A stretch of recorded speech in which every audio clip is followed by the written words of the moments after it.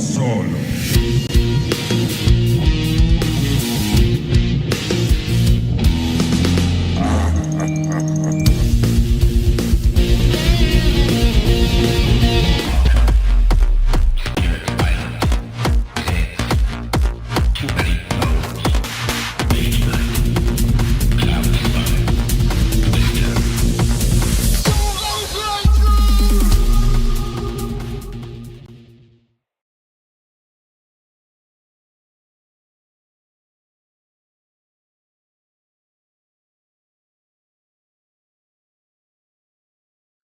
And hello! Welcome to Solo Playthroughs. I got my audio on, I got my cameras working. We're about to play some Too Many Bones for the first time in forever. What's going on? Someone's going to show up at 3 o'clock Eastern time and be like, you were supposed to start now. And I'm like, yeah, I started 20 minutes early. So this is going to be long, and I got some things done earlier than I hoped. So, I haven't played with either Tantrum or Stanza in a long time, so there might be some, hemming and hawing about that. And yeah, want to get this done and maybe actually spend some time with my wonderful wife. This is playthroughs tonight, so we're gonna get this thing going. There was a comment from Josh down in the land down under. He might be joining us later. That'd be great. We got Tabletop Troubadours is pumped. Back to TMB. We got Janila Rose says, let's go. And I'm all about that. Yeah, this was a patron challenge from Otis. I think I emailed him that I got his message and the challenge in late July of 2023. So obviously, as was the case with Madi's Mage Knight scenario, it has taken me a while to actually get to some of these things, and I appreciate everyone's patience as my life has been a little chaotic in the last year, about to get more so, but stay tuned for news about that. But this is going to be cool. I'm going to be playing with Indigent Duster. The challenge was Tantrum and Stanza versus Duster. I do find Duster, I've only played her a couple times. I've always found her a little bit underwhelming because by the time you get up to her after 13 days, you're really, really strong. But I think with the addition of the Rage of Tyranny content, I'm excited to see what happens there. This will be a first look at that, so stay tuned. We got Brett Doucette. My Trove chest just showed up yesterday. I've been itching to get this game back to the table and get up off that couch. Recent subscriber, love the solo content. Thank you for being there, and sorry there's less of that content now than there used to be. But I have, speaking of Trove, I have a trove of videos for your amusement. So let's get this thing started. I have all the baddies that I need for a game at Duster over here. I'm just going to, I just always find it, I throw them all on the table, I mix them up, and then I stack them, and that's how I get my 1s, my 5s, and my 20-point stacks. I actually have played a bit of Too Many Bones lately. I've enjoyed exploring some of the Unbreakable content. Played through Automaton of Shell. Wasn't that wildly impressed. It's fine. If you're a completionist, you need to get it. Other than that, I found it fine. Decidedly fine. One of the problems that I had is that we mixed in the Splice and Dice baddies, and there are several scenarios in the Automaton of Shell as you play through the book that just do not work with some of the Splice and Dice baddies, and that's super annoying. And it's, again, one of the quirks of playing a Chip Theory Games product, that they don't always do enough little bit of warnings. Hey, this isn't compatible with that. That's not compatible with that. Don't use baddies with this skill with this. I don't know. They always want there to be more of that, and they just seem to always fail to anticipate very predictable problems. But I digress. But it's fine. I've played with Riffle. Riffle's pretty cool, so I'm enjoying that puzzle. Actually, my friend played with him, so I saw it played. I will try to get Riffle on the channel at some point. But yeah, there's a lot of cool stuff in the new content. There was one of the baddies. I liked Carcass a lot. A couple of the Gearlocks I found a little bit on the strong side. I'm like, a little bit cheesed, but that can happen. Power creeps a real thing. The longer a game's around, I feel like something about the design process, when you do a 3rd and 4th and 5th expansion, you end up with playable characters that are just a little bit stronger than they probably should be. You definitely see that in Nature Incarnate. So the fact that it happened in Too Many Bones as well is not all that surprising. Try to clear out some space up here. So we have our 1-point baddies. Actually, I'll keep them closer to me. We're going to need more of those. We have the 5-point baddies. And then last but not least, we have the 20s, which we might actually get to, considering this is a 13-point challenge. I did not add the Splice and Dice baddies since Duster uses all baddie types and I have all the expansions. I figured that would be a little bit of overkill. I do have the baddies from Automatana Shale, though, in these stacks, because I feel like if I play that again, I'm only going to use base game content. Because, again, some of the interplay with the rules from that can be a bit unfortunate. So we have to get our event deck set up. These are the special encounters. I will just put them over there. We have defense and attack dice here behind my ugly mug. We have Duster. I'm going to get her out. And we have Indigent Duster. We have the Shadow of the Wolf card. We have our Tyrant encounters. There is a new chip with Nightshade, and Nightshade has their own Tyrant die, which is pretty cool. And we'll get to all those instructions later when we start dealing with it. But we have the Shadow of the Wolf card. So Lone Wolf and Lock setup. Place the Nightshade chip and die in the shadows. Return Nightshade to the shadows at the end of each battle. Relentless Pursuit. When creating the battle queue for each non-tyrant battle, use Nightshade in place of the first 5-point baddie that would be added to the battle queue. So we're going to deal with Nightshade a lot, which I actually think is a pretty interesting mechanic. So I'm excited to see how that plays out. We have our day counter here. We have our lockpick dice, which I'll put over there. And we're good. So I have the general encounters because I'm playing two-handed. And I'm going to need, it's a 13-point adventure, 13-day adventure, so I'm going to need 10 of these. And then we'll add a unique day 1, day 2, and day 3. There are a ton of day 1, day 2, and day 3 cards if you have all of the expansions. Again, remember, I keep all of my stuff separate for the most part. The only thing that floats is Splice and Dice baddies, and now the Automatana Shale baddies. The Ace in the Hole special loot, I may or may not have that included, but I keep my loot deck separate for the most part. I keep my encounter deck separate. I like that experience. I keep my baddies separate. That just works better for me, and I find setup and takedown a lot less onerous that way too. So that's definitely an advantage. I'm going to take 10 of these. 1, 2, 3, 4, 5, 6, 7, 8, 9, and 10. We'll count that again. Make sure all 10 are there. 1, 2, 3, 4, 5, 6, 7, 8, 9, and 10. Put the Tyrant encounters here, and now let's get our day 1s, our day 2s, and day 3s. A little story time with Greg first. Indignant, not indigent. Wow, that's a very different word. Indignant Duster. Life has been hard for Duster. When she was little, her death was faked by the Gearlock scientist Mirawat. Her raised Duster has her own in an attempt to shield her unique genetic code from Nobulus's cruel grasp. After being separated from her mentor, she lived the rest of her childhood among the wolves, dedicating herself to ending the life of the men who tried to do the same to hers. So, remember, Duster was one of the tyrants in the base game. We find out she's just misunderstood. She's not that bad. She is the sister to Stanza, so that's an interesting little wrinkle. We got a little sister on sister crime about to happen. But again, we're not going to kill her. We're just trying to, show her the error of her ways, and let's get her on the side of good, which again, she does become a playable character in Undertow. Relentless Pursuit, we already talked about that, and then there are a bunch of other things. Nightshade does not roll its Tyrant die on its turn. When Nightshade enters the battle mat, roll the Nightshade Tyrant die and place it on Nightshade. Nightshade gains the rolled skill for the remainder of the battle. Mask your scent during the recovery phase. If all Gearlocks scout the area as their individual option, ignore Relentless Pursuit during the next battle. That's cool.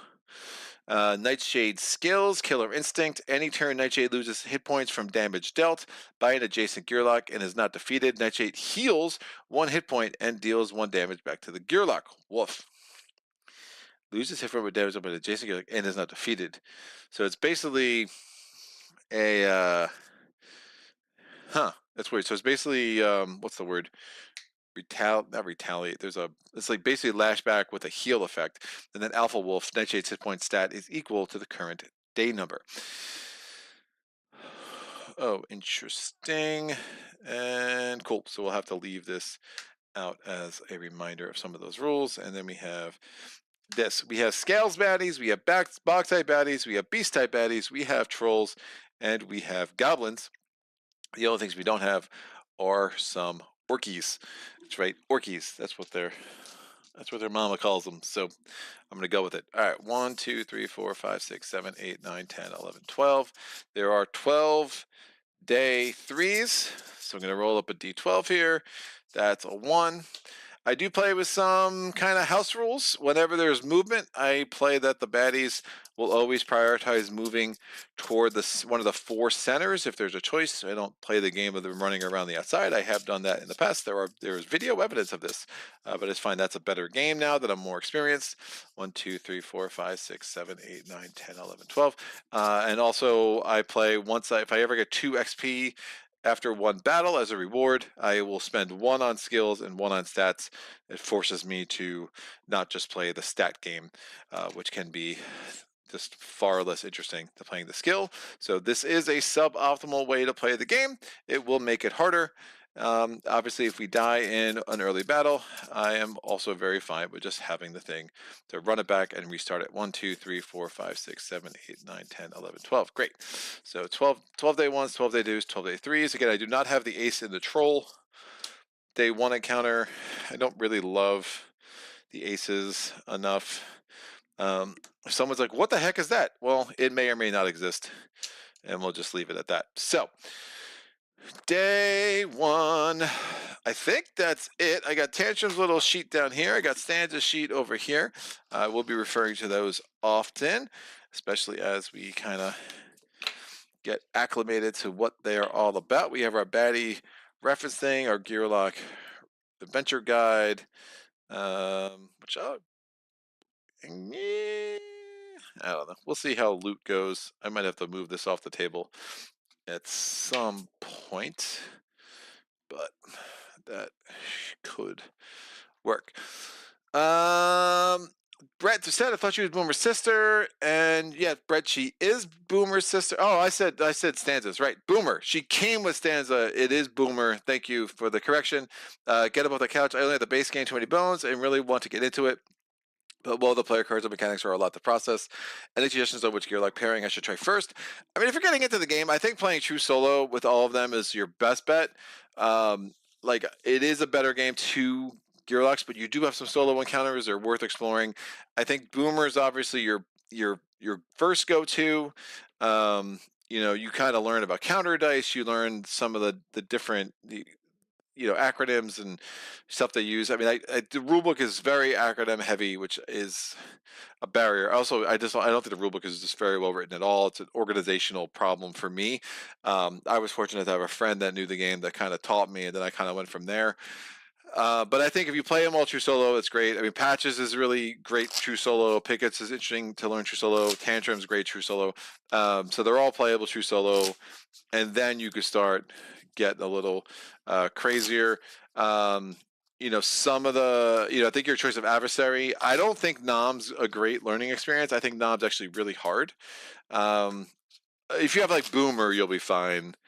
But I think Nom is a little bit rougher. I would take take a little bit longer of a challenge, because you get a little bit more time to kind of see your skills kind of develop. 7 days just is not enough for this game, in my experience. Drellin's really hard, so I would not start with Drellin. But the Goblin King's a good adversary to go up against. I mean, Duster, it's a long game, but you'll actually get to really see the course of a game and some of the skill trees and some of the power that all the Gearlocks have. I mean, every Gearlock is their own little puzzle, and that's what makes this game great. It's also what makes this game kind of a mess to learn as you go. Hey, Greg, any new games that you have played recently and suggest? Man, I haven't really been playing a ton of new games. At least not a lot of new solo games. I mean, recent games like Wormspan, Revive. I mean, competitive games that Revive does have a solo mode. I haven't explored it yet. I just got sent Castellans, which I'm gonna have to get on the channel at some point. So, again, Wormspan's really good, but that's been a few months now. I have just painted all of Primal, so I'm hoping to get a clear coat on that, and so I can start getting that on the channel in the next couple of weeks, month-ish. But super excited about that. The reviews on that have been awesome. It was a lot to paint, but I'm glad I'm done. It was an enjoyable process, but yeah, again, glad I'm done with that. But yeah, no, nothing really new. I tried to start exploring the Too Many Bones deck for 20 strong. That's interesting. Again, I really haven't had a lot of time for solo gaming and learning new stuff that my solo gaming, I've been trying to get Maze Knight back on the table, and Uprising, and Dawn of the Zeds, and Spirit Island. It's kind of been where a lot of my efforts have been recently. So, all right, boo-da-doo. Get off the couch. Thanks. I'll try out Boomer first. Yeah, the rulebook is a bear. Maybe I'll pass on Nam and try the Goblin King. Adam says, I have revived the expansion. I really enjoyed it. I have not gotten the expansion. It's been really hard to find in the States, but hopefully I'll get my hands on it one day. I really like that game a lot. It's been very cool. I've played it probably about 5 times now with friends. Madi says, hello, how's it going? It's going, sir. Michael Newsom played Revive. I like it multiplayer. Yeah, it's really good multiplayer. And I actually traded Apiary for a copy of Revive, and no regrets on that. Apiary is also a cool game, but Revive I think is a bit more balanced and a much more enjoyable experience. Revive is one of those games though too that it always ends like a turn or two before you want it to. You're like, oh my god, that's it! Damn it! I had big plans. It kind of just makes you want to play it more. It's a good tactic. So here we go. Let's make this happen. We're going to go to day 1. We have our day counter on day 1. I got all my health chips up there, which I'll be reaching for those. Stanza is going to start with 5 health. And Tantrum starts with 4. We have Stanzas. Again, his backup plan: 1 bones, get angry, increase his active rage die by 1. Calm down is 2 bones, decrease his active rage die by 1. 3 bones is nothing. 4 bones is axe selector, set axe selector die at value 3. 5 is recoup, heal Tantrum for 4, and then upgrade to an 8+1. His innate is rage. He starts with a rage skill in number 1. Before battle, it's placed at 1. So that is before battle. And we're going to have our rage die here. An 8+1 is you get to ignore all breakdown occurrences, which can be super helpful. You have to manage his rage. There's different skills. You must increase his rage die for every hit point he loses, and you increase it every time he makes an attack, and you have to increase it. If you choose to advance the rage die, so at 1.8, you can advance to 2.0. You swap with the next one. Be careful, an active rage die will max out at the 8, and Tantrum will not be able to advance until he calms down. Should you complete his turn with the active rage die showing a breakdown, you reset it to 1.0 and start all over. When you use the benefit of the rage die, you exhaust the die. Goblins suck for rage because, mischief could be super problematic. It is in your active slot. Each side is execute. If the active rage, he may exhaust the die to instantly determine blah, blah, blah, at any time during the turn, so that's helpful. Axe Selector, you can downtake Axe Selector to deal 2 damage to any non-adjacent baddie. That's super good. And body count starts on Tantrum slot 16. And you can increase body count by 1 each time you personally defeat a baddie. If at any time a body count is greater than 0, you can get hit points. So that's super helpful. Beginning build strat. Get to 5 or 6 hit points, then get your dex to at least 4 so you can roll your attack dice along with other skills. After that, focus on training attack. If you're playing solo, prioritize 1 or 2 defense dice before more dex. Skill recommend is like a kobold. It's awesome and awesome. All right, I think we're good there. Then we have Stanza. Her backup plan, she has 1 bones as tune-up. She can increase her lutar or amplifier by 1. She can add distortion, intro, variance, advance, or vamp a song in the active slot. Does not cost dex. And then lutar smash, you can destroy her lutar to deal damage equal to half of the focus in her prep area, rounded down. To target exhaust all professional dice. You do not break your lutar very often. Lutar smash is an interesting idea. It's not something I've used too much with much success in my games with Stanza. Songs. As a musician, the majority of Stanza's skills are songs that will play throughout the battle. Playing a song, Stanza must decide at the start of the turn which song she wants to play. To play a song, she will place the die directly into an active slot. Songs are comprised of 3 to 5 sections, each represented by its own die side. Every section of a song costs 1 dex to start or advance and has a focus requirement. Total requirement of all songs in the play area must be equal to or less than your total focus. Playing songs does not reduce focus. At the start of the turn, you must intro, advance, vamp, or exhaust each song you're playing. Again, mischief can be super problematic. If a song is already in vamp, it must either intro or exhaust. Intro. To start playing a song, choose a skill die, blah, blah, blah. When playing a song, Stanza may advance the song to its next section. 1 dex to start or advance. To advance, blah, blah, blah. When playing a song not in vamp, Stanza may vamp it. Set the song to the vamp side of the die. It grants a break from the song for 1 turn while keeping an active slot. Once vamped, the song must be restarted. Vamping still has a focus requirement of 1, but because it is not a section, it does not cost dex. A song in its vital section must be vamped the following turn. Stanza may at any time exhaust a song. Stanza may need to exhaust a song to reduce her total focus requirement.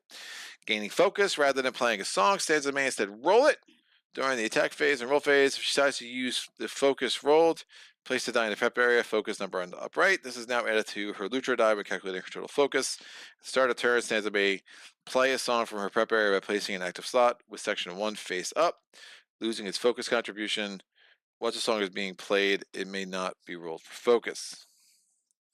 Stanza may play a song by placing an active slot with section 1. Oh. Right, so I could roll a die, take advantage of its focus, and then choose a song that from my prep area, and I could use it. I don't know if I ever realized that, but that's a little unusual. Strat stats. Dex is more important because Stanza songs use it each turn. Next, grab an attack, and then go back for more dex, choosing hit points or defense depending on the baddies you're facing. Skills Forever Mind is a great early song, while Under the Self-Free can help if you're struggling to stay upright. Innate. Stanza starts with lutar die in slot 6. Roll this die before battle and place it in the prep area, and you get lutar die +1 if you're innate +1. That's actually super importante. That's important. Great. All right, what do we got? Solid traits, says Michael Newsom. Madi, did you get to play Tainted Grail yet? It's amazing. I don't know, though, if it is good for streaming. I have not played Tainted Grail yet. Oh, I have so many campaign games like Tainted Grail, Solomon Kane, Oathsworn. I'll probably get Oathsworn on the channel before any of them. I have like a bundle of games that I'm really glad I own, but it's also meaning I'm just not really buying anything. It's just like I just don't have the time. But I'm excited for where my collection's at for sure. But very excited about Tainted Grail. Brett Doucette, I've got an errand to run. I imagine it'll be for a while. I will be, so for sure. So I'll tune back in later. Happy gaming. Otis, yo, holy heck. I looked at the description and was like, oh, damn, this is my Patron challenge. Yeah, man, I emailed you yesterday. So check it out. All right. Whoo! Day 1! Yeah, Otis, thanks for your patience. Oh, by the way, shout out, thank you to Chip Theory Games for a review copy of Splice and Dice, although I'm not using any of the Splice and Dice content, so never mind. I take it back. I take my thank you back. Very well. Very well. All right, let's go. Special encounter, the Lootmonger. A Molnar TM, trademark, there you go. A Molnar trader has set up a temporary stand in Obendar. He calls out to all adventurers that he is selling a patented miracle called the Lootmonger, trademarked. A machine worn around a Gearlock's waist that can convert kinetic energy into gear generation. We've just won a wonderful trinket in a high-stakes game of Gearlock poker, but the Molnar is offering to take it off our hands in exchange for the device, a trade which seems too good to pass up. A couple of old sayings come to mind. The first one is if something seems too good to be true, it probably is. But the second one is no self-respecting gearlock turns down free stuff. Someone needs to get their saying straight. Eee.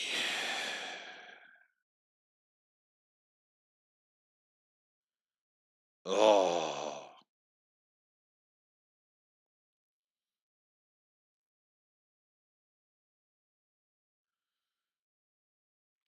That's interesting. So we could try the lootmonger. Persistent. When gearlocks gain encounter rewards, they may gain trove loot in place of training points and training points in place of trove loot. And I've never been wildly impressed with trove loot. So I think that's great. Or stick with the content with your life monger, content with your life monger, where we'd each get a trove loot. Ah, man. The trove loot's so hit or miss. That is one thing with the unbreakable content. I do think that they've learned the trove loot's actually legitimately good. Whereas this, I mean, training points are so clutch. I mean, if as it is, I'm only getting one training point and one loot each. All right, I'm gonna keep, but this is persistent. So is this loot? I don't.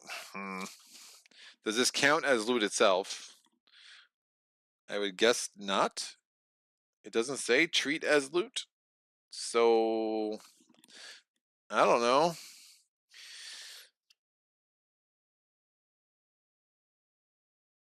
Because it could be worn around our waist, so I guess we can carry it. I don't know. Whatever. That's weird. I assume this isn't loot in itself, but I am going to have this persistent effect where I can use trove loot as if it was training points. I could actually make some very interesting decisions and kind of help the entire campaign. So I'll keep this right there. Hopefully I don't forget about it. We're going to get a training point each and a loot each, and we get one progress point, which I will mark with a this d6.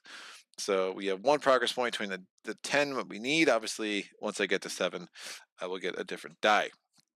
Someone's like, why do you have a d6 if you need to get up to 10? I'm like, it's a really good question. Shut up.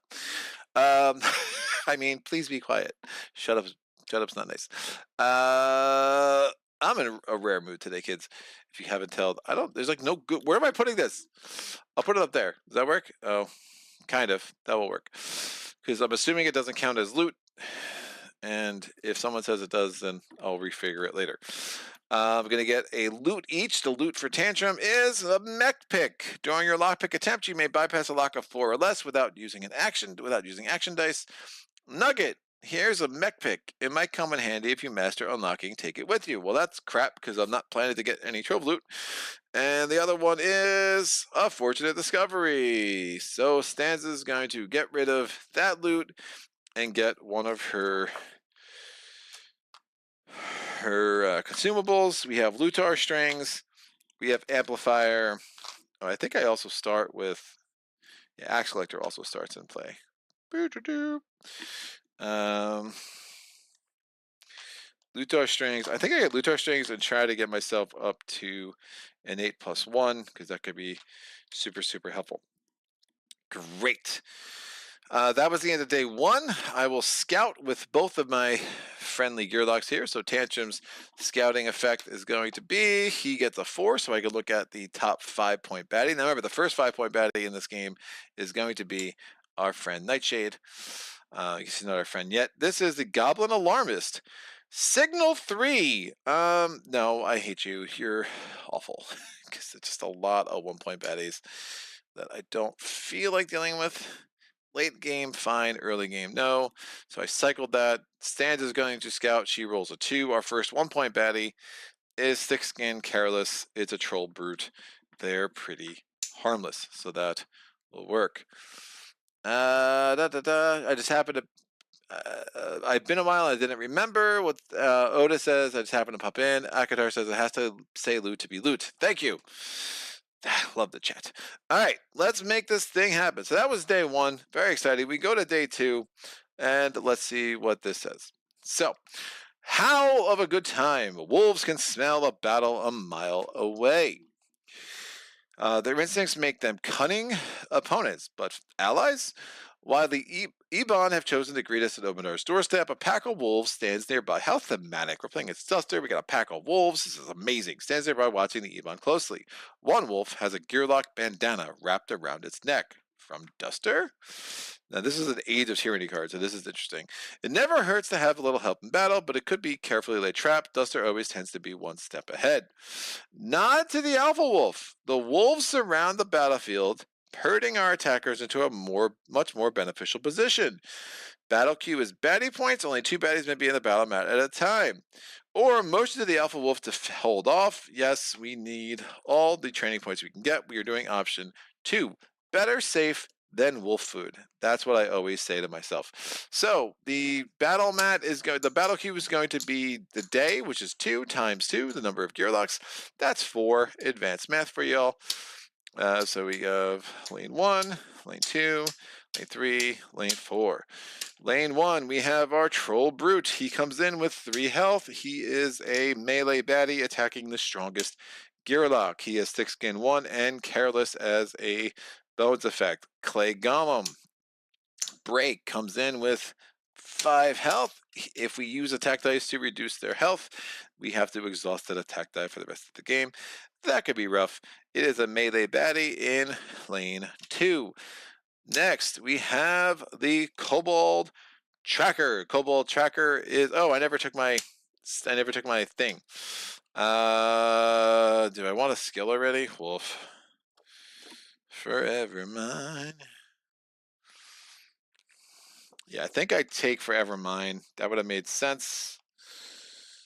Forever Mine is number 7. So that's my 1 stat there. And over here...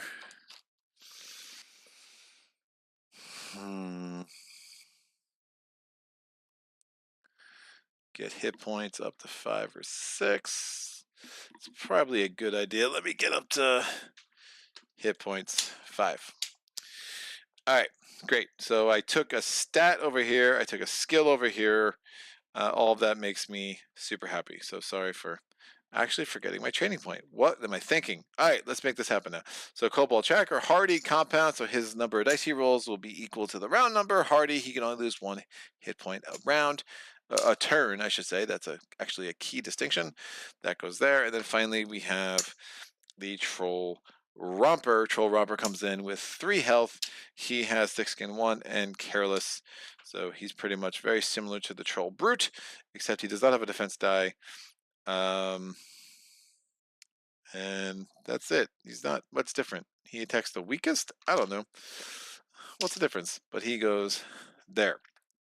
So we will do any dice. Any die is a 1 here, a 2 here. In lane 4, lane 3, the initiative is 6.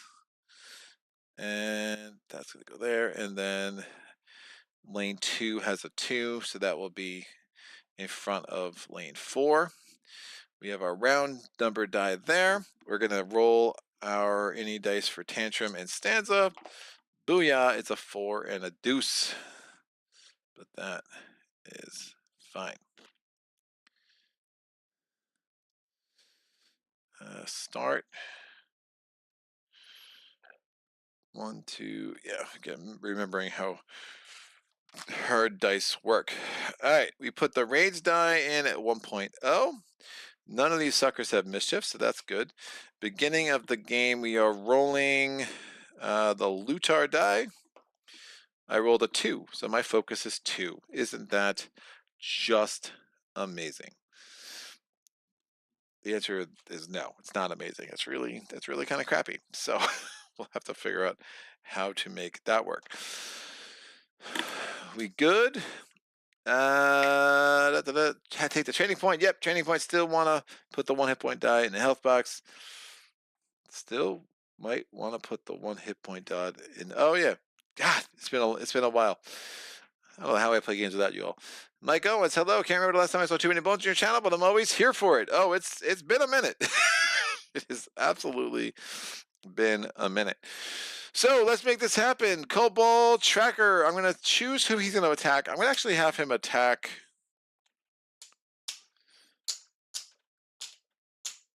Tantrum? Because then he could just I think we're just going to try to assassinate the clay golem as soon as possible with that. Oh, I got to put them on the battle mat too. That'd be helpful. Attack dice, thick skin. Try to get him down before he gets all defended up. She's also melee, which is nutty. We'll try to get her here. When you start a song or advance, that's when you actually carry out the song effect. That's important to know. And when you're taking a turn for a baddie, you get to choose what skills you consider to be active. So, the Kobold Tracker is going to attack Tantrum. He's rolling 1 die because it is round 1, and they're equal health, so Tantrum can be the weakest. And don't be a 2. Oh, it's a 2. Great. I lost 2 health. That means that my rage die goes up to 1.2, and it goes up again to 1.4. Don't be a 2. It's a 2. Fantastic. Tantrum has 3 decks, is going to attack our friend, the Troll Brute. Okay, with 3 dice. Oh, that could be interesting. Yep, that's fine. Booyah. Oh, 4 damage. Thick skin 1 takes away 1 damage, and we managed to kill him. Since he kills him, we get a body count of 1. I did an attack, so my attack die, my raise die goes up to 1.4. And I'm going to actually take that health immediately because Lord knows I might need it. This goes out. You're here. And this is in. There's no more baddies in the baddie queue, so that thing can just go right there. Stanza has a focus of 2, so she can not do much in the way of songs. She has 3 decks. She's going to spend 1 of her decks to start a song. When she starts that song, it is Forever Mine. Where is the symbol? Take a turn for a number of point or less baddie. All movements, blah, blah, blah, blah, blah, are optional. We're going to take a turn with this guy. He's going to move 1, 2, and he's going to attack our friend, the Kobold Tracker. He's rolling 1 attack die. Booyah, 1 damage. Now that is a separate turn from stanzas. So Hardy is still in effect, but this is kind of a little bit of a workaround. I have 2 decks left. So this song at this point requires 1 focus, so we're good there. With my last 2 decks, I'm going to move 1, and we're rolling our 1 attack die with my final decks, and hopefully we can kill this Kobold Tracker. I did. Kobold Tracker is dead. Forever Mine is a great song early. All right, so 3 is out, 1 is out. What do we got next? We have the number 2, the clay golems, and they come down here, is going to attack Stanza. It's rolling 1 attack die. Stanza is the strongest at this point, and it does 1 damage. And then finally, we have the Troll Romper, goes 1, 2, is attacking Tantrum. I would love to get myself only a 1 here, please. Oh, it's a 2 again. What is happening? That's 2 damage, and that means that Tantrum, unfortunately, goes from 1.6 up to 2.0. Woof. It's really bad. So he might have a breakdown, which means it's going to be harder for me to kill my friend, the clay golem here. And I don't love that at all. All right, we go to round 2. Does Tantrum want to go out with the blaze of glory? It's going to be hard for Stanza to do much on the clay golem. I think we're breaking down here.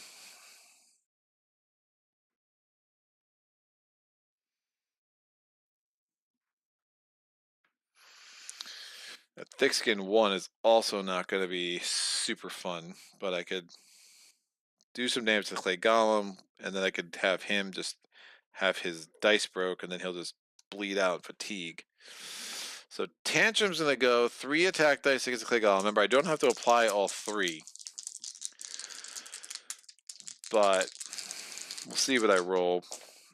Oh, we got 1 bones.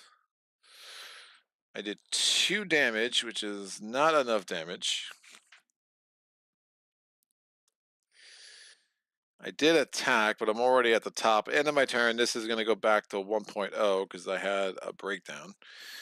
God, it's a really unfortunate roll.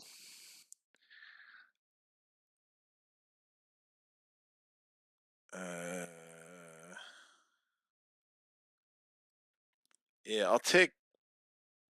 I just don't even know if I'm going to be around. I'll take 2 health off. These are both broken. And that is fine. Stanza's going to go. We are going to advance our song for a dex. We're going to take a turn for a 1-point baddie. He goes there. My focus is maxed out. I'm going to have to vamp that on the next turn. Rolling 1 die, does a damage, and we are applying break. Any attack that's used to reduce his hit points are exhausted. So, this guy, I'm putting this as a reminder, he has no more attack stat. And since he can't attack, I think he still tries to move to be adjacent.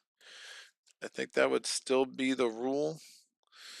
Baddie movement, rock, in battle, baddie turns. Baddies gonna move, can target, blah, blah, blah. Baddies may move up to 2 available. They will always target and move toward the closest.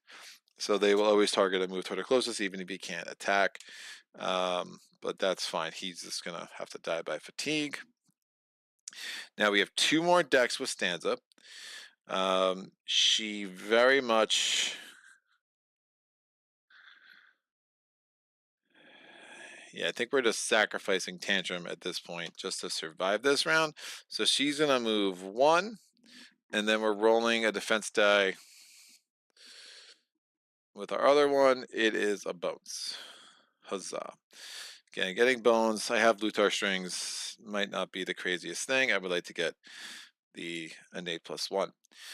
We're going to go to the clay golem. He is adjacent to Tantrum, so he's not going to move. He's rolling 1 die and 1 damage. Tantrum is at 1.2. I could exhaust that for bones, but that seems nutty. And finally, he's going to go there, but he doesn't attack because he broke his dice on the clay golem. We go to round 3. Tantrum, what do you want to do, sir? I think we might as well. We only have 1 attack die.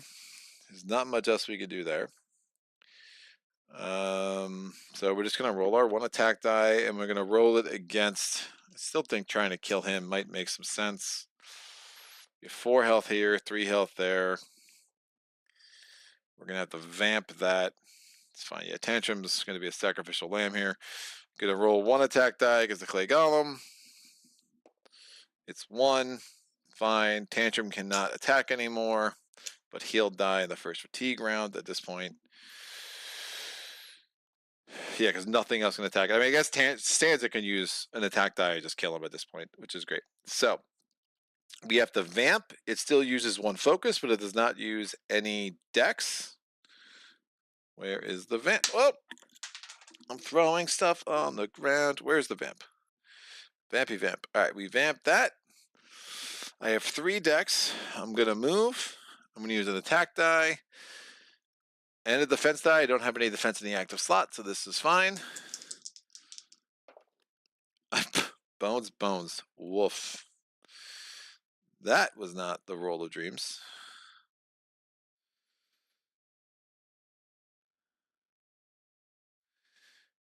And now the golem's going to attack me. Woof. crease. Okay. So 3 bones.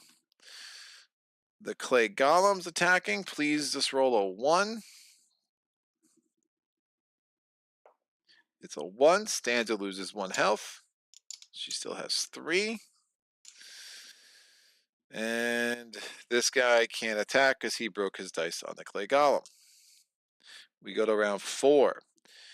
Tantrum can't do anything. He's gonna stay right where he is at this point. Stanza's gonna start the song again. Takes 1 focus. She is going to take a turn for the clay golem. He's going to move there, rolling 1 die. It's 1 damage. She has 2 more decks. She's going to move and attack. And please don't bones on the attack die again. 1 damage. We broke this. That's the first time she used her deck die to kill something. So no, she can't attack anymore. But clay golem's finally out. And we will win in fatigue at this point. So again, he can't do anything. We go to round 5. Tantrum can't do anything, so he's just running around. Stanza's gonna roll her Lutar strings and her defense die. She doesn't have any more attack dice. We'll just exhaust this song because there's really no point. Yeah, so we just want 3 bones. Excellent. 4 bones. I'm going to take out all my bones to get to my innate +1. This is a consumable. It goes back in my tray. And we have 1 defense. Guy can't attack. We go to first fatigue round. 1 damage. Tantrum's dead.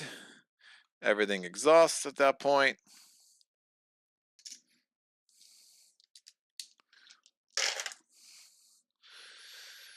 One damage. Stanza's not doing anything. He camps here. He can't attack because it got broke on the golem. The next fatigue round, 1 damage. She's still alive. 1 damage. Just 1's dead. So our body count die is now to 0. But we managed to deal with the clay golem and got through the thing. Stanza survived. So as long as 1 Gearlock survived, we have a successful battle. Forever Mind goes back there. That comes out. Lutra dies here. That's there. That's there. Great. So we won the battle. We're going to get a loot each. First loot. Agad herbs. Heal yourself for 1 in battle. There's 3 uses. A Gearlock healer's reputation often rests in their ability to grow high quality agate. And then we have a Tawaran gem. Merchants will offer you a trove loot chest in exchange for this gem. Replace this card with a trove loot during your recovery phase. This does not take place every normal recovery options. The re-rest of gems, the rarest of gems of Daylor, Gilly's gazing into it for hours, still hasn't blinked. And this is when I gain trove loot and place a training points, or vice versa when it's part of encounter rewards. So I will just get a trove loot, and then we could both try to pick that together. Rest and recovery options. Tantrum's getting back to full health, so 5 health. Stanza's getting back to full health, so we're not scouting at all. Doesn't that baddie have thick skin? Shit.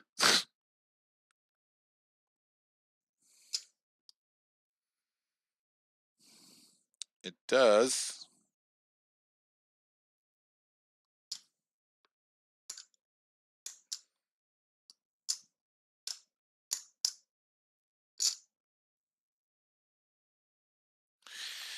Right.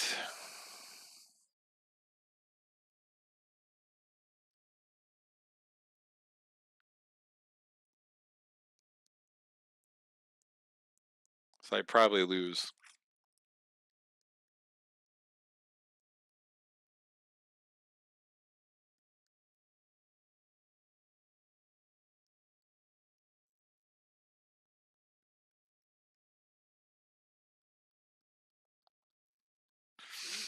That was a really gross sequence of rolls.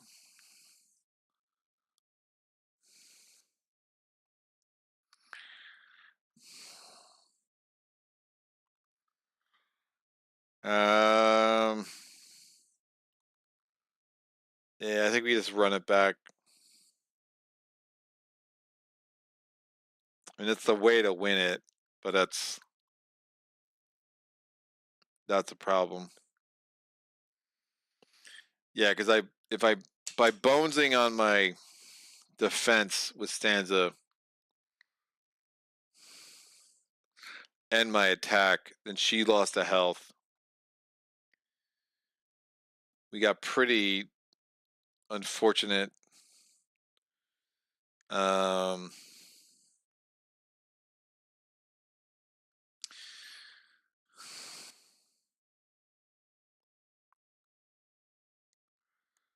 Right. I don't think I would have another way to get 2 damage on it. It took a turn. He broke.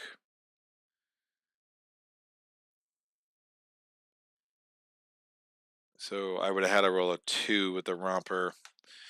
I could have got, if this is a 2, I could have made that work. It's not. All right, let's run it back. We'll just run it back. It is what it is. Running it back. Damn it. Good catch. Good catch. Where was he? I mean, just not being able to assassinate. It was just like a really unfortunate sequence of rolls, but that's fine. I'm not that worried about it. You were lane 1.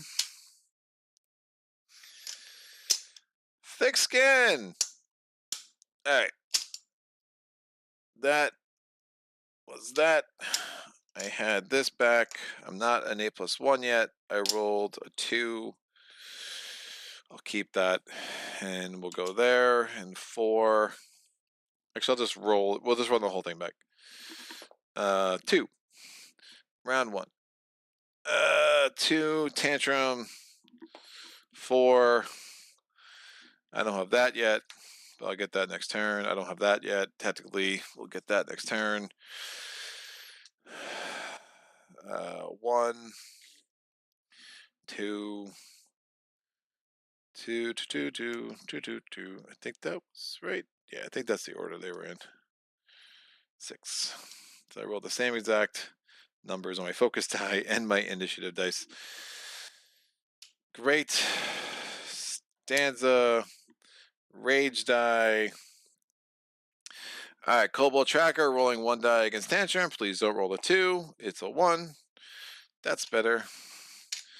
1.2. Tantrum's rolling 3 attack dice. Try to deal with this guy. 4 damage. It's dead. Body count goes up to 1. I will leave the body count there. Since I attacked, I go to 1.4. This guy's dead. Stanza is going to starve forever mine. That takes 1 of her to focus. We're going to go 1, 2. Oh, Stanza started here. Sorry. 1, 2. We're attacking. 2 damage. Only 1 goes through because of Hardy. Stanza's got 2 more decks. She's moving. She's attacking. 2 damage. 1 goes through because of Hardy. This guy's dead. Done. And was it blue? Yeah, they're both out. We go here. He now has a turn. He's going after the strongest, which is Stanza. He rolls 1 die. 1 damage to Stanza. This guy goes 1, 2. He rolls a die. 1 damage to Tantrum. Tantrum goes up to 1.6.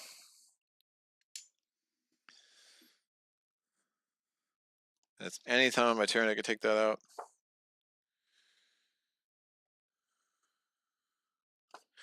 Great.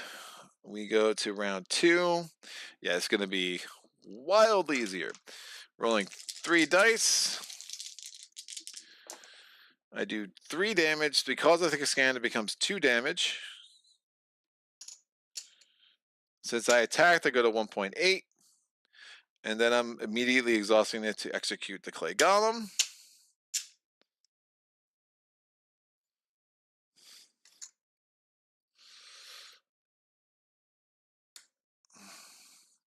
This is the plan the last time, it just didn't work out. I'm just going to exhaust this die, because what's the point of that anymore? I'm going to roll a defense die, and my...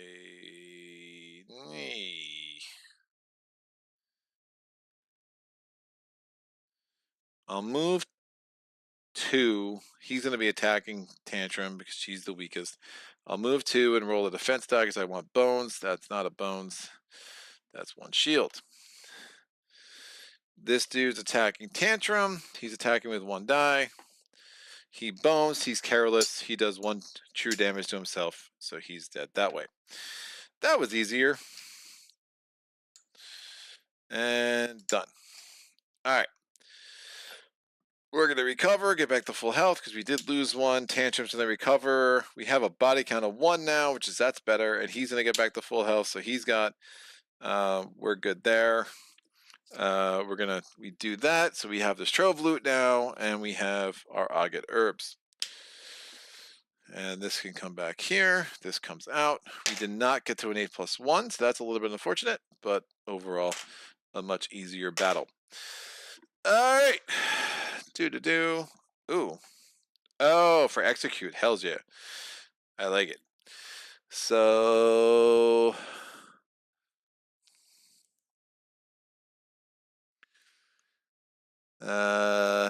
remember like that heals. The heals for killing baddies, body count for the win. Doesn't anybody have, I think you attacked the golem, blah, blah, blah.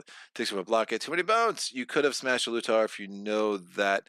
Yeah, I didn't want to smash a Lutar. I'm not going to waste the Lutar strings on anything else. I'm not using this on anything else but upgrading her. And I'm just, yeah, I'd rather just redo it, honestly, than waste this. I literally would have chosen to be killed than to waste Lutar strings. That was the whole point of me getting Lutar strings, so I can get to my 8+1. It's really important for focus.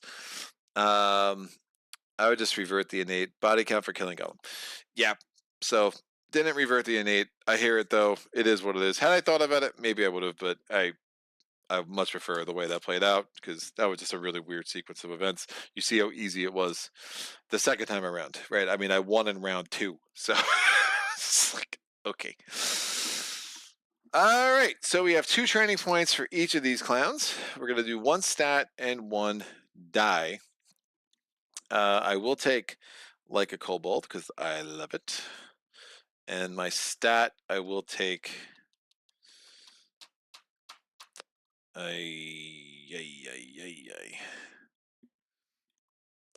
Dex.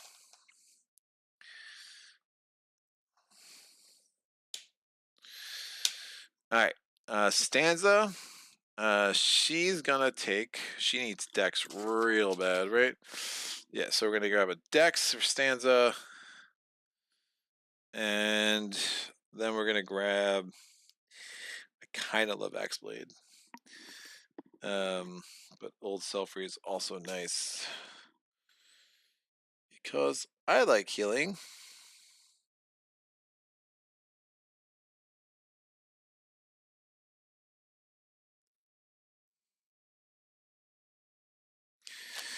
All right, we'll do Dex, and then we'll do Old Selfree. Number 10. Lockpick attempts. Stanza's going to try to get a 5 lever. I got a 1 lever and a 1 trip and a 3 trip. That's a trip die. This is the force die. So this 1 lever die is terrible. I can re-roll 1 die. I'll re-roll the lever die because it's lever. 3 lever, I get to re-roll another die. What's more likely to have levers? So this has a 3 lever and a 1 lever, and this has a 2 lever. All right, we'll re-roll this die. I get to re-roll another die. I'm going to re-roll this die. I get to reroll another die. I get to reroll this die. I get to reroll it. This is nuts. +1. All right. I did not do it. That was my first lockpick attempt, even though I rolled the dice 17 times. So she gets to try again. That's 2 lever and 2 lever.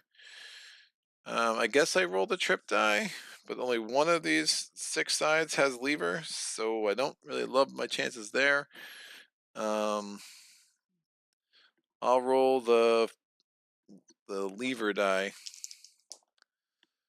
I can use, all right, so I got 2 lever, and I can use this as if it was lever, so I'm going to get 3 lever from that die and 2 lever here. So these 2 dice are exhausted. I undid the first of the 3 locks, and then I'm going to roll again to try to get trip.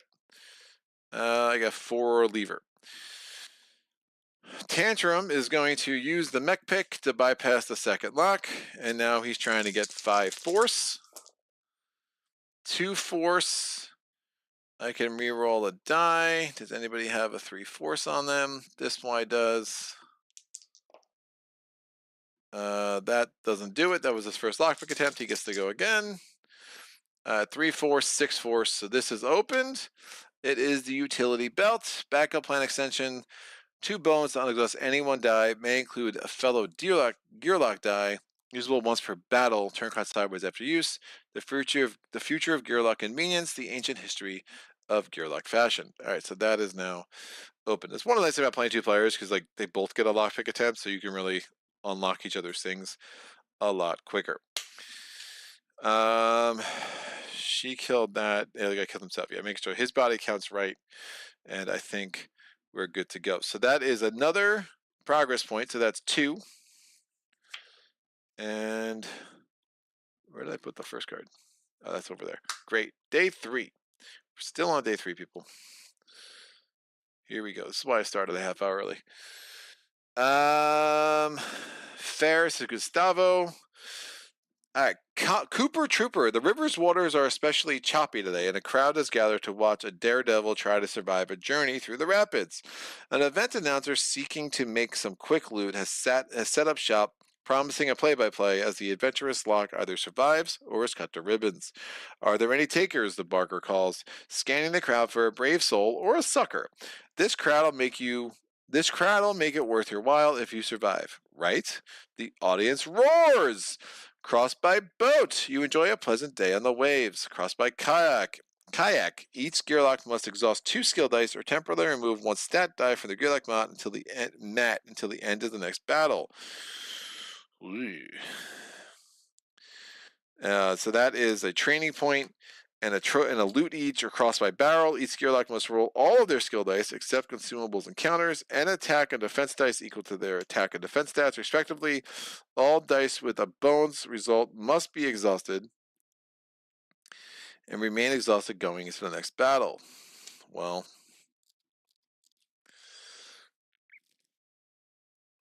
this is a counter. This is a counter. That's not bad at all. And I can get 2 training points. I can get 3 training points that way. Yeah, these are the right 2 gearlocks to cross by barrel for sure. All right, so each gearlock must roll all of their skill dice except consumables and counters, and attack and defense. So Tantrum is rolling 3 attack dice. Just don't bones. Just don't bones, Tantrum. And all skill dice except for this doesn't have a bones. It doesn't show bones. It's just a bone. There's no point rolling that, but this could bones. So the next battle is going to be in the future. All right. So rolling these 4 dice, no bones, please. Excellent. So that's fine.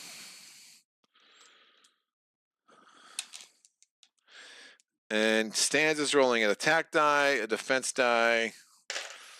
None of these have any bones, and we don't roll consumables. So great. Oh, defense stat down.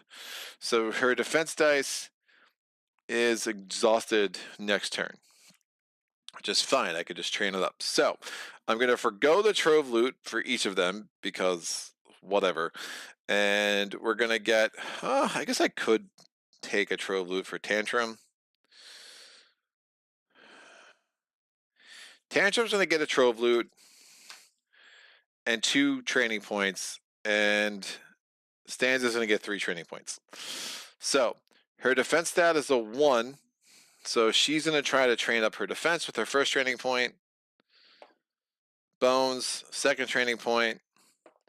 Correct. Oh, you get to re-roll it, actually, defense. So first training point, she's getting a defense stat of 1, but one of her defense dice is, what am I doing? One of her defense dice is exhausted. Her second training point, she's going to get another dex. And her third training point, I think, is going to be Axe Blade, because I'm an absolute sucker for it. Because it's freaking awesome.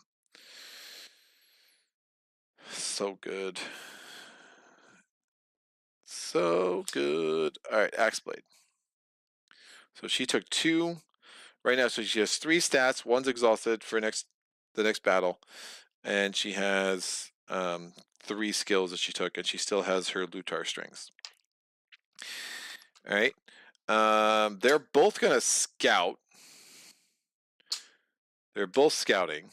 So that means when we both scout, something happens.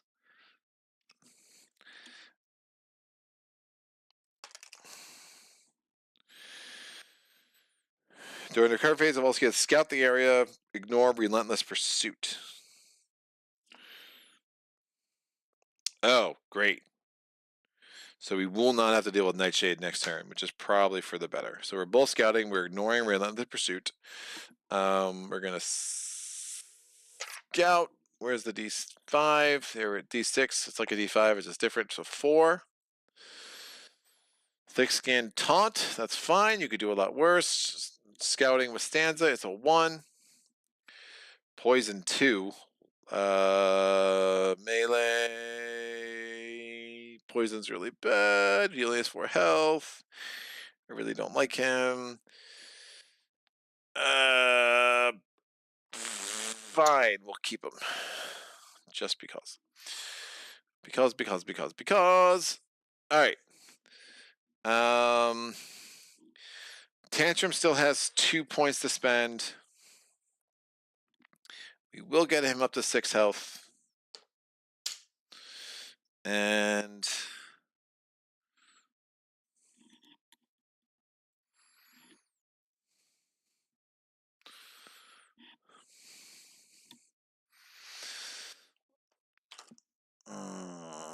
cripple's really good.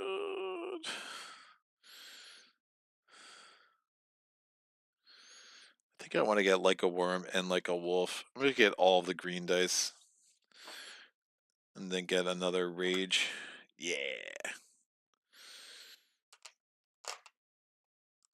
Do I want to get rage 2.0? Not really. Like a worm. So we spent 2 points on stats.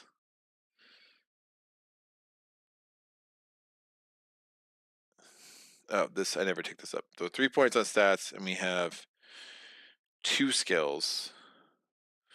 There's just 3 points on stats and 3 skills.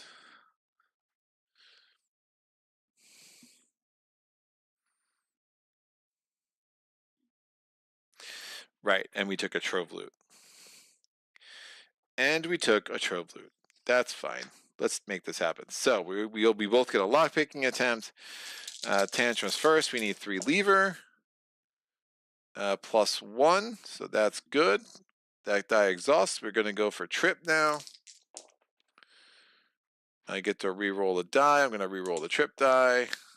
3 trip. And now we need 3 force. +1. It did not get there. Stanza is now going to try to do the force. We need 3 force. I get to re-roll a die. We'll re-roll the force die. I need 3 force. 2 force. I'm going to re-roll a die. I'll re-roll this. Great. 17 force. This gets opened up. It's a lightning on a stick. Backup plan. 3 bones. Stun a 1 or 5-point baddie. Roll a d6. On a 1, you are stunned for your next turn as well. Shockingly advanced technology. Yeah, neither of these Trove loots are all that great, to be honest. So this is why I should have just taken the training point. All right, let's make this happen. No Bones is the title of a song I like, so yes, no bones, please. Yo, Greg, says John. Great seeing too many bones on the table. Stanza is one of my favorites. What's your trove loot? What's that trove loot you got with her? Not sure I've seen that one before somehow. Yeah, utility belt. I don't know what this came with. The loot doesn't have the symbols on the corners, so it might have been from some of the newest content. Frederick Anderson, feel like race 2 rarely is worth it. It's +1 and save, says Akatar. +1 and save. +1 and save. I don't know what +1 and save is referring to. So come back to that. I'm confused. We do get a progress point. So we're up to 3. We're going to go to day 4. Bam.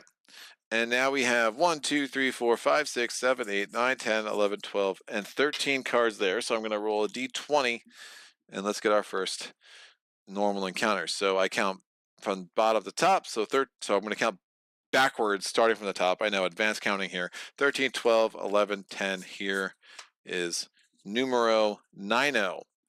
It's number 9 in Spanish. God, they kill me with my jokes. All right, let's make the magic happen.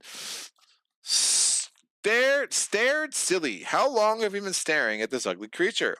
Seconds seems like minutes when you're posturing before battle. Nobody has blinked. We casually point to the various armaments we're carrying without breaking the stare down, but the creature just raises an eyebrow and bares its sharp teeth. If we can hold our ground, maybe we'll scare it off. Of course, if it senses we're not quite as brave and impressive as we're acting, it may call its friends to quickly take us down. Now remember, we both scouted, so we're ignoring whatever this nonsense was, relentless pursuit. And we're in day 4, so the battle queue would be 8. So we can stare it down. Does anyone have some eye drops? We're going to do battle queue is baddie points. After creating the battle queue, select a 1-point or 5-point baddie from the battle queue to challenge it to a stare off. Choose one gear lock to stare at the selected baddie for 30 seconds without blinking. If battle queue contains no 1 or 5, go straight to battle. If successful, if unsuccessful, add another baddie, same point, and place both on the bottom of the battle queue. Proceed with battle. What the hell is this, dude?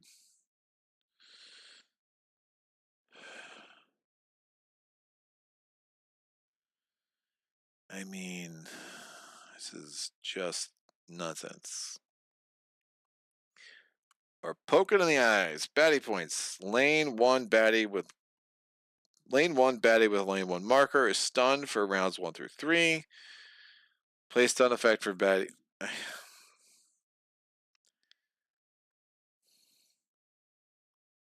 I mean, I just marvel at the.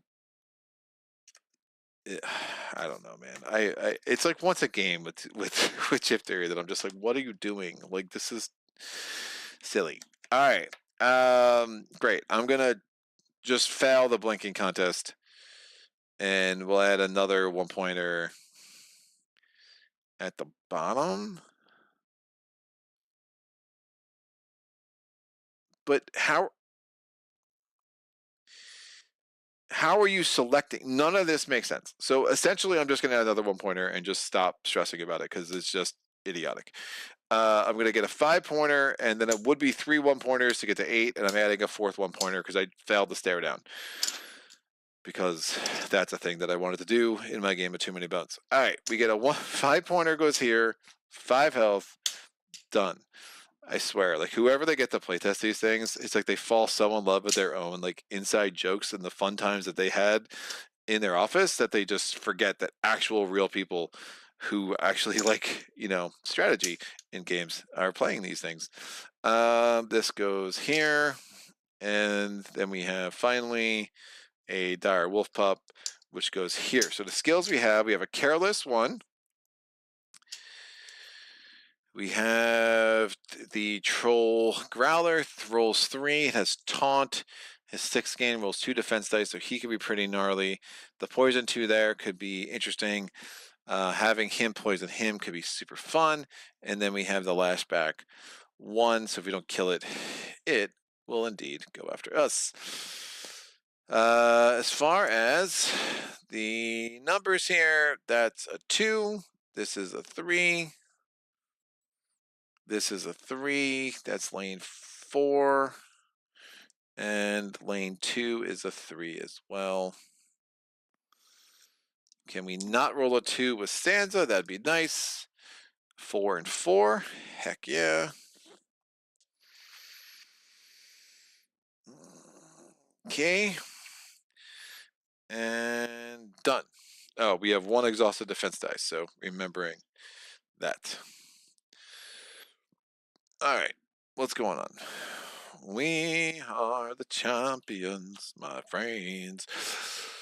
So Tantrum's gonna come in here. I think we just try to kill the pub.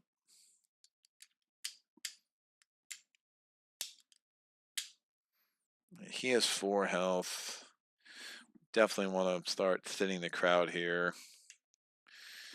So that's fine. Stanza is going to... She's melee. She's gonna go... here. Too many bones, everybody. Having to engage a staring contest at a poker trip. Yeah. Does anybody know what the +1 in save? I don't know what the +1 in save is. Anyway. Yeah, it's kind of... Is it from lockpicking? I don't know what he's referring to. What are you referring to? Save +1. Give an action die +1 and do not exhaust it if... Oh! I see. Give an action die +1 and do not exhaust it if used on this lock. Excellent. That's great. Who knew? Who knew that? That's a really strong side. All right, cool. Thank you for changing my life forever, Akator. Forever, and I mean it. All right, let's make some magic happen, kids. We are... I'm still annoyed by this encounter and the idiocy. And the good fun, I mean, it's hilarious. Ha ha ha ha ha. We're attacking the dire wolf pup with 3 attack dice, and we have 4 decks, so we might as well. So like a worm goes in our active slot. Oh, this goes up here. This gets rolled. It's a 4! I can roll more than a 2. Look at me. Look at me go. Like a worm. When hit by a distant baddie, you may place a poison effect on them. I like poison. It's probably more important than hardy right now. So we're going to roll these 4 dice. Whoa. Boom! Oh, 2 bones. So I'm going to take this bones. I'm not going to accept this like a worm result.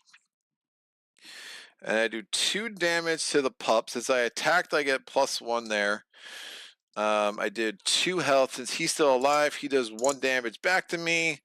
And when I lose a health, I also up my rage die. So we're at 1.4. Those go away. Done. Stanza is going to take control. She's going to start Forever Mine. That's taking 1 of our 4 focus. We're going to move this guy up here. He's going to take a turn. He's poisoning the dude because he's going to have 2 defense dice and the thick skin 1, which is super annoying. I think we also... We start under the old self-free.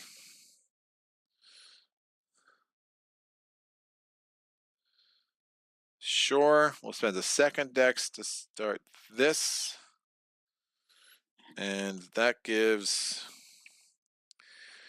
We get 1 buff HP, which is fine. I might just vamp that a lot.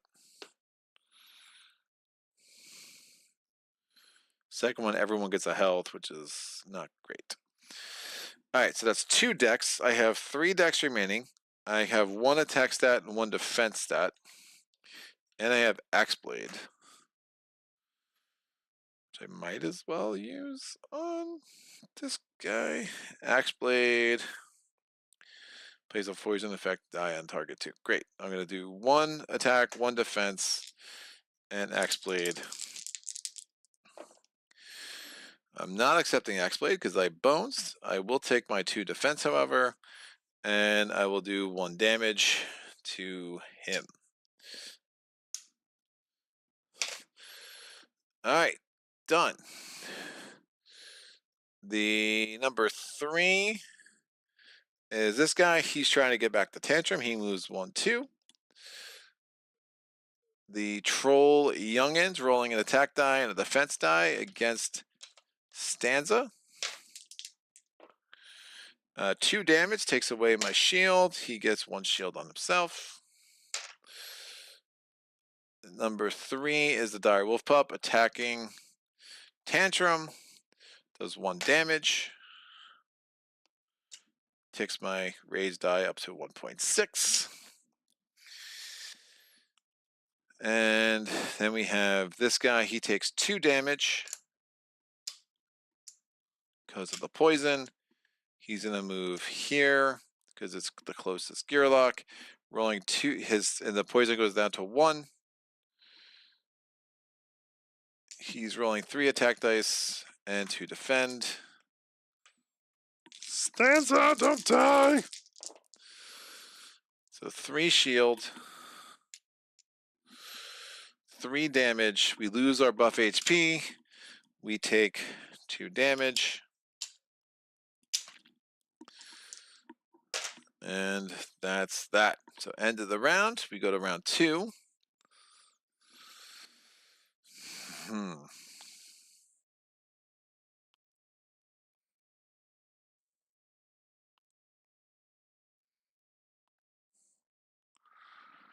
Nothing died.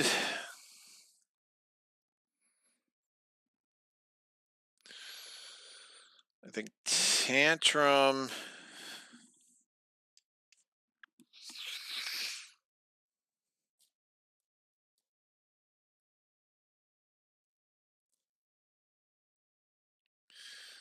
We have to kill the bog frog. That poison's not good.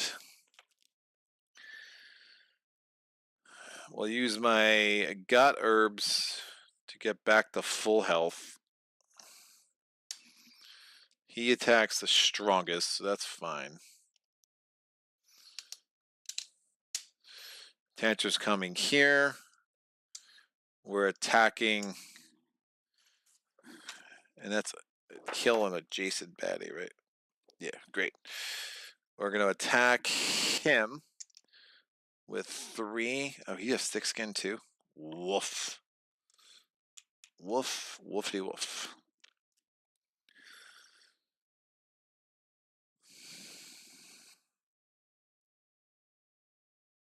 Yeah, we'll get there. Attack. I moved. I have 4 decks left. I'm going to add like a worm. Those are my 4. I only have 3 decks left. I'm sorry. Woof.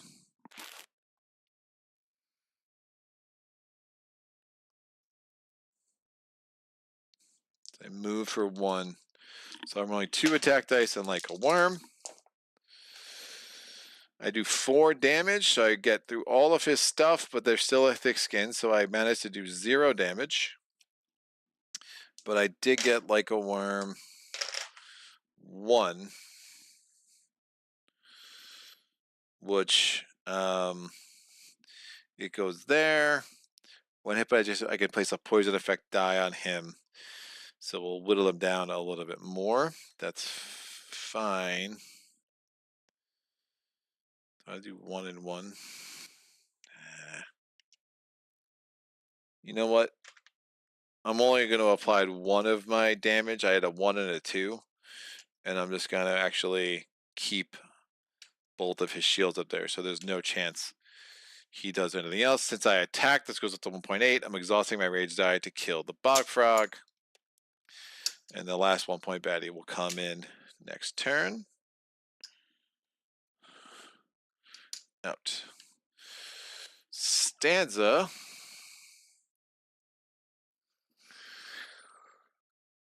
Oh, I could do that. Oh, that thick skin, though. Woof.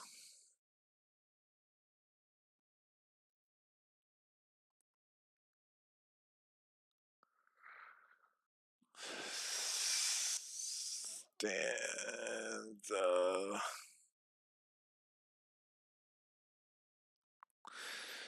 Stanza's going to advance this song. 1, 2. She's going to vamp this song. So we're not healing anybody, but when we advance this song, we're taking a turn for this guy. So he moves 1, 2. He's only rolling the attack die because he's already got a defense on there, but he could do damage to himself. Attacking the wolf pup, he does 1 damage. Wolf pup is dead.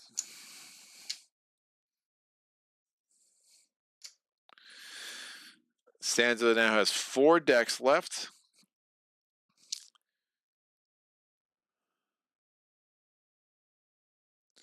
She's just going to roll 1 defense die. And I don't think there's any point in rolling the Axe Blade, so we're just rolling this 1 defense die now. 1 shield. Alright. This guy's out. Yellow goes. He's rolling against Tantrum. Oh, is that the next time? I may. I don't have to. I'm going to probably save it for him. So he's rolling 1 against Tantrum. 2 damage, of course. Tantrum's gonna not be around. Woof. That was... I'm rolling way too many 2s, kids. Have you noticed? Jesus. Okay. That was fun. And then this guy is attacking the strongest. He takes a damage because of the poison. He's attacking Tantrum with 3 dice. Please don't kill him. Alright, just 3 damage. Great, Tantrum's still alive. So you're saying there's a chance. End of the round. Last baddie comes in because I lost the staring contest because that's super fun. It is melee. It would be melee in position 2. That's full, so we go to position 1. Blind strike and inspire 1. But inspire is not going to matter because he's at the bottom of the baddie queue. Inspire says the next baddie in the meter takes their turn immediately. Blind strike says at the start of the turn, this unit deals damage to the adjacent strongest baddie. Tantrum is not long for this world. Oh, he will have used like a worm to put a poison effect on our friend here. There's no sense in rolling like a kobold. There's really no sense in trying to stay alive in this game for much longer. That said, we're gonna have to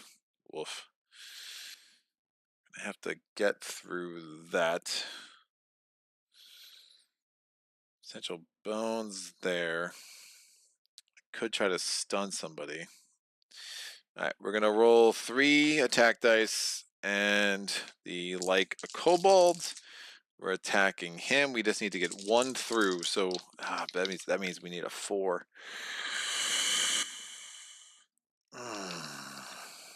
Now, if I hurt him, woof.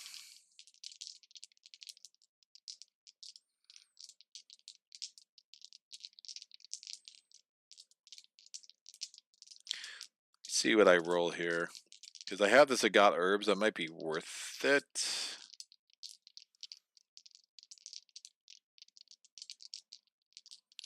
Stanza is unfortunately the strongest right now.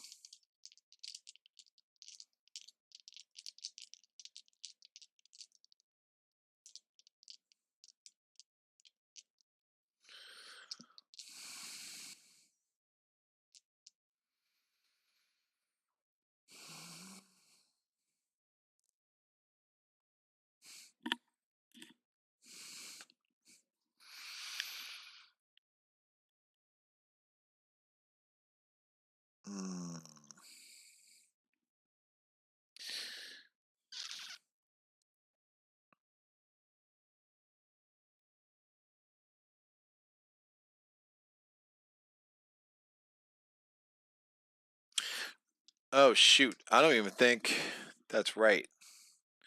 I think I rolled a 4. Because it was 3, but then he had the 2. So he would have actually, if I wanted to do that, he would have had to take off the defense. Blind strike's not true damage either, right? I would have taken 1 off and just had him roll on his turn. He bones. Great. So that means he bones, he taunts, and taunt means place this on the unit until the start of his next turn. Adjacent opposing units must attack this unit. They cannot attack anybody else. So, all right, that's fine. So it takes out some of the decision process. But since I took that off last turn and he actually bones, that's better. So now we can actually do our attack. I'm only 4 dice. I'm attacking him. I do 3 damage. Shield, thick skin. The last one comes through. And like a kobold is here, and I will use my I got herbs to get a health. So he's going to die with that poison, which is great. Stanza would need to attack him if he's around, but she's not going to be around. So Stanza's going to go. We're in round 3. Stanza's going to advance this song. It takes 3 focus. We're going to, and I can take a turn for a 5-point baddie. The 5-point baddie is going to attack the owlbear cub, rolling 3 attack dice, not rolling any defense dice. I do 3 damage. I'm only going to apply 2 of it.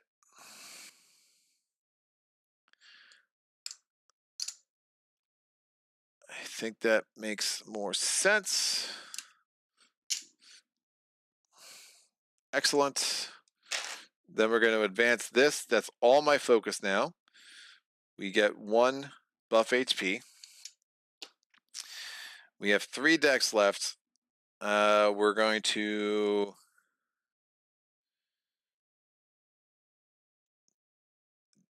roll an attack die. Take this out, roll an attack die. And that's all I could do because, again, that defense die was exhausted.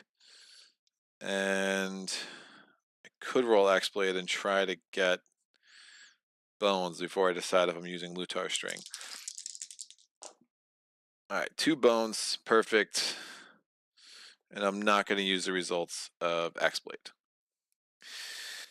All right, this guy goes. He's attacking Tantrum. 1 damage. Tantrum's still alive. This guy goes. He dies because of his poison. And Taunt would have also gone away at that time. 5-point baddie. And then the owlbear cub goes. He blind strikes. He does 1 damage. It just takes off the shield. He comes down here. We need to go to round 4. Tantrum is going to. This ticks down at the beginning of the turn, I think. Yep, it's a counter, so this exhausts. Tantrum did not directly kill anybody. The poison killed the. Oh, he did execute the Bogfrog, so his body count should be up 1. And then the other 2, yeah, the pup was killed by Stanza. That guy was killed by poison. So we're rolling 3 against this dude. And I have no other dice I can possibly roll. 4 damage. That's enough to kill him. That gets my body count up to a 4. So I got herbs came in really big. There's no thick scan or anything on this guy. We'll make that mistake again until I make it again, which won't be that far from now. That's done. And finally, Stanza. Stanza is going to roll this. Oh, Stanza is going to have to vamp both of these songs. So they don't take up any dex. They do take up one focus each.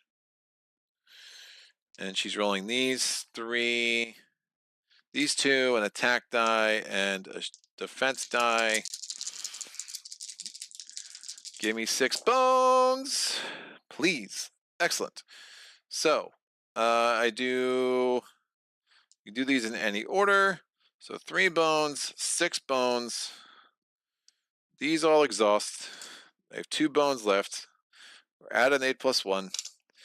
And then we're going to apply this damage and kill. Oh, that should have been on a different side. Apply this damage and kill this guy. All right. There we go. So my consumable goes back in my tray. These come here. Tantrums here. The buff HP goes away. Stanza is going to heal. So we are going to have to contend with the Relentless Pursuit. This comes here. 6 HP. Tantrum did not die, amazingly. That goes there. Unexhausted anyone die would have been helpful if the game continued to go on. Axe Blade comes here. Onto the old Selfree. Forever mine. Alrighty then. So out. Round 1. Check the comments. Someone can tell me what I did wrong. And like a worm triggers, Madi, you can roll the kobold, and if you don't bones, use body count and play 1 more round. Howdy from across the pond. Ha, finally I catch one of you plays live. What's up, Seth? You could also have 1 more body count for Assassinate the Barfrog. Thank you. Good lookout. Seth Payne, keep hearing about this game, but never seen it play. Considering how expensive it is and hard to find, I'll pay close attention. Yeah, this game is not for everybody. I love it, except for the moments when I'm like, really? They did what? But yeah, it's an excellent game. If you like really ornate puzzles, every gear lock. What makes this game shine is how different each of the gear locks are. So that increases your investment going in. So that's something you kind of need to know. But I am getting 2 victory points and a loot each. The loot for you is fresh bog meat. In battle, heal yourself for 5, then add a poison 2 effect to your gear lock. Woof. If not for the smell, texture, and taste, this would be delicious. And this one is a fortunate discovery. Oh, would you look at that?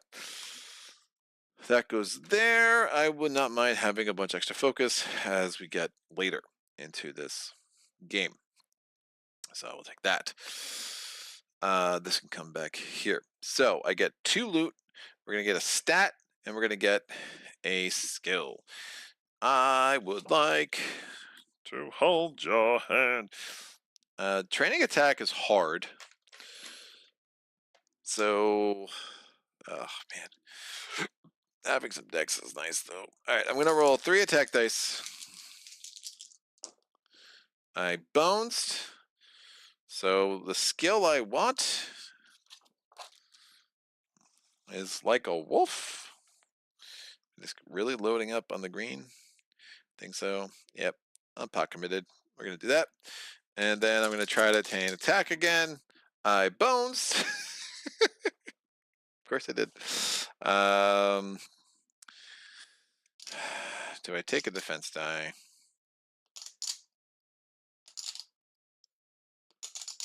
It's not the craziest.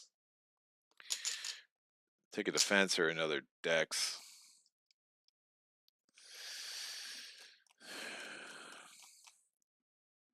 I'll take my first defense die. All right, done. Stanza, you are my favorite. Charge swing. Deal number of damage, also number is adjacent. Deal number of true damage. Yeah, I'm kind of tempted to load her up. It's a long game. I mean, the breaking a Daylor is always kind of intriguing to me. But let's go Metalhead. It's kind of like this profession. And make that happen. All right, Dunskies. We got another progress point. That's 4. All right. We are definitely past the point where I will rerun a scenario. If I lose an encounter, I lose an encounter, and it is what it is. So that staring contest was amazing, life-changing stuff. What an amazing piece of game design. It's clearly what I said earlier. Let's make this happen. We go to day 5. So Batty Q will be 10, and we will have to contend with Nightshade. Woof. I rolled a 1. Let's make it happen. Our ducks in a row. This is from the base set. This last one was from 40 Days. The other two, one was Age of Tyranny, one was Rage of Tyranny. Our ducks in a row. The barons attract all types of reclusives, wackos, outlaws, and illegal entrepreneurs. Coming across a rickety homestead, it's anyone's guess what we'll find. And if an opportunity should arise to gain an advantage in the coming battles, well, who's to say what passes as a noble or useful side quest?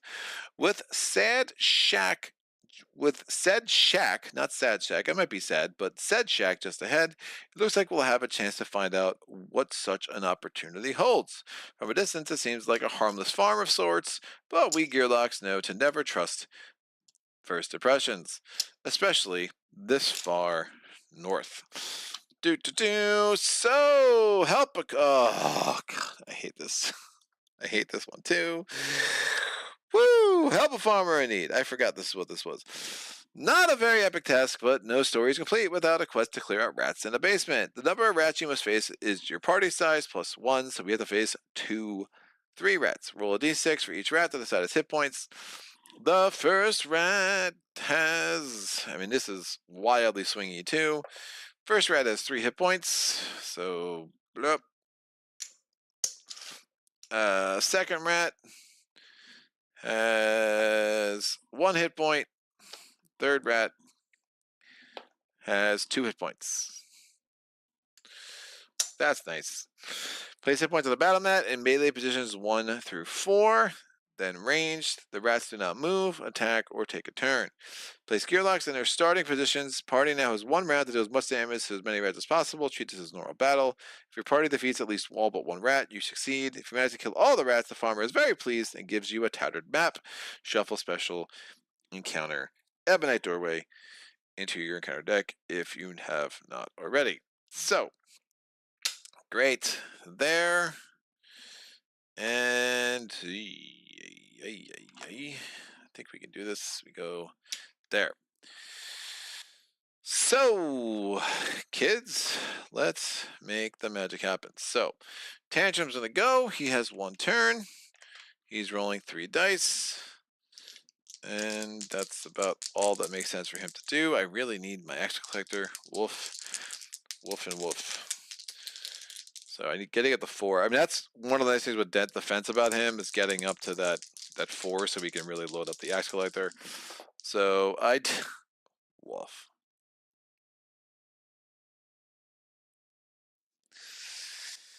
I did 2 damage. Huzzah.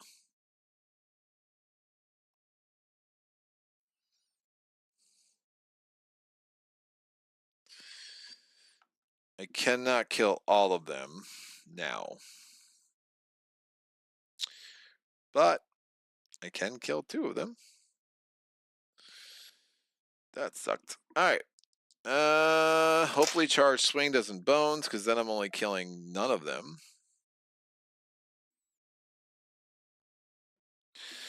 I'm rolling this, and this.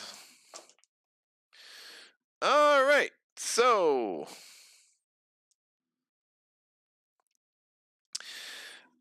Axe Blade and Charge Swing does 2 damage here, and then I could do a damage to an adjacent baddie. I do 3 damage to an adjacent baddie. That's amazing.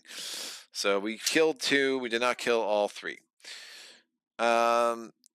So we have success because we defeated all but 1 rat. We get up to 5. This should have been here. Oops, sorry about that. So we have our 5 progress points. These can come back in. Charge Swing for the win. We get 1 training point each. And nothing else. but we do get the scout, which means we will be able to ignore relentless pursuit. So let me do the scouting right now. Where is the other D6? There it is. This is the one from Unbreakable. We'll scout this guy. It's a clay golem. That's fine. And we'll scout this guy. It's a 4. Recover, thick skin. It is the troll brewmaster. We could do a lot worse than him. Done. So we have scouted. So again, we ignore relentless pursuit. We're going to be going to day 6. And we have 1 training point. So stats over here, we're at 3. Stats over there, we're at 4. Did I forget a training point for her? I think I did. We should be at 4 and 4. She should have 1 more training point than him. 1, 2, 3, 4, 5, 6, 7. And we have 1, 2, 3, 4, 5, 6, 7.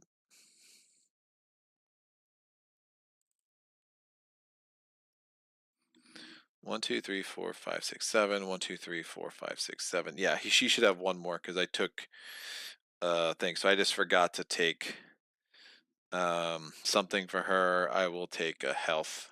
This was from last round. It's like something. Yeah, I just took her skill without taking her training point because I spent the same amount on these. So now we have 1 training point for her, 1 training point for him.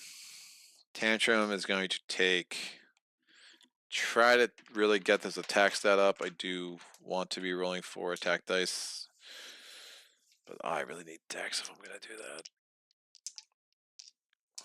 I could do Rage 2.0. It's a lot.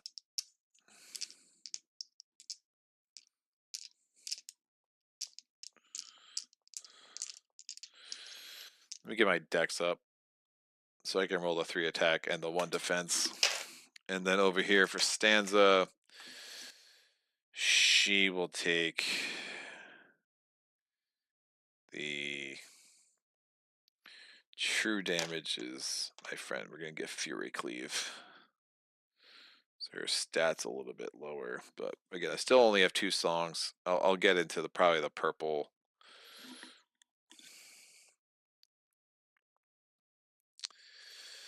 The purple profession, which is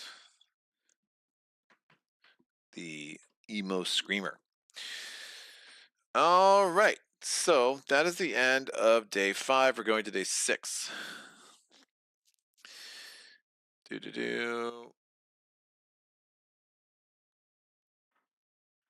I have to get up early tomorrow. I'm going to get stressed later. Good luck. Thanks, Marty. Michael says, what's too many bones box are you playing? J.M. Gillum says, look, the base game map. It is base game. And Troubadour says the stanzas from Undertow. The additional difficulty added to Duster is from Rage of Tyranny. Excellent. Well said. All right. That was day 6. No, that was day 5. It's like 6. It's just, no, that was day 6. Nope, day 5. I lied. What's going on? Yeah, we have 5 progress points. That makes sense. 3. So there should be 11 cards left here. 1, 2, 3, 4, 5, 6, 7, 8, 9, 10, 11. All right, I can math. Let's make it happen, kids. I rolled a 12, but there's only 11 cards left here. So I rolled a 9. No, 6. It's like a 9. It's just upside down. So 11, 10, 9, 8, 7, 6. There's 5 left in here. Correct. Look at me. Mathing all over the place. This is from 40 Days. General Encounter 21. Up on the housetop. Tick, tick, tick. The door has been swinging open and closed all day. Every time it opens, a goblin exits the house holding another improvised explosive. This nondescript shack is clearly where a number of goblins' weapons of choice are manufactured. Bombs are stacked high, poorly concealed by leaves, in a thickly wooded area off the side of the path. If we can get onto the roof, we may be able to toss a few bombs down the chimney. This would guarantee some real fireworks. I want to add Goblin Pyro. It's a 1-point Goblin. I think I have a Goblin Pyro.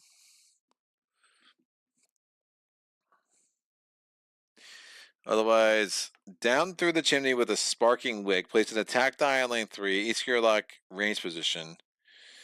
Each gear lock was attempt to flick, slide this die across the battle to lane 4. Baddie range position attempt successful only if no part of attack die is outside of the circle. Party make a total of 4 attempts. Distributed among gear locks as desired, or do you just battle?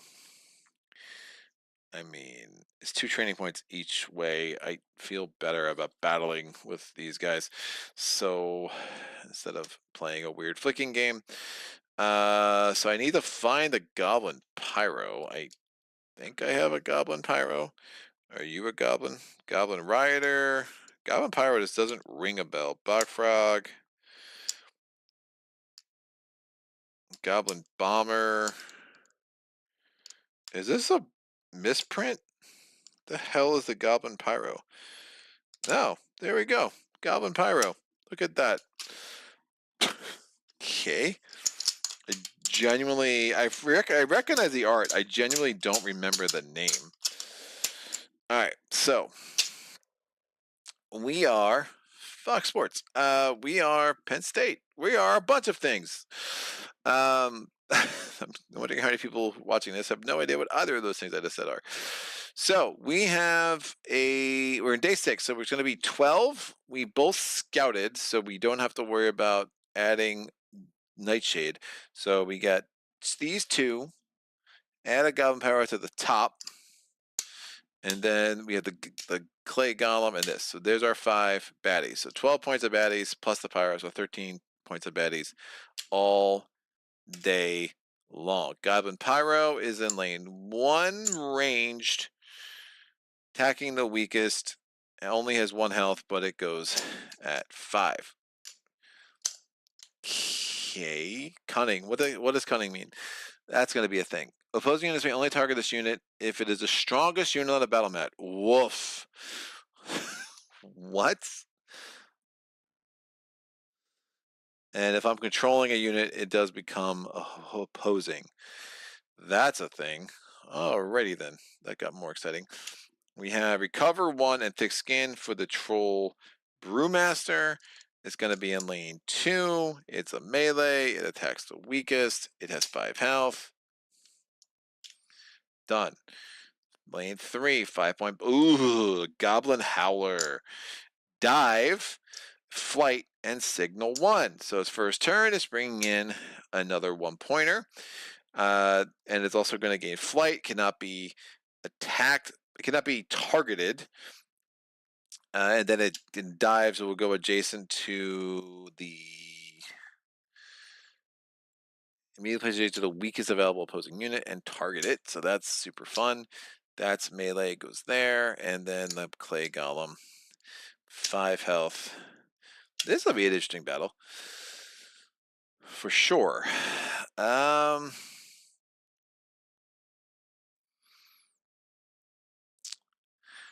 Oh, that's good. I can break that. Little brat. I can break her. Woof. Stanza.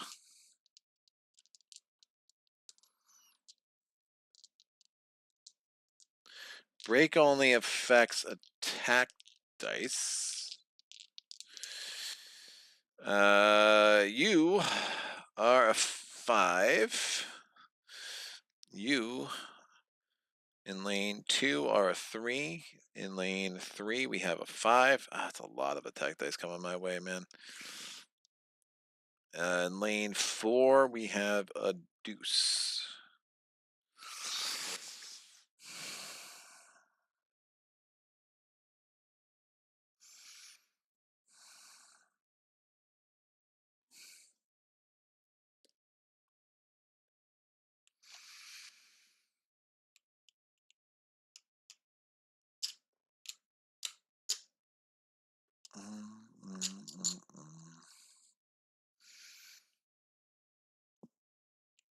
We have to roll for any. Don't fail me now. A 5 and a 4 is helpful. So 5, 4.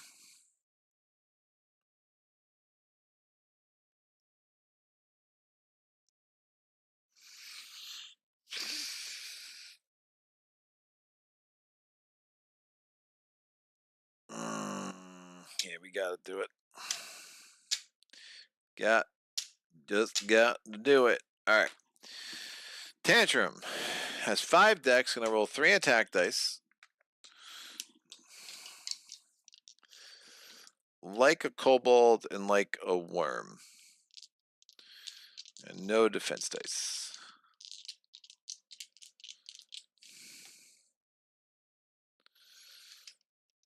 Yeesh.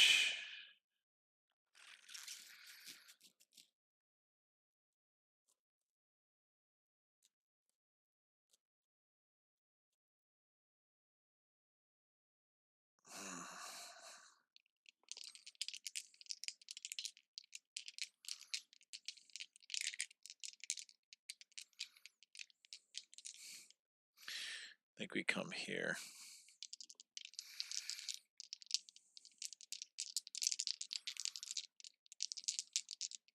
Oh, you have to roll the Lutar die. Oh, 5. Clean living. Oh, and I'm an A+1, so that becomes a 6. Even better. Does it go higher than 5? Nope. How disappointing. Alright, we're rolling these 5 dice against the Griffin Howler. Booyah! Ooh.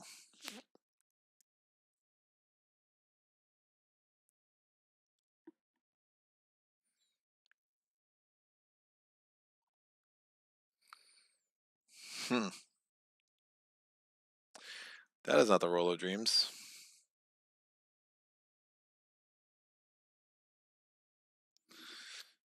Axe Selector. Maybe use down tick to deal any non-adjacent baddie. So even if it can't be, even if you're not adjacent, at any point in the turn. Alright, I'm going to take the axe and exhaust the Like a Kobold die. I'm going to take the worm result, so I can do 1 poison. And I'm doing 3 damage to this guy. My rage die should be back in here. And it goes up to 1.2.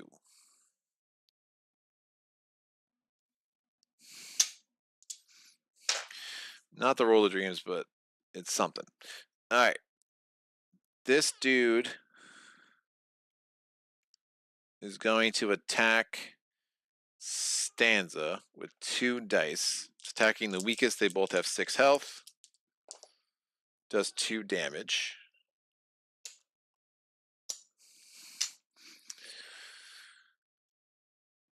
The Griffin Howler is going to attack Tantrum with 3 dice. It signals. Signal is taken care of. Griffin. Oh, it does 4 damage. Tantrum's down to 2 health. And his rage die is at 2.0. Done. And now the sucker's in flight, so it cannot be targeted. Stanza is going to start Forever Mine. That takes 1 of my 5 focus. She's taking a turn as a Goblin Pyro against the Clay Golem. Breakworks. Yup. Please don't bones. Great. 3 damage. And Pyro's dice are broken. So they can't attack anymore. We're going to do under the old self-free. It's a 2nd dex. We're going to start that puppy up. It gives me 1 buff HP. We have 3 more decks. I'm rolling.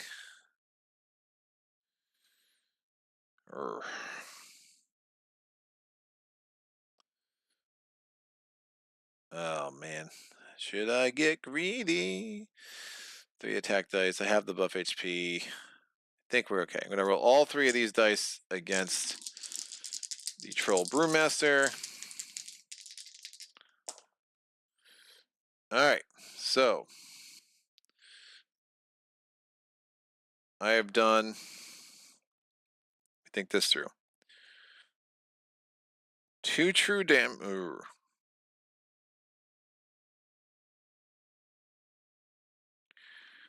1 damage and a poison 2 die.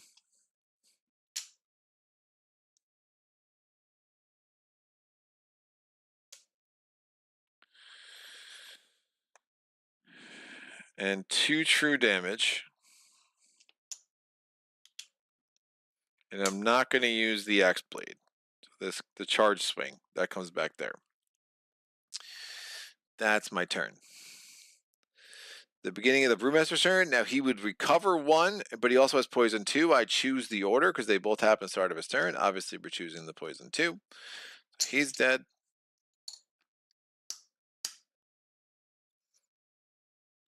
Oh, we had thick skin. So I had to use this as well. And the charge blade would have taken 1 damage off of the clay golem. So he had thick skin, so I did have to use all 3 of those. So that was the exact roll I needed. So sorry about that. So again, thick skin. So it was the second time I almost forgot about thick skin. Ignore the first number of damage this turn. So I did have to use all 3 of those. So all those are exhausted. The entire metalhead profession for the win. All right, that guy's out. He's done. And then the clay golem's going to go here. He's rolling 1 attack die against Stanza. 1 damage, the buff HP goes away. We go to, at the end of the round, this clown comes in. It is a wolf pup, 3 health. It wants to go on melee 3. It can't. It will go to melee 1 instead.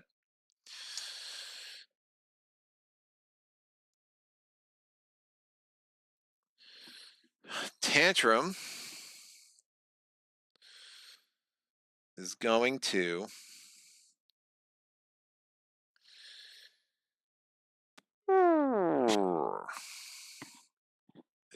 have a breakdown.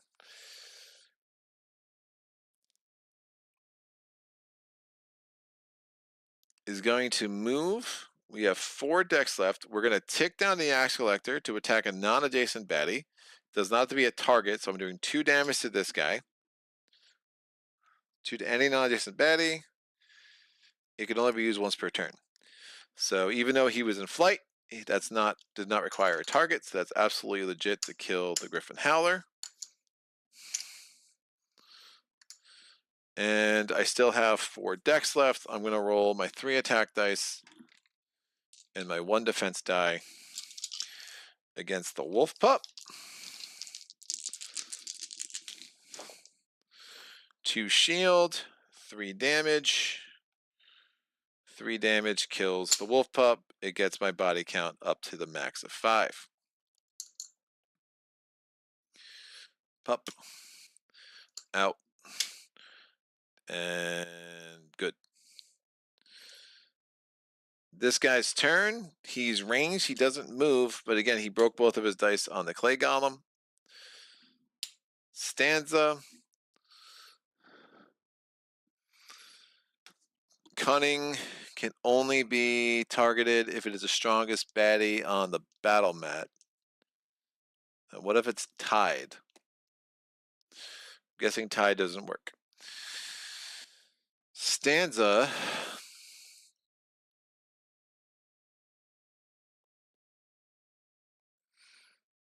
is just going to roll. Is going to vamp under the old self free.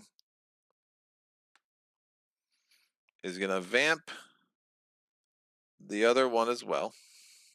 So I still have 5 decks now. I'm rolling 1 attack die and 1 defense die with the target of the clay golem.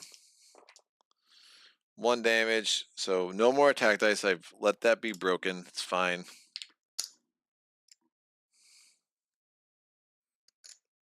Just can't roll attack dice. And 2 defense. The clay golem is dead. Both of these are dead. We go to round 3. At the end of round 2, this guy wanted to come in. He felt lonely, thick skin, and careless. He comes in melee here. Coming at the bottom. Tantrum's going to move 1, has 4 more decks. It's going to roll 3 attack dice, and like a wolf. So we got a Lashback 2 ability. We do 3 damage. Thick Skin 1 absorbs some of that. We do get a bone. So we just get 2 damage through. And remember Thick Skin, guys. Yay! He goes. His dice are broken. Stanza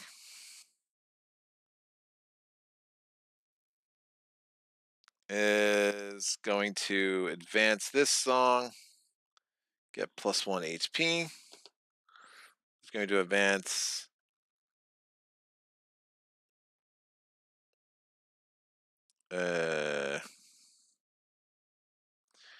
this song, take a turn for this guy just to move 2, and have him roll a defense die, see if he rolls a bones. He does. Amazing. He killed himself because of careless. Had I rolled a defense, I would not have had to take the results. So they're out. We go to round 4. Tantrum is going to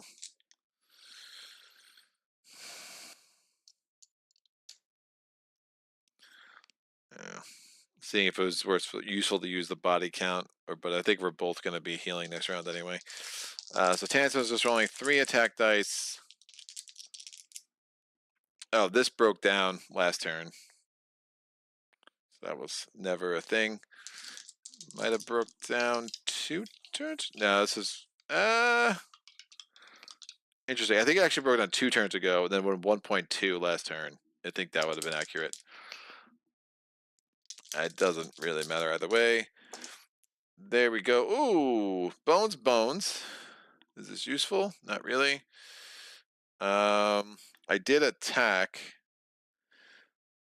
Let me make sure. It would have been down because I took 4.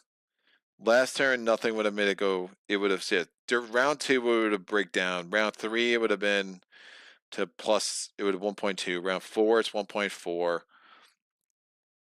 I did the 1 damage, but before that, I am gonna take this off as the bones. That's 5 bones because 1.4 gives me 2 bones. I'm gonna recoup to get 4 health, so we can scout with him. And I did the 1 damage and killed this dude. My body count is already filled up to 5. All right. Out. Pyro. Done. Back. Stanza is going to heal. So we will have to worry about Nightshade. He's in the scout. Again, I like to do. I just forget about recovery options so much that I just like to do them when I'm thinking about them. So scouting, I rolled a 6. I will scout a 5-point baddie. Oh no, Owlbear is terrible. That Inspires really rough. Plus Terrify, just all of it is awful. So good scouting from Tantrum. This comes here. This goes 7. This is 5. This is 6. Break has been very helpful when you are playing a stanza for sure. We're getting 2 training points each. I'm going to get the Rage 2.0 because it's time. And let me try to get the attack stat. Only 3 attack dice. Failed. Rage 2.0. 3 attack dice. I bones again. Woo! It's going really well for me. I'm going to get a I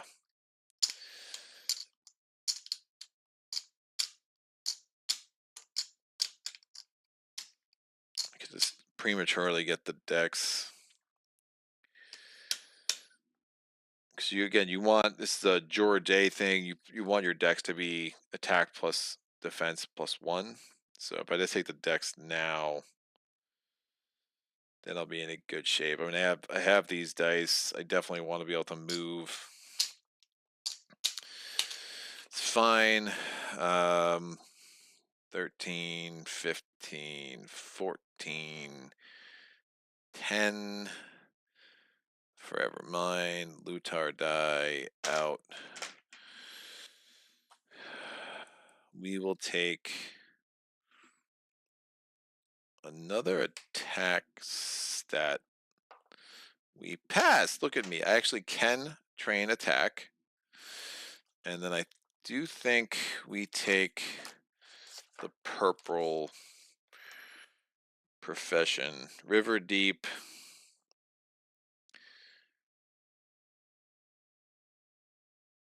Breaking of Daylore is pretty strong. So we're going to get River Deep, which is number 3. That's going to affect movement. The first one is all parties have 1 less movement.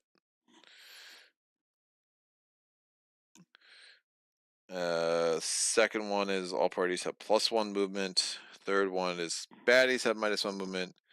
Fourth one is so I'm sorry. So it's second one is a target. A level 1 target is disabled.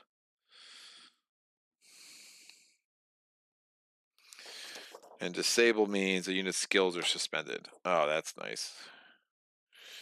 Yeah, we get the River Deep. That's pretty strong. Woo! Alfred says, as a former Penn Stater, I flinched that we are there. You went to Penn State? That's what's up, man. Again, this weird version of Maze Nice to Saget, but you don't hire scouts there. Saget, what happened to your avatar, man? That's new. I like it. All right, done. Training point 6. Whoa, we're 6/10 of the way there. That has a ring to it, right? Whoa, living on a prayer. I know. Come for the game, stay for the singing, as I am frequently known to say. All right, let's make it happen. A 6. Man, we are ducking all of the tyrant encounters. Yep. So here we go. This is from the base set. Go big or go home. Hey, we got a battle. Nice. Still got some frog meat. These backup plan extensions are not the most exciting things I've ever seen. We did scout and we cycled, right? Because the owlbear sucks. You heard it here first. What do we think of the owlbear? He sucks. I could put these over here. It's a technical term for sucking. Go big or go home. So it's 2 groups of baddies coming, is it? Well, we can't risk fighting them both. So which will it be? We may take a beating, but the first group is clearly more formidable and thus holds our best odds of gaining better spoils. And if we're going to take a beating, we best get something shiny for our trouble. That said, I recall a verse in the Gerlach Book of Whimsy that refers to the importance of stomping your foes into the ground, and we are definitely due for a definitive outcome in our favor. All right, so we got a battle where we can get 2 extra trove loot each. Oh, 2 extra loot each. It's not trove loot. Yikes. So it's punching bags are us playing seriously. Battle queues baddie points. Add a 5-pointer. Or yeah, dude, I don't need that much loot. I don't see the point of making this that difficult. So, because it's already going to be, we're in day 7, so we're at 14, subtract 2 points, we're going to be at 12. I will accept the 12. So I hope my boots of baddie ownage still fit. Battle queue is baddie points, subtract 2 baddie points, so it'll be 14 minus 2, it's 12. So 2 5-pointers, 2 2-pointers. And that's fine. We'll just get 1 loot for the party. The first 5-pointer, because Stanza healed, Relentless Pursuit is in play. So the first 5-pointer is going to be Nightshade. Nightshade comes in with X health. X is the day. Yeah. So Nightshade comes in with 7 health. A totally reasonable 7 health. All right. We are then going to roll the beginning of the thing. Nightshade does not rules tyrant thing, blah, blah, blah. Relentless Pursuit. Okay, the back that would be added. Great. we're going to get another 5-pointer and 2 2-pointers, and that's our thing. When Nightshade, when it enters the battle mat, roll its tyrant die. And that is a thing. Terrify. It just has Terrify for the rest of the battle. Terrify means that after this unit is attacked, place a Terrify effect on the attacking unit. If a unit has a Terrify effect on it at the start of its next turn, it may not target any units with the skill Terrify. Alrighty then. So 4 attack dice, 7 health, and a special little kicker. Killer Instinct. What is that again? Any turn they lose their hit points. If they're not defeated, they heal for 1 and deal 1 damage back to the Gearlock. But only if the Gearlock's adjacent. Alpha Wolf, Nightshade's hit point stat is equal to the current day. Got it. They're going to be in lane 1. They're number 1. The second lane is a 5-pointer. Oh, it is the Stone Golem. 3 attack points, 2 defense. It has break. It has corrosive. We're going to be spamming this break thing again, thanks to Stanza. Corrosive at the end of this unit's turn. All remaining defense dice in the target's active slots must be exhausted. All right, lane 2. 7 health. Lots of health. Health for days, kids. Health for... Okay, attacking the strongest, attacking the weakest. Lane 3 is a 1-pointer. It is the Dragon Whelp. It has Weaken, which sucks, but only 2 health. But it's ranged. That's a thing. And finally, 4 is the Troll Romper. Thick Skin 1, guys. Don't forget about Thick Skin. It's a thing that I like to forget. That goes there. Alrighty. Nightshade is 2. The clay... Oh, that goes there. Sorry. Nightshade's 2. The Stone Golem is in lane 2. It's a 3. The Troll Romper is in lane 4. It's a 2. And finally, the Dragon Whelp is in lane 3. It's a 5. As far as any goes, this ticks down to 1. Rolling our any dice. Go big! A 5 and a 4. I will accept that.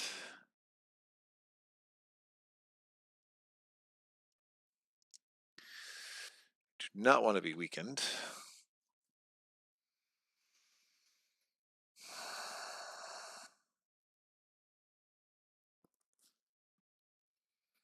But I'm also not that excited about taking that many attacks.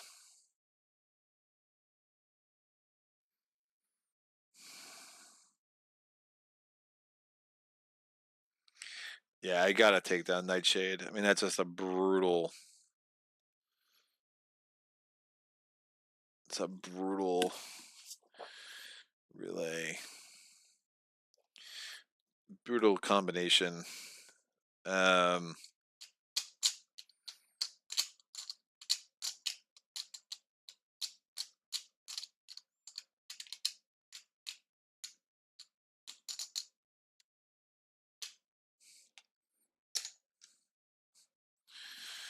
Stanza.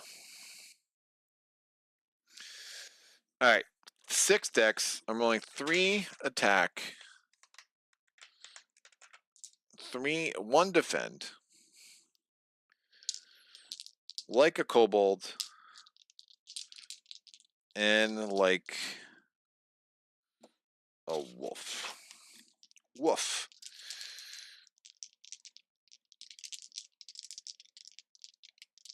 When hits.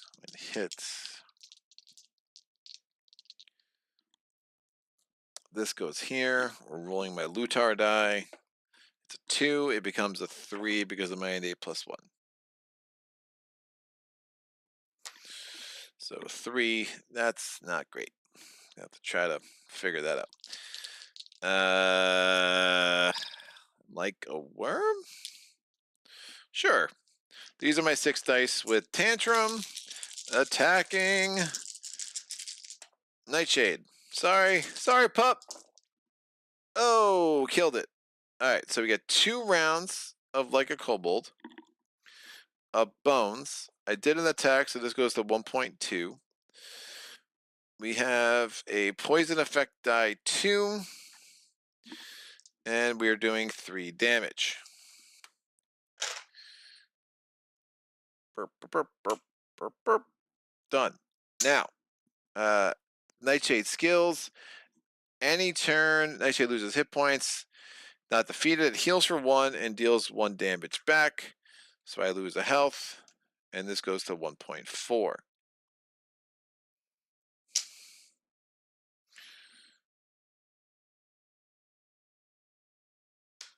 Alright, so Nightshade lost 3 health, it gains 1 back, it now has 5. I have a Terrify effect, so I cannot attack Nightshade again next turn. At least not as Tantrum. But, 4 bones getting Axe Collector could be really important to this round. I think it's any time I lose health, right?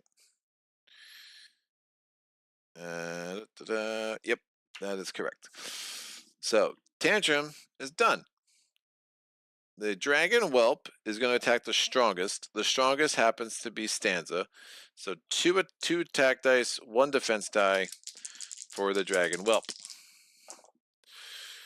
2 damage to Stanza, bones, and Stanza has weakened 1. So her dex is 1 less for her next turn. And she takes 2 damage. She's down to 4 health. Which is woofy. Alright. Bones can go away. No need to put that there. Stanza has 4 dex on her turn. Which isn't great.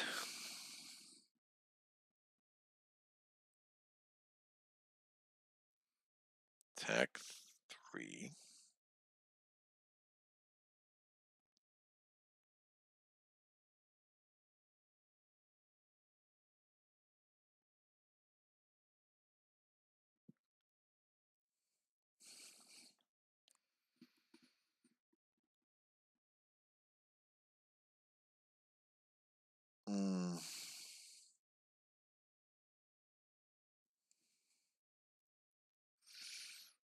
Alright.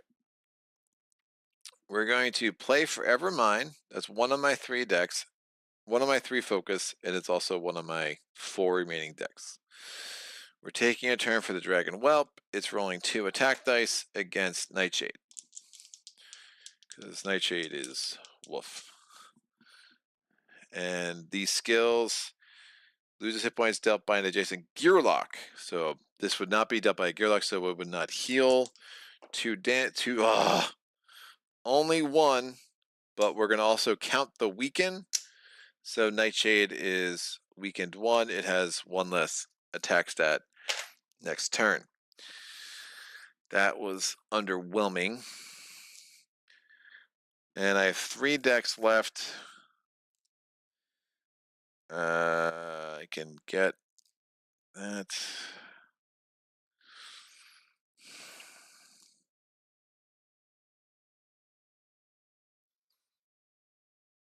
I think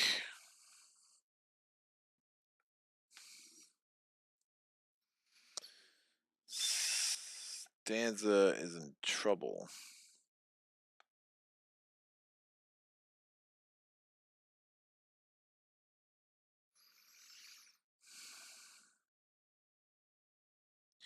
Taking 4 attack dice.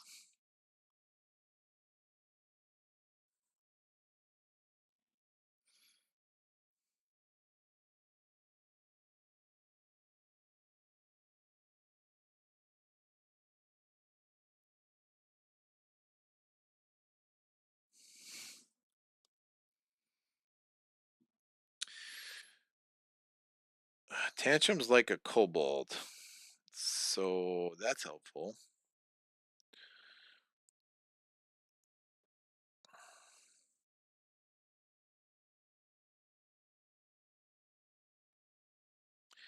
Stanza's the weakest.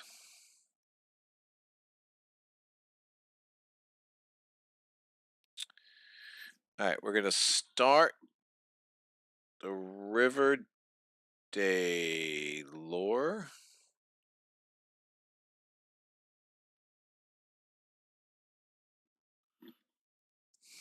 Stun.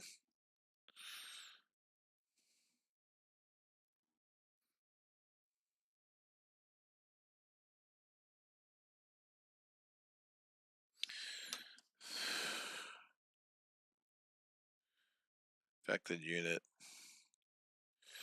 It has to be my target. So I could stun and I could prevent, I could disable its thick skin. I'm not sure that's the best. I am going to start this song to get 1 buff HP. I have effectively 2 decks left.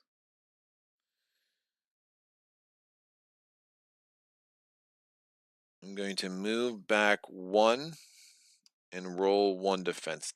Nope. And move back again. I lose the weekend. Started 2 songs. And that is all she wrote. All right. The golem's going to come forward. He's rolling 3 attack dice. Corrosive is not guaranteed. But he's rolling 3 attack dice and 2 defense dice.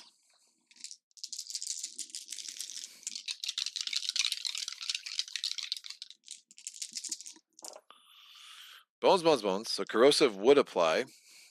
2 damage to Tantrum. It becomes 1 damage, so this takes off the 1.6.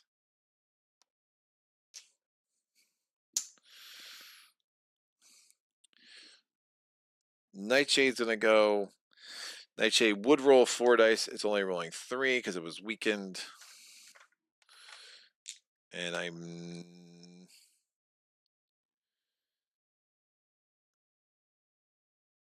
want to poison. Yeah, I will apply a poison 2 to this guy with like a worm skill.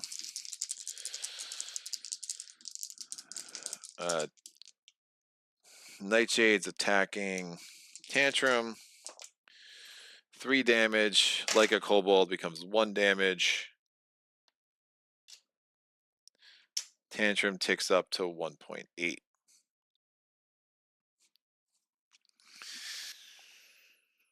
Whoo.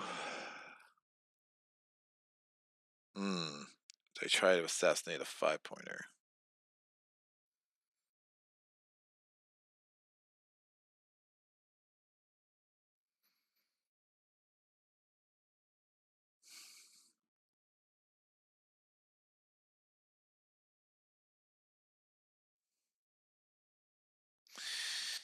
Interesting. And let me apply the poison to Nightshade after that attack. And I'll try to assassinate the stone golem this way. That's going to be tough.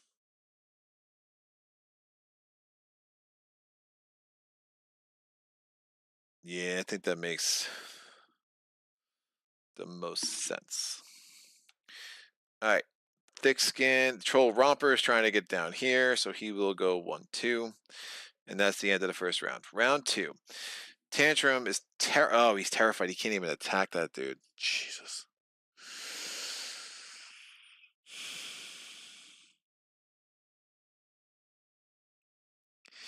And you know who else is terrified is he attacked during Tantrum's turn.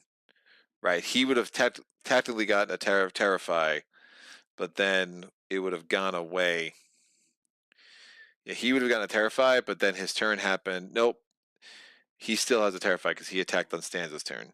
So he can't. He wanted to attack, but obviously, why would he want to? All right, so I guess I do have to attack the clay golem, which is pretty nuts.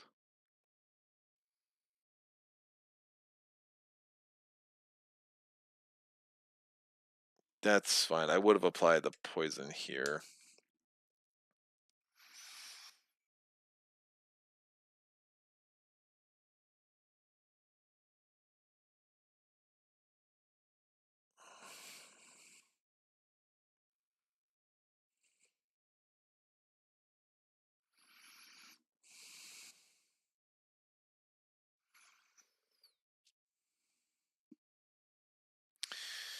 Yeah, I'm really debating whether I go to the 2.0 or not.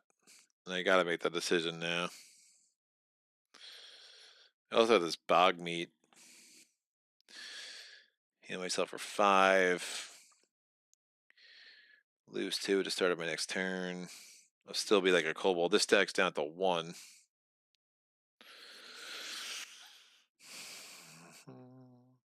It's probably a good time to use it. You have like a wolf. Now, let's try to 2.0 this guy. He's so annoying. So I'm gonna, beginning of my turn, flip this up, the 2.0.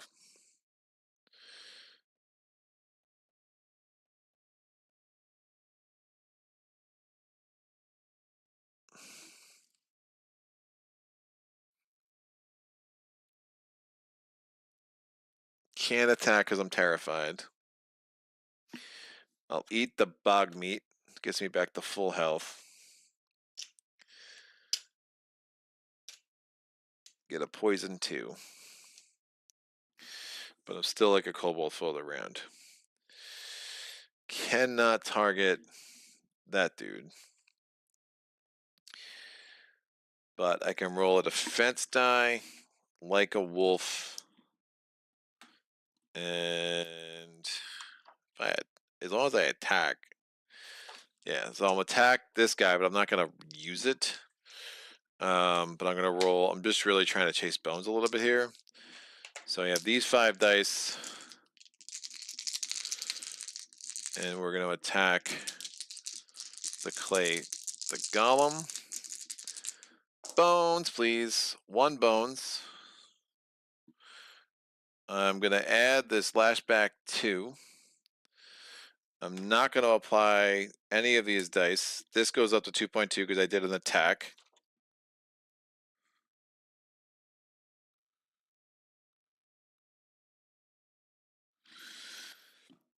And I have 1 shield. So that's fine. Terrify effect comes off of me, but I am indeed poisoned.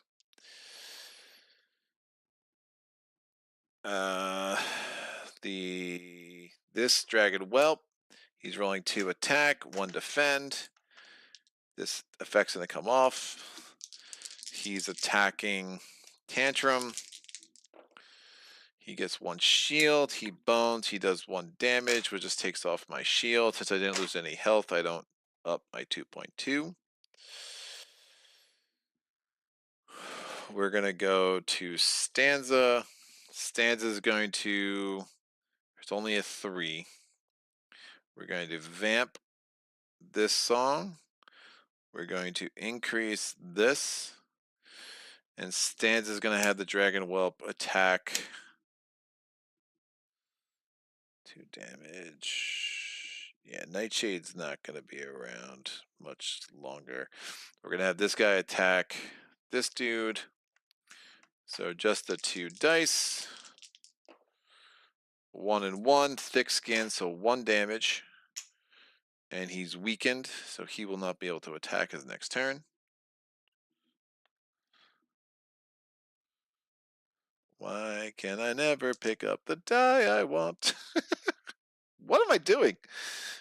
All right. Is it here? Nope, that's the same as that. That's also the same as that. Oh, it's just the poison dice. Okay. Here we go. Weaken 1 on you. So that's done, and Stanza has 4 more decks because she only played 1 song. She's gonna move here. Oh, she's gonna get pummeled. She will not move there. She's gonna roll a defense die. And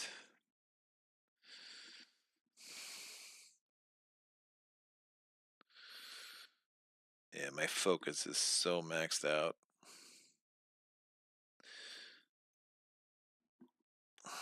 Take a turn for a 5-pointer, but then I have to get rid of that. We just vamp that. That's fine. We're just gonna roll a defense die, 1 defense. All right. The stone golem is attacking Tantrum with 3 attack dice. It's also gonna roll 2 defense dice. It does 4 damage. It has 3 shield. 4 damage becomes 1 damage because of like a kobold. We go from 2.2 to 2.4.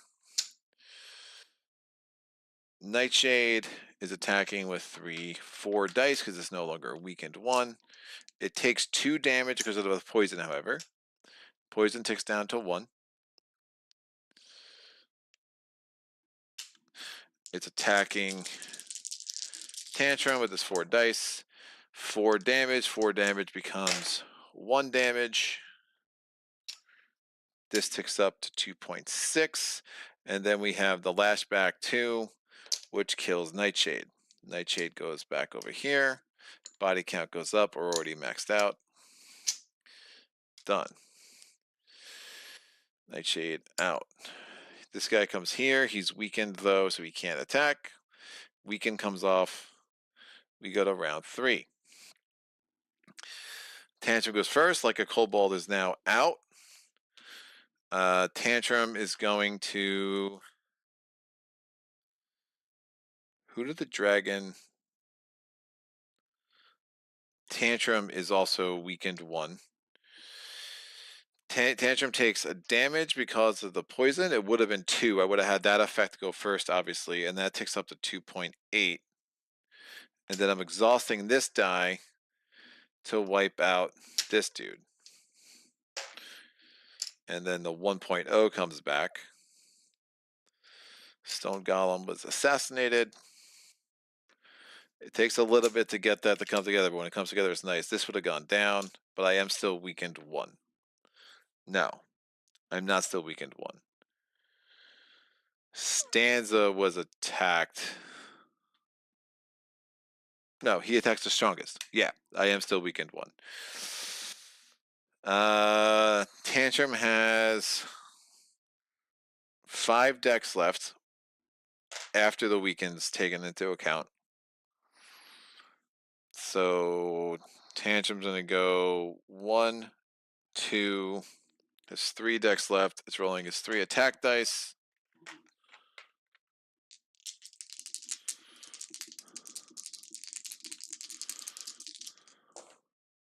Three damage, gets through the shield, kills this guy. This goes up to 1.2. Did not roll any bones. Whelp is out. Golem is out. Stanza's up. Stanza is going to vamp this die. It's going to advance this die. Gets a second buff HP. At this point, I really want to get the 4 bones with him. So Stanza is going to come up 1, 2, and roll her defense die. She'll just chill. She's good. This dude goes. He moves 1, 2. He attacks. 1 damage. The shield comes out. We go to round 4. Tantrum takes a damage because of the poison. Poison comes off. Tantrum's going to move down here. He's attacking with 3 dice. We get another bones. We do 3 damage. That's enough to kill. This goes up to 1.6. We will exhaust this to get the axe collector. And when we get the axe collector, we set our axe collector die value to 3. We will need those axes for sure. So, and then we do enough to kill this guy with the 3 damage. Otherwise, buff HP goes away. We've won the battle. We are going to have to both get health. So we get back to 6 and 6. I did not. I think the axe collector is actually more important than an A+1 for Tantrum, to be honest. So I think I could have done an A+1 with that roll. But I would just rather. I'd rather have 3 axes. No, I think I would have gotten to recoup with that roll. Hope you're well, Greg, says Mike James. Stanza rules. Yeah, Stanza is the freaking best, dude. All right, I get 1 loot for the 2 of these guys. Throwing axe. I don't care if you found them. Hand them over, says Tantrum. Great. Tantrum's taking the throwing axe. He deserves it. Kind of thematically fits with my axe collector. I can only use the axe collector die once a turn, but no rule saying I can't use the throwing axe as well. We're getting 1 training point. Oh, well, that's a crappy thing. All right, 5, 6, 7, 2, 1. Out here. 1, 2, 3, 4, 5, 6, 7, 8, 9, 10. We have 10 training points here. Stanza should have 11. 1, 2, 3, 4, 5, 6, 7, 8, 9, 10, 11. Look at that. Math. We're going to try to train attack again for the 7th time? Hey! 7 times the charm. That's what I always say. That goes there. 1, 2, yes, that's 7, 8, 9, 8, 9, 10, 11. 1, 2, 3, 4, 5, 6, 7, 8, 9, 10, 11. So we have 1 more point to spend here. And that extra point will be on the breaking of Daylore. Yeah, I think I'll get this whole profession. Wow, I need Dex really bad though. I gotta take Dex before I take another song. I kind of felt that. I felt that pain last round. So, which just makes sense. I have 7 upgrades and stats here, and 5 skill dice. And here I have 6 upgrades and stats and 6 upgrades and skill dice. So maybe I don't.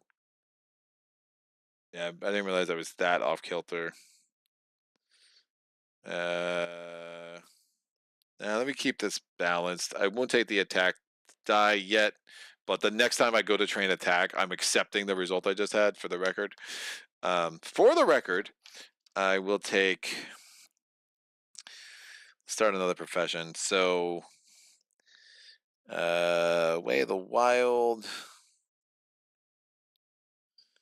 Sable,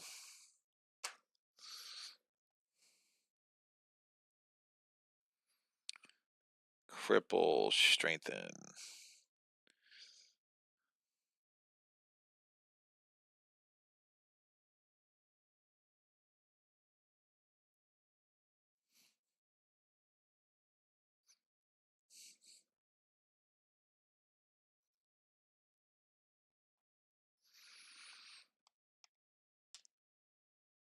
All right, we'll get the cripple die, which is number 10.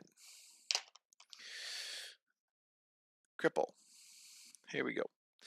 Keep that more balanced. All right, Dunskies. 1 training point. How exciting. We're up to 7. Remember, we need 10 before we could even take on Duster. We're going to day 8. 4, 5, 6, 7, 8, 9. There's 9 cards left. I rolled a 10. A 5. Man, not a single tyrant encounter. That's nuts. So middle card. Here we go. This is also from the base set. Caverns or cake? Gather round, everyone. After a few hours of scouting, it seems we have a couple of choice options to consider and the cover of dusk in which to carry them out. We could risk the unknown in cramped quarters and explore the northern cave, which seems laden with impressive loot, or take a breather and possibly a nice meal off the group of napping raiders camped on the eastern ridge. Anyone with us? Anyone with an undisclosed fear of bats? Battle or battle?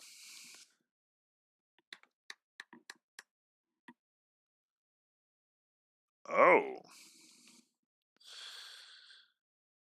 So, ooh, shiny, let's do it. I can get 3 training points this way. So it's baddie points, which would be 16 plus 6, so 22. So a 20er, and 2 1s. A 20 usually brings in a 5.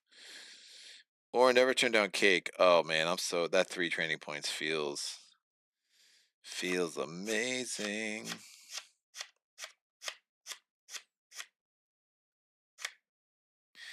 If I don't add the 6 points, it's literally 3 5s and a 1. Let's do it. All right. All right, we're being greedy because I could get 2 trove loot, but instead of getting trove loot, I can get training points, which I think I want. So we're going for shiny objects, which is probably a bad idea. So it's 16 plus 6, so a 20er and 2 1s. 20er is a thing. Ooh, shiny! Whoo! Please don't kill me. There's a thing. I'm trying to think of the rules of when something comes in. When this ready enters, add this many to the top. So it does get added to the top. Okay, so moment of truth. 20 is the Dragon Elder does not bring in new things. Weaken 2 and flight, but no dive. That means we can only attack it every other turn. It's only rolling 3. This for a 20-pointer, we could have done a lot freaking worse. So 8 health. Remember, I cannot assassinate him. And he attacks both of us. What a jerk. Cobalt Tracker. He's in lane 2. He's ranged. And recover, careless. Recover 1. Careless is a bones effect. As it usually is. 3 health in melee. Alright. Stanza. Do this. It's a 5er. We're in round 1. This is a 6er in lane 2. And this is a 2er in lane 3. Rolling for any. A 3 and a 5. That's good. Could have been a lot worse.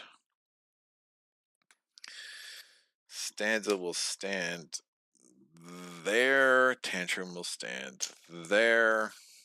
It's about to get seriously weakened, but I think we're good. All right, the Cobalt Tracker attacks the one of the weakest. This comes out here. We're rolling our Lutar die. I rolled a 2 again. That becomes a 3. That's just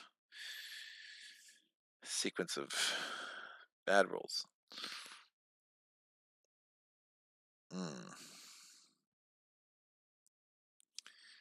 How am I going to kill the Cobalt Tracker?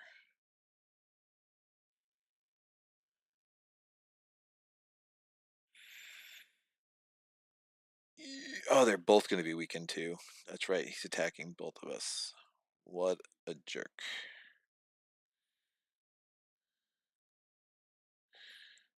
Try to cripple him. All right. Wolf. Oh, I can axe collector.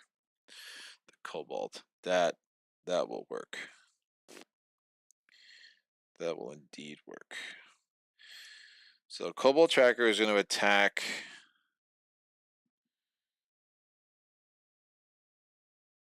Tantrum with 1 die because a compound, 1 damage.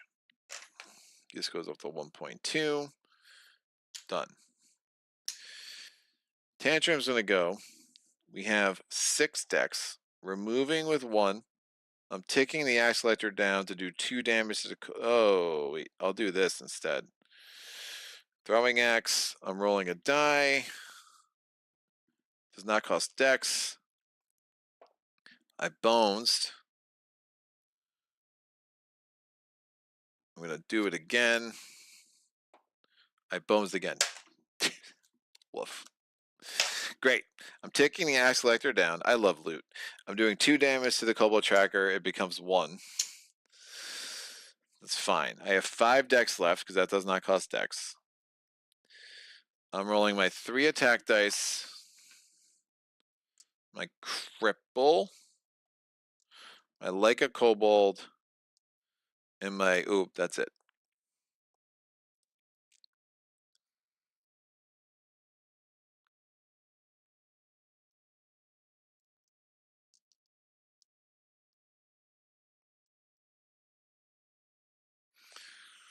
Now, I'm rolling these 3.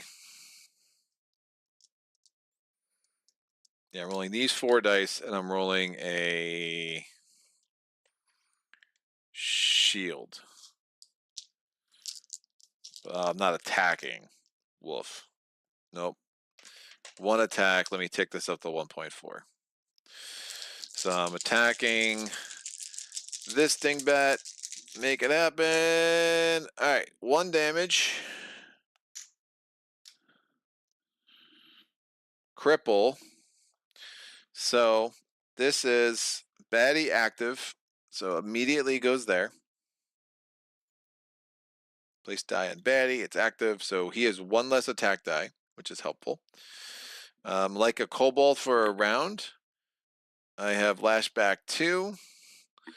And I have like a worm for an attack of my choosing. Great. He's going to attack the 2 weakest. Tantrum's the weakest, so he's attacking Tantrum first. He's rolling his 2 defense dice. He'll only roll those once. He's rolling 2 attack dice instead of 3 because he's crippled. He's also going to be in flight after this. And we're both going to be weakened 2. Weakened 2. Weakened 2. All right. Here you go. 4 dice against Tantrum. He bones on that. He has 1 shield only. He does 2 damage to Tantrum. It becomes 1 because of like a kobold. Since I lose a health though, I do go up on that. So I'm at 1.6. And I'm going to use like a worm to get a poison 1 on him.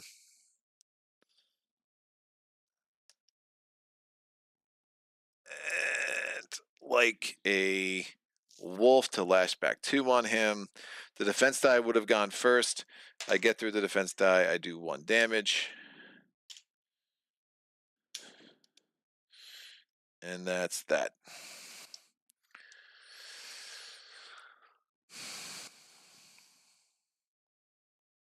All right, now he's rolling 2 attack dice against Stanza. It's 2 damage to Stanza, and she's weakened 2. And he's in fight, so it can't be targeted. Stanza's turn. She only has 4 decks. She's going to start this song to get 1 buff HP, so she has 3 decks left. Going to move 2 decks left.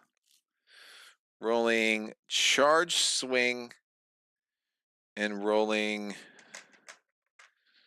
1 defense die. Nope, let's make sure we get this damage done. 1 attack die. against the Cobalt Tracker. All right, so 2 damage gets through, and then we charge swing, so 1 damage to him, even though he can't be targeted. It's in flight. He's not being targeted. It's just an adjacent. It's adjacent to the target, and the Cobalt Tracker is dead. So Tracker's out. Don't have to worry about compound anymore. These are done. And that's good. And then finally we have the Tipsy Troll. Recover 1. He doesn't have to recover anything. He's rolling an attack die against Tantrum. 1 damage. Tantrum goes up to 1.8. Because he lost the health. This makes sense because he got attacked by 3 dudes. Stanza is no longer weakened. We go to round 2. Beginning of Tantrum's turn, he's exhausting his rage die, which means I can't even try the 2.0, but there's no point, obviously. We're killing him. Body count gets, again, we've been on max for a while, just saving it for a rainy day at this point. So now all we have, finally, is this guy who's in flight, which means we can't target him, which is super interesting. Like a Kobold also goes away.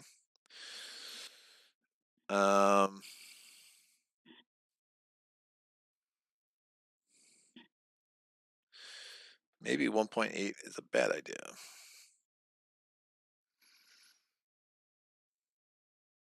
I have 4 decks. I have 4 decks. All right, let me not 1.8. Let me not 1.8. There's no real point to this.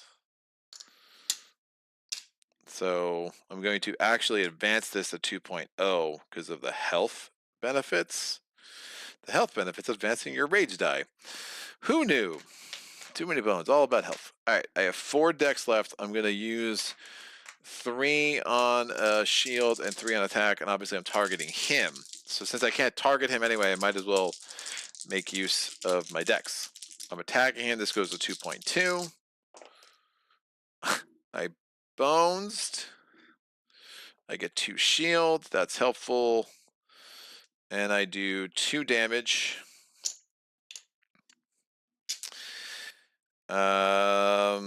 And that, so I have 3 health. I have 2 shield. I'm about to get attacked with 3 dice.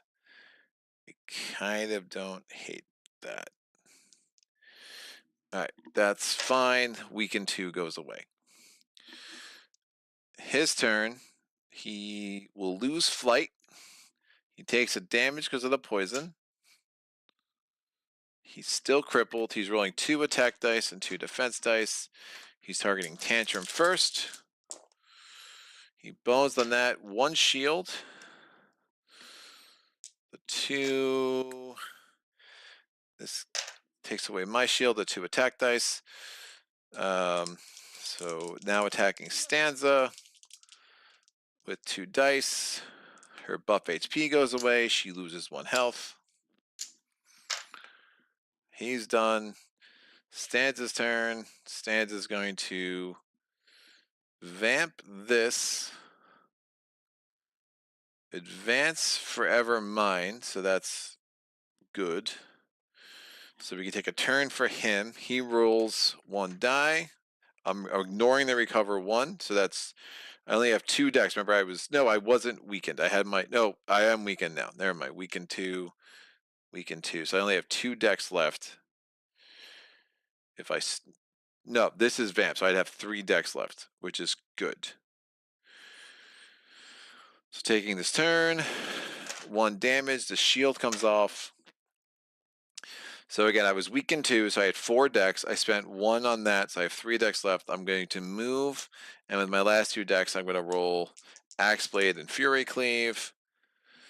So 2 damage, and a poison 1 die.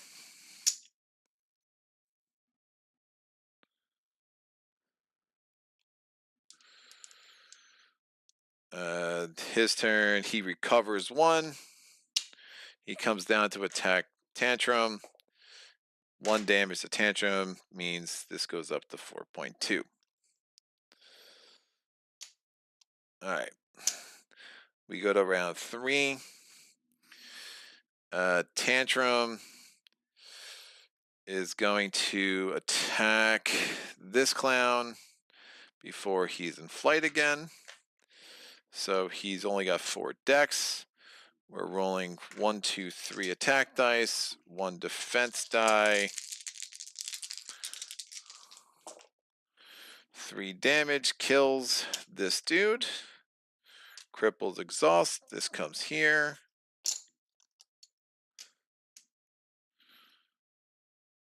$20 pointer, out, done, done. Since I attacked, this goes to 2.6. I'm going to exhaust this die, get the rage 1.0 die, and that lets me heal 3 as that effect. No longer weakened. Stanza is going to move to, she has her full allotment of dex because, again, she had a turn after she was weakened last. So she's going to roll 2 attack dice, 2 defense dice against the Tipsy Troll. 2 damage, Tipsy Troll is dead. It recovered 1 to get to 2, and now that was just enough to kill it. Fantastic. 2 shield, and we're good. So these go here. Hopefully I didn't miss any thick skins. This goes 14, 15, 13, back, Lutar, 10, and 7. I'm not taking any loot. I'm taking 3. I'm not taking any trove loot. I'm using this ability here from the loot monger to take 3 training points. Because I would get 2 trove loot. I'm just going to take a training point extra each. Or maybe I don't know, these trove loots are just bad, dude. I'm just not rolling enough bones to trigger them. Not with these characters. They're just not very defense-oriented characters. Again, you get most of your bones from defense. We are going to take strengthen. I'm using the training point there. And that gets me 1, 2, 3, 4, 7. 1, 2, 3, 4, 5. Wait, 1, 2, 7. 1, 2, 3, 4, 5, 6. So 7th die will be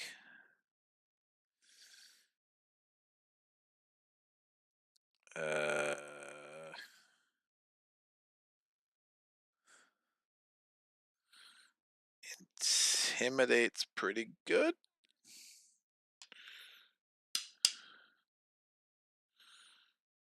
Way of the Wild can be pretty sick too. Way of the Wild.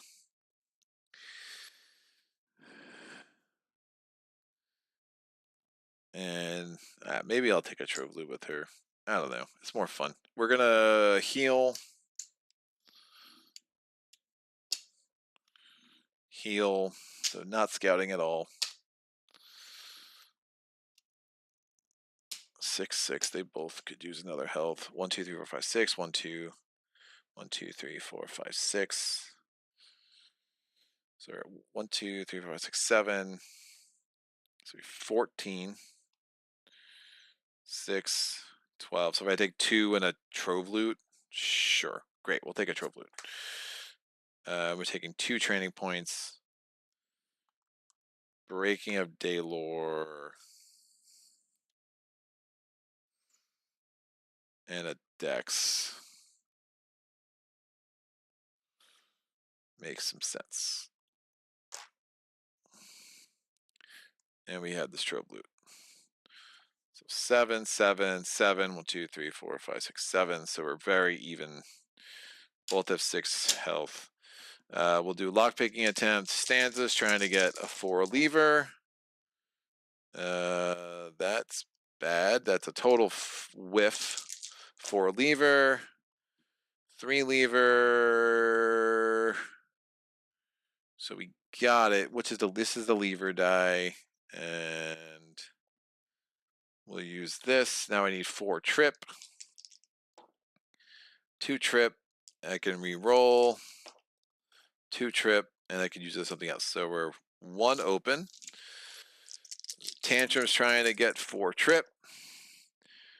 2 trip, and a re-roll. We'll re-roll this die. Is there any trip on there? There is. I get to re-roll, re-rolling this. Did not get it, so his second attempt, is his first attempt of the day, failed. Alright, trip. And I could use this as trip. So those are done. And now we need 4 force. And did not get it. So this is 2 of the 3 opened. We will get that opened next turn. Alright, so everyone has 14 training points, and we've used this twice for each one to get 1 extra training point, which is super helpful. Done. Progress point, we're up to 8. We're going to day 9.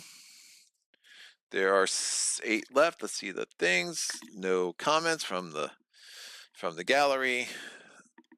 I'm going to roll this D8 because there's only 8 cards left. Booyah, it's a 2. Again, still no tyrant encounters. Amazing. Here we go. A chance encounter. Remember, the first 5-pointer is going to be Nightshade again. You know, oh, don't tell me. Okay, good. Ugh, wolf. A chance encounter. You know you are travel weary when the sounds of the wilderness zoo of the wilderness zoo, sundry war cries, or even companion babble eventually turn into indiscernible noise. So you can imagine our surprise when, after a day of traveling with danger at every bend, we hear actual music notes filling the air, calling us from a clearing just ahead. After checking ourselves for signs of delirium and finding ourselves sane, our party picks up the pace, the enticement of a hearty meal and friendly trade being too much to ignore. Thankfully, unlike a few previous bad experiences, the notes do not disappoint, as we find ourselves amongst a group of traders who offer us both friendship and a challenge. We are not playing Dangerous Darts because, dear God, it's horrendous. Lockpick challenge. You open it, you keep it. Cycle through the Trove loot deck until you spot a chest with at least 1 loot difficulty of a 5. Great. Each gearlock gets to perform a lockpick attempt. Locks open by 1 gearlock stay open for the next. Party must unlock Trove loot to successfully complete this encounter. This is horrendous. What a horrendous thing. I don't want the Trove loot.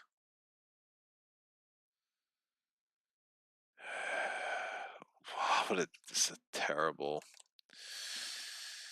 All right, so this is the first lockpick attempt of the day. We're not getting any training points, which makes me upset. So I need a 1 lever. There's a 2 lever. I need a 1 trip. You can only open up 1 thing at a time. Or 2 trip. Ah! Yeah, I'm not.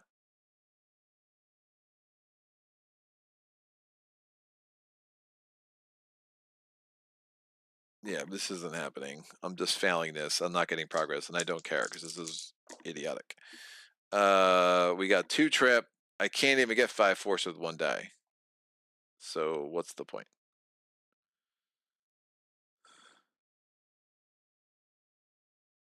Oh, I would have rolled this too. Right, I got the 2 trip, and I can get 5 force with 2 dice. Hey, 3 force, 4 force, 5 force. Great, we succeed. So since we succeeded, we get this Trove loot. It's a minor patch kit, backup plan, hero gear for 1 hit point, quickly heal up those missing limbs and other minor injuries, sets patch kit, and then we both get 1 regular loot. We get a progress point, woof, and loot. Mixed berries, heal yourself for 3 hit points in battle or 5 out. Plump, juicy, nourishing, laxative, and praying iron. Add 2 to your an action die result during your lockpick attempt. Dear God. All right, end of the day. We're both gonna scout, which means we can ignore whatever the heck that thing was. We're both gonna scout. It's a 5-pointer. Mischief 2 and signal. No, thank you. Mischief is brutal. Scouting has been very helpful. That's a 3, 1-pointer. Secrete. Ooh. And poison 1. Secrete's nasty. Secrete, when attacked, place a poison effect on that unit, even if defeated. So when you attack it, you get a poison. And then when it attacks you, it gives you a poison. Hey, yeah. From a 1-pointer, that's pretty brutal, but it could come in handy with Stanza, so I'll keep it around.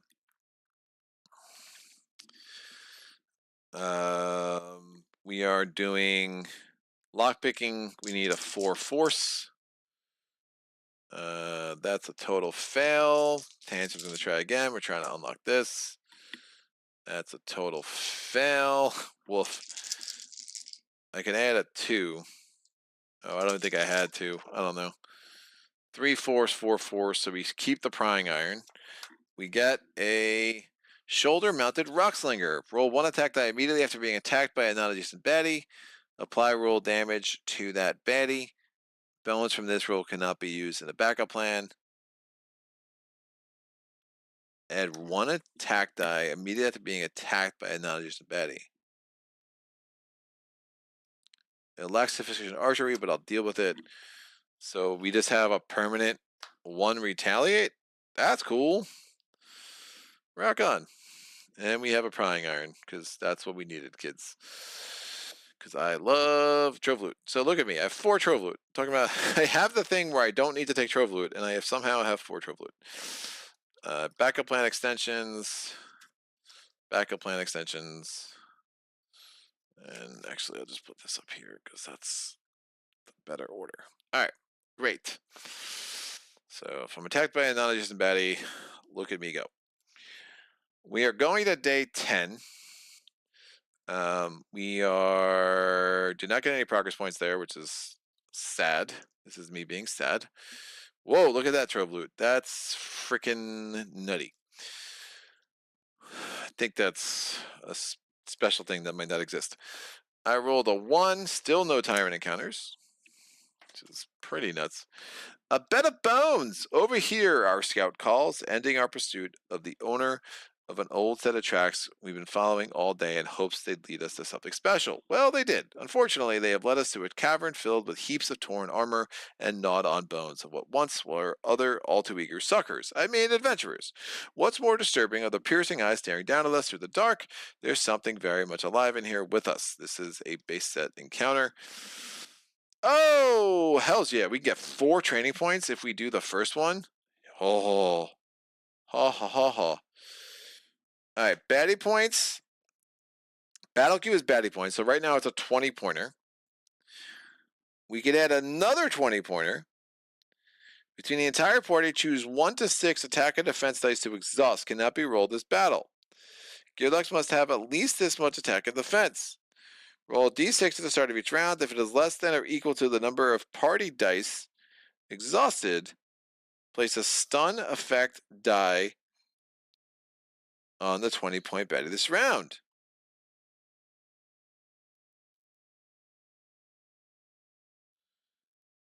Wow.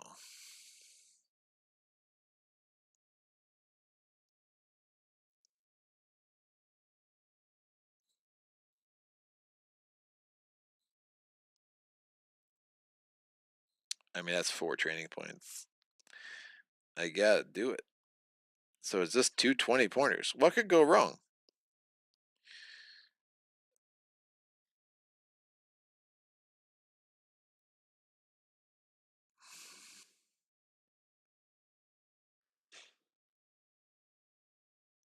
Can I see? I don't think I can even see the baddies before I decide this.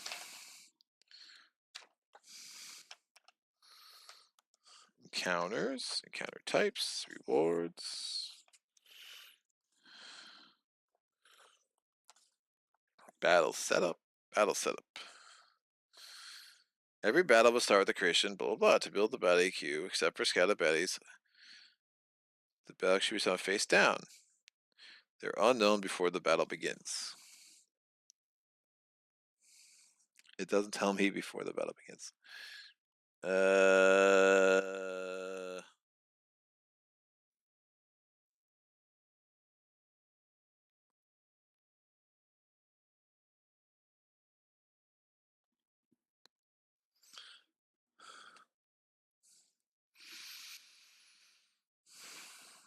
Can exhaust 1 attack,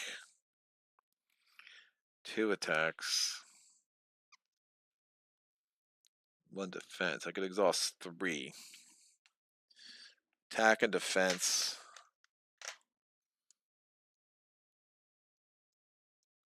And an attack. If it's less than half the time, the thing will be stunned.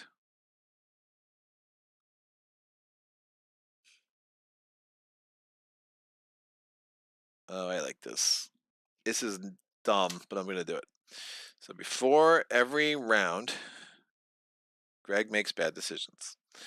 Before every round, we're doing a D6. I've stunned 3.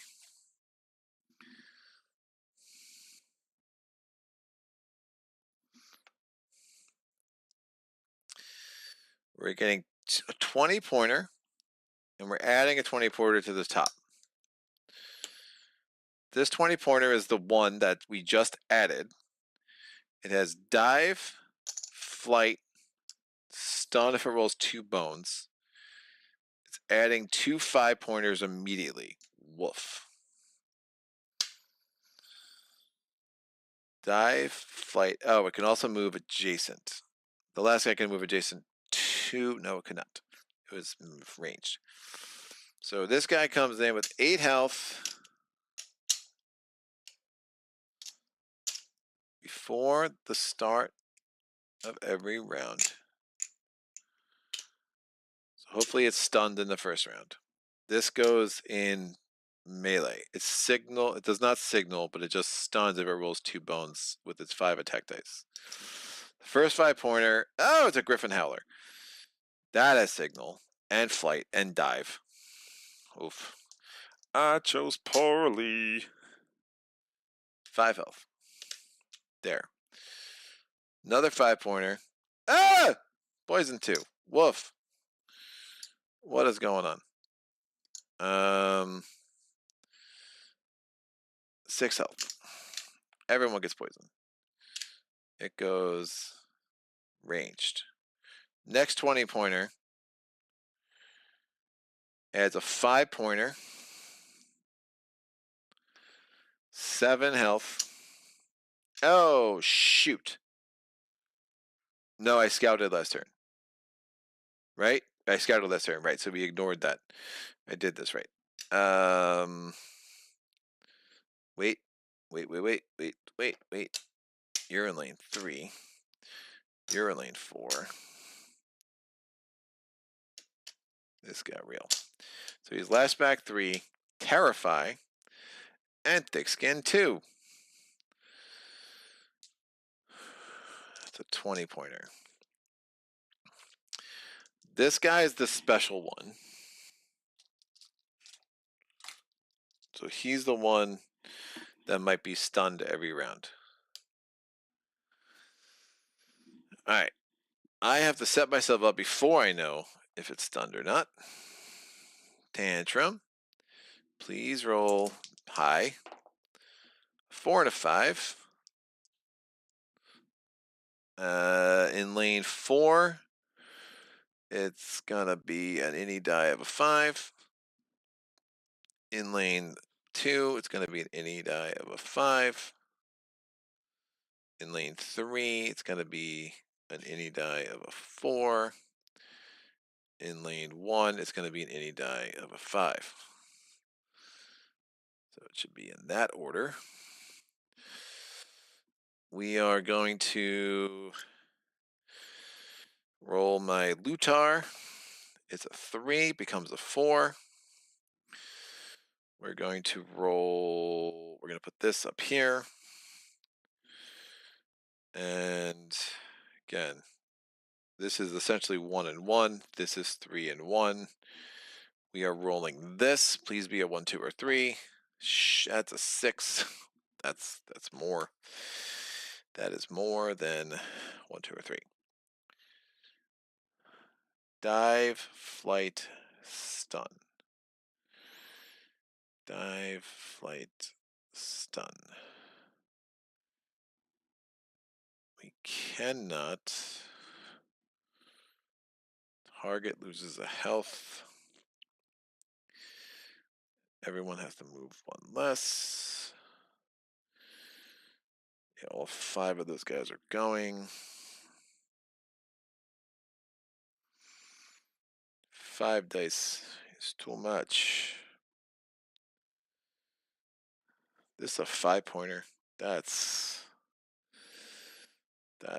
a mess. Way of the Wild, I could disable it. I think I need to. So we go there. Try to disable that guy. Way of the Wild on any adjacent. Oh, that's nuts. Stanza.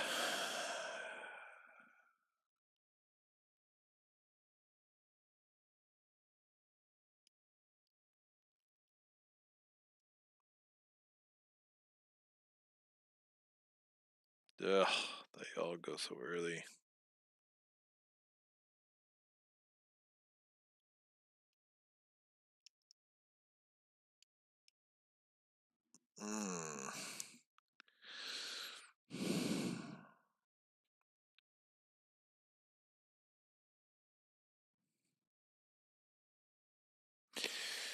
Yeah, I need to hit this cobalt thing hard or I'm screwed.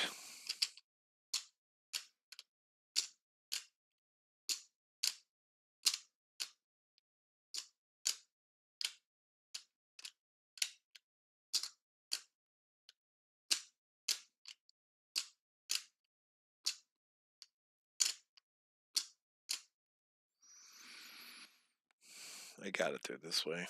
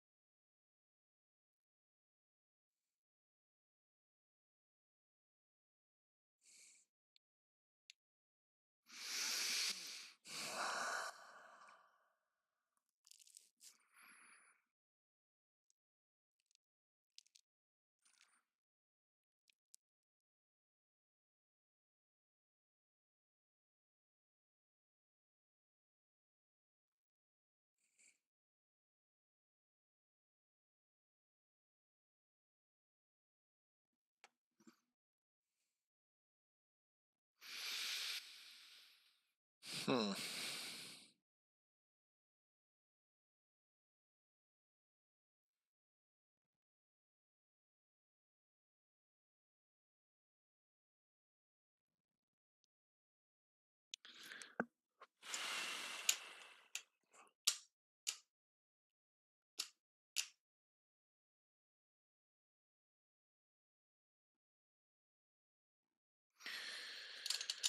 Yeah, I got a chance of killing him. What's an attack though? Being attacked by I mean, does just getting poisoned count as an attack? This is where too many bones. Chip theory game rulebooks would drive you batty. What's an attack? Attack stats, attack dice, attack. Attack is the act of rolling attack dice. So this won't work against the bog, whatever, which is super annoying.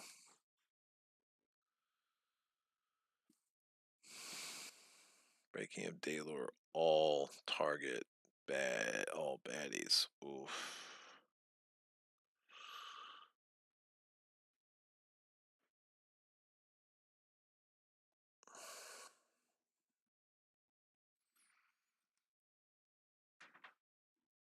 Yeah, this is gonna be nuts. 2 20-pointers, 3 5-pointers.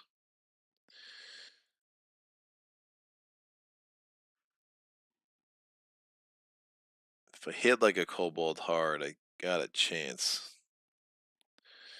I got body count.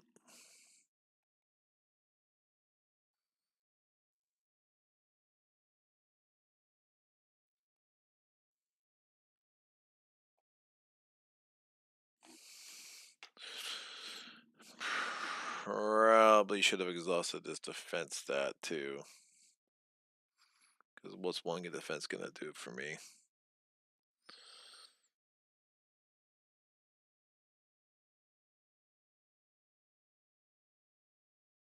I should have done is exhausted the defense instead of the attack. That makes a lot more sense. That makes a lot more sense. Because I want the 4 attack. For sure. Not really chasing bones. Alright. Can I think if we just eliminate but then this guy's coming up. I still think if I eliminate one of these dudes.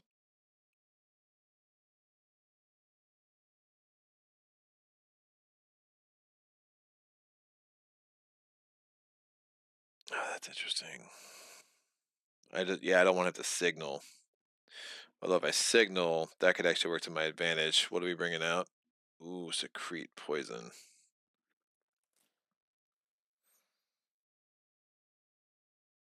But that's going to come in way late.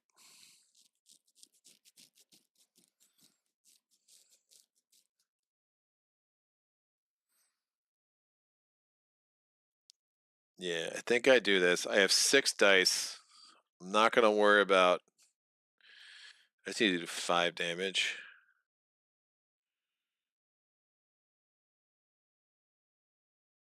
I can use Axe Selector to 2 damage. 4 health left. I'm going to roll 4 dice. Like a kobold.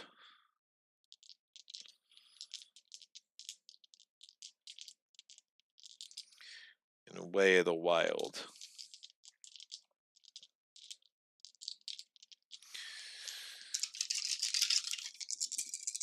Come on, 5 damage.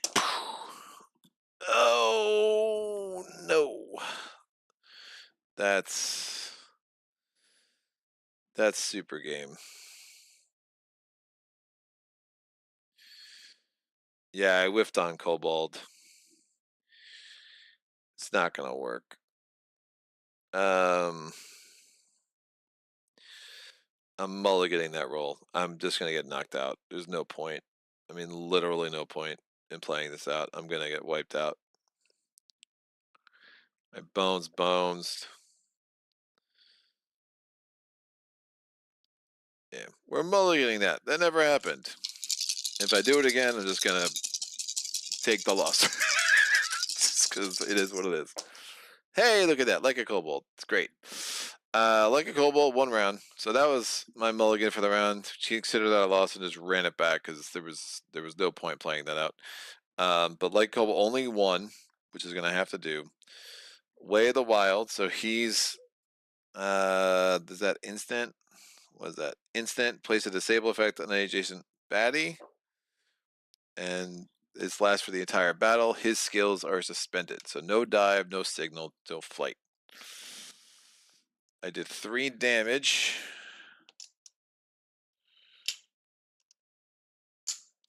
And I got a bones.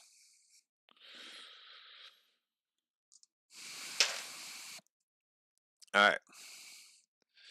He comes in. He's attacking the... Oh, and I attack, so I go +1. He attacks the strongest. He's rolling 5 dice. He's going to be in flight after this. That's a problem.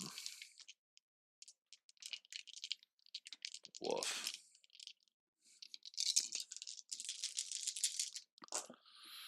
He would have done 5 damage. He only rolled 1 bones. 5 damage because 1 damage because I'm like a kobold. This goes up to 1.4. This guy, all his skills are suspended. He's rolling 3 attack dice. He would have done 5 damage. 5 damage becomes 1 damage because I'm like a kobold. This takes up to 1.6. And finally, he comes down here. He rolls 4 dice. Thick skin 2, terrify, lashback 3. 3 damage, 3 damage because 1 damage. I go to 1.8.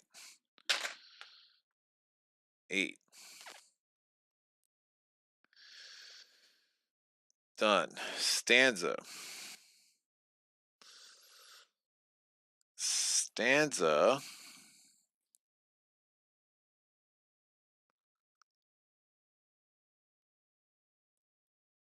is going to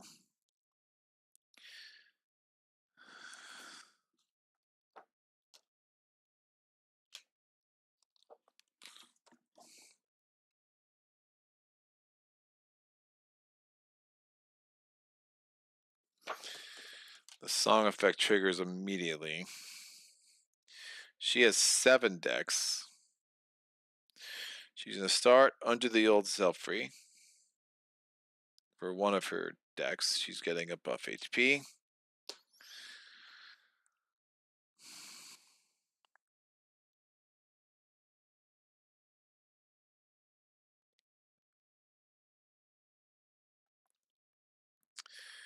She's going to start the river. Nope. Forever Mine. That's 2 of her 4 focus. She has 5 decks left.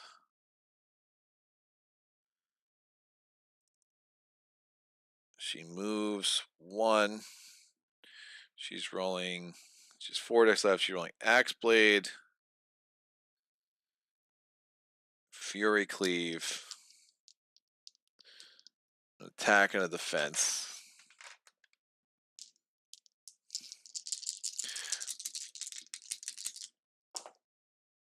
We bonesed. We did 2 damage and apply a poison 2 effect.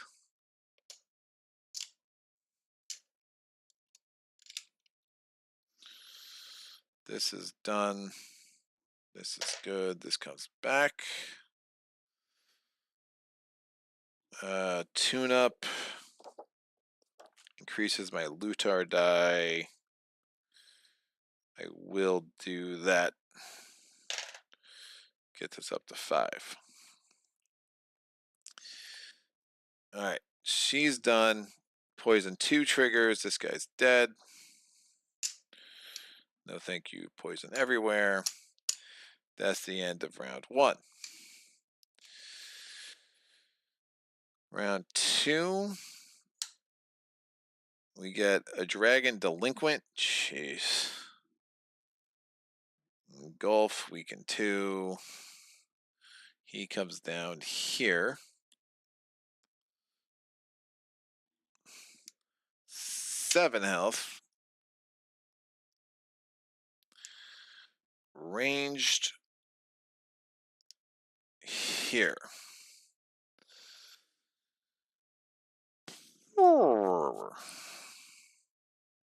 Tantrum's turn.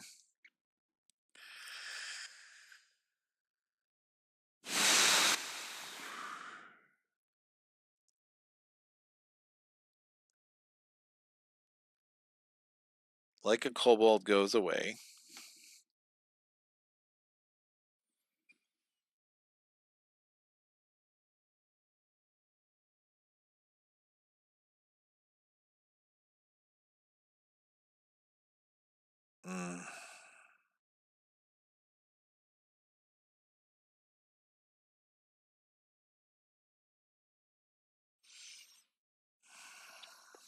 use the mixed berries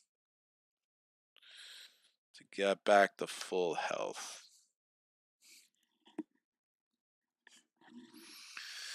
All right, we upgrade this to the 2.0 die.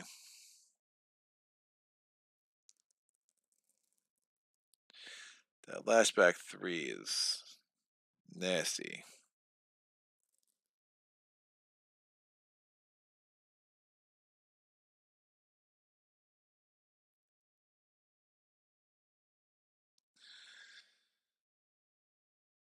I can use this backup plan extension to get 1 health. This technically needs to be an after art roll. I'm going to... I have 6 decks. I'm moving 1, 2.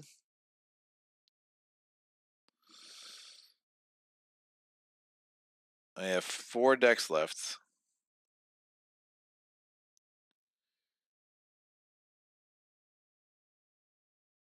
I have no defense die. I just have an attack die. Oh, beginning of this round,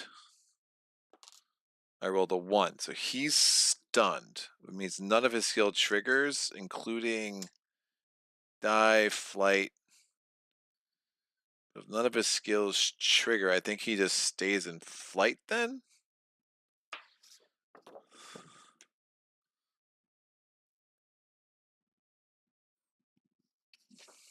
Alright, hold on 1 sec. Stun. Target loses. Negative effects still apply. Okay.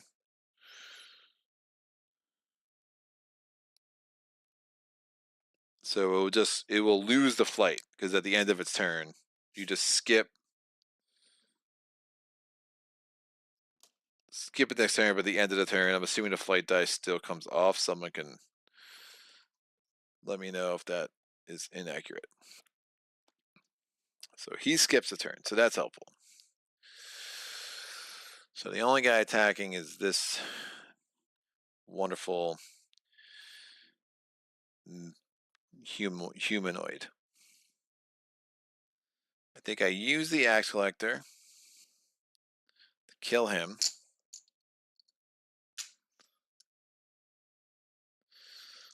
Process of simplifying what's happening here. And out. He's attacking me with 4 dice. Oh, so if he's stunned, I don't have to worry about move. Oh, but I have to. Otherwise, I'd still be adjacent to that dude. I do have to move too. All right, I have 4 decks left. Oh, that thick skin 2 is absolutely gnarly.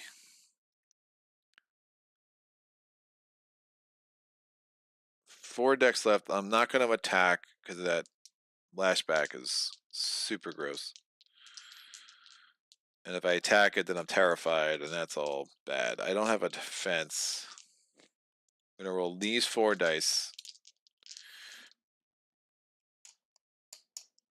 And you know what? There was no need to use that bones to heal. Instead, I will use the mixed berries to heal 3.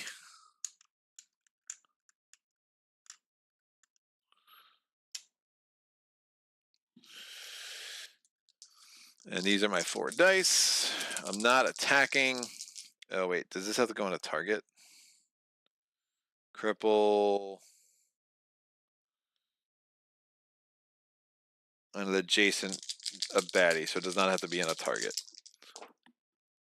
Alright, so we get Lashback 2, Poison 2, Bones on the Strengthen, I'll keep that there, and he has 1 less attack die. Alright, Stun effect comes off, end of the turn, Flight comes off. I don't know how you would read that differently. Otis, I've been waiting for a good 20-point fight. How's the campaign going? Says Brett. Hard to see what day we're on. We are on 10. So I'm pretty sure flight comes off. I can't see how it wouldn't. This guy's attacking me. He's rolling 3 dice instead of 4 because he's been crippled. And he is not rolling any defense. 3 damage. So I did an attack, so this doesn't go up, but now it goes up 3. Because I just lost 3 health. 3 health. We are going to do like a worm, so now you're poison 2. And I'm lashbacking. Lashback wouldn't trigger. At any turn, this unit loses hit points from damage by an opposing unit.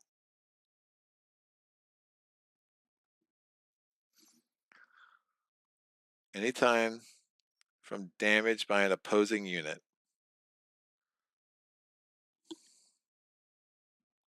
So lashback would trigger their lashback? That's not worth it.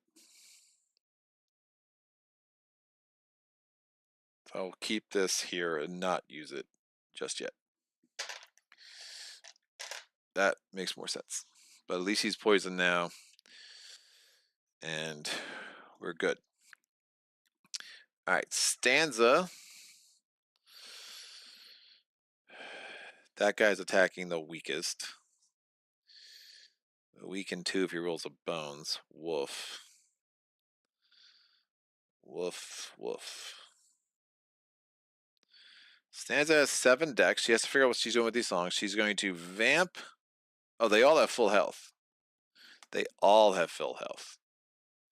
She's going to advance this. Everyone gets a health. I'm giving a health to Tantrum.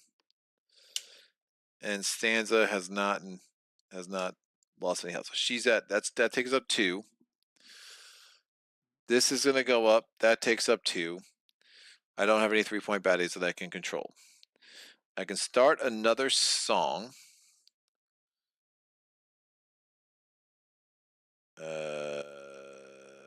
Engulf, we can. He's the only one that has. Yeah, this is my target for the turn. I'll start the Breaking of Daylore. That was 3 decks total. I have 4 decks left, and that's going to make him lose a health. And with my last 4 decks, I'm going to roll an attack.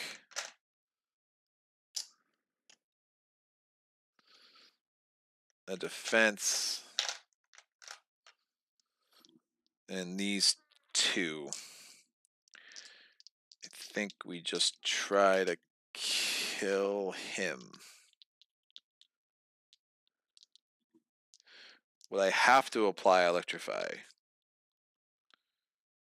That's interesting.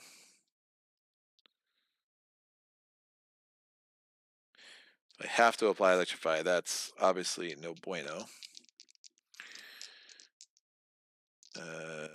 So I will not roll charge. I could decide not to take it. I might get some bones.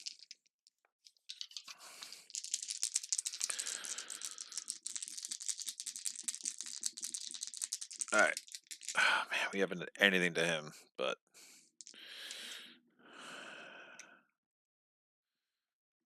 he's going to attack him and then engulf. 2. It's not terrible.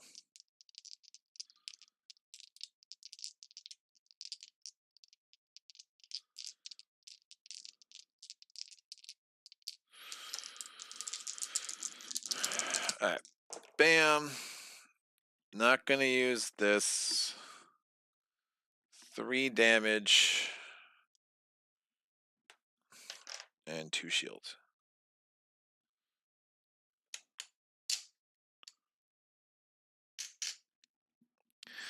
All right. He's rolling 2 and 2. He's attacking Tantrum. He did bones, so Tantrum is weakened 2. 1 damage to Tantrum, and then 1 damage to an adjacent baddie because of engulf, and 3 shield. So I really wish he just did more damage, but 1 damage means this goes to 2.8, so that could have been worse. We go to round 3. Is his turn being skipped? I rolled a 2. It is. He's stunned. Tantrum's going to go. Tantrum only has 4 decks. We're going to... Oh, shoot. I didn't realize that. I'd have to calm down. How much health does this guy have? He has 6. Woof.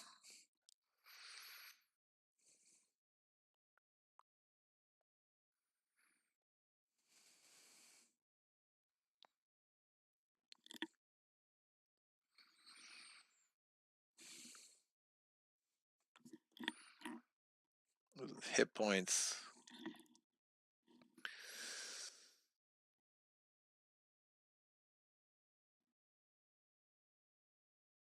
Yeah, I really wanted this to be at 2.6, as I could just gain 3 health. It's probably breaking down. I can get a health, take the 3 lashback, and then consume my body count, which is probably the play. So I have 4 decks. A thick skin 2 is nasty. So I'm going to roll 4 attack dice.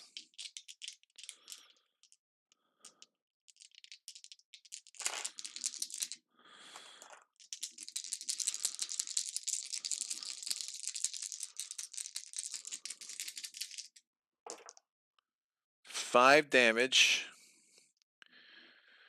All right, I'm going to use my backup plan first to heal 1 with this thing.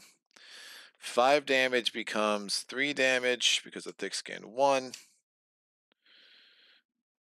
Thick skin 2, I mean. And then he lashed back 3. And then I'm going to use my body count to get back to full health. Weaken 2 goes away.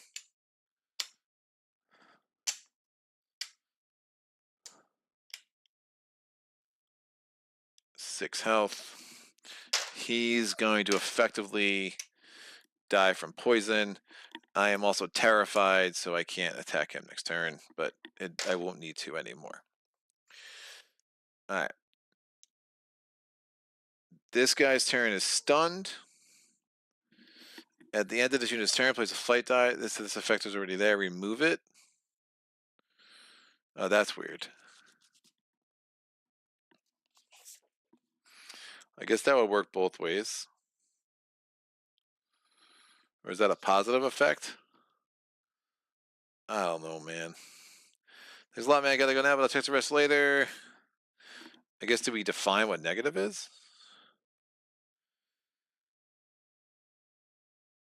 I would assume losing flight's negative and gaining flight would be positive, so that effect wouldn't apply. I think that would be the right interpretation. If it's stunned, it would make sense that it can't go into flight, and then it would no longer be flying. So I think thematically that's the right interpretation.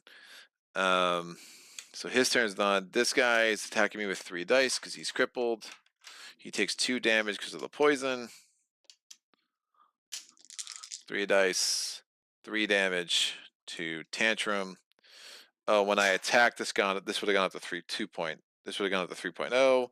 End of my turn, it breaks down to 2.0. Now I just lost 3 health, so I'm at 2.6. Great.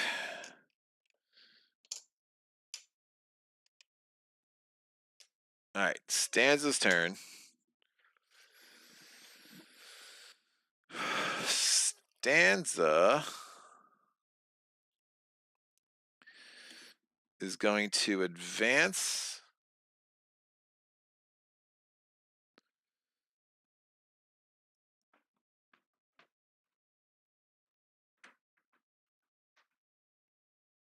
Ooh.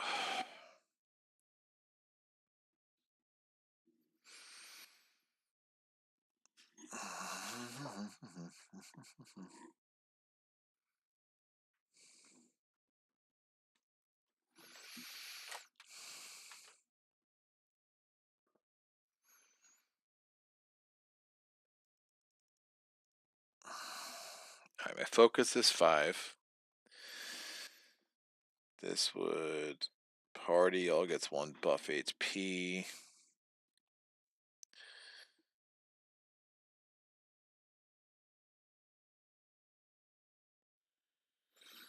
All right, I'm gonna vamp this long, so no dex. I'm going to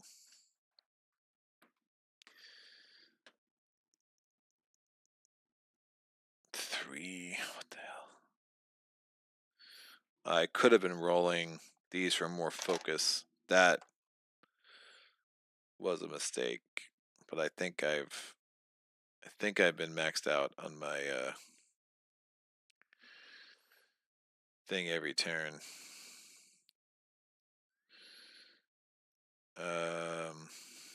I'm gonna vamp this. I'm gonna advance this. I'm taking a turn for a 5-point baddie. I'm gonna have this guy attack this guy, and hopefully he bounces. He does not. 2 damage.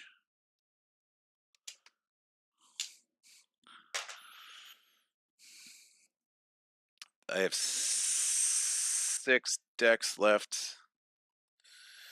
I'm gonna roll this die just to get more focus. This die, this die, this die. Oh, taking that shield off.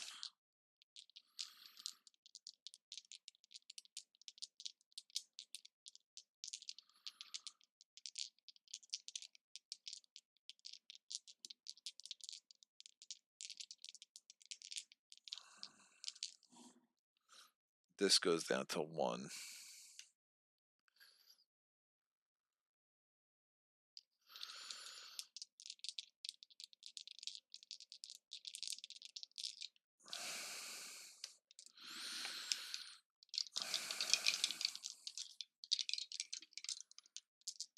He's rolling 2. That could definitely kill me. That'd be bad. All right. Attacking. Ooh. So we get 2 extra focus. So that's up to 7. So that's helpful. 2 damage of bones. 1 damage. Deal number of damage to an adjacent unit. Fine. I'll lose the buff HP. I think that's not optional. No, there's no point. I'll keep the buff HP. Dude. What's the point in attacking that guy? There is none. I'm going to come down here, and I would have not rolled the extra focus, because there's no point in that either, and I'm going to do the 3 damage. I'll lose the buff HP to get 3 more damage on him. He's just got too much shield, and this guy, that 5 attack is just going to be absolutely brutal at some point. Eventually we can kill him off with engulf. I mean, if Tantrum dies, Tantrum dies. All right. This guy's going to go. He's rolling 2 attack dice. Tantrum loses 2 health. That's going to make this break down again, which is really unfortunate. Because now that's at 3.0. I was trying to get that health. And that's the end of the round. Round 4. Tantrum. We're going to roll this. Not stunned. Tantrum's going to move. Oh, did I roll a bones? There was not a bone, so we're not weakened. We're moving 2. We have 4 decks left. I'm rolling 4 attack dice.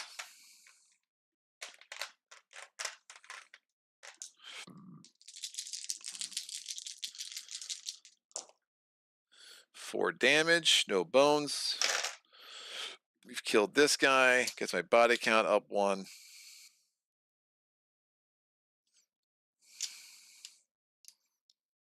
Just another 20-pointer out.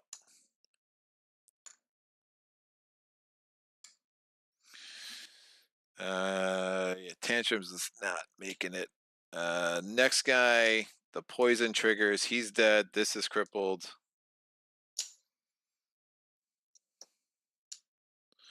Another 20-pointer out.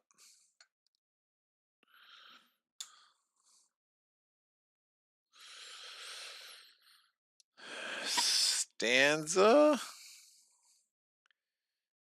did not use. She did use. She exhausted that die because it made sense. That die was used. All right, we're going to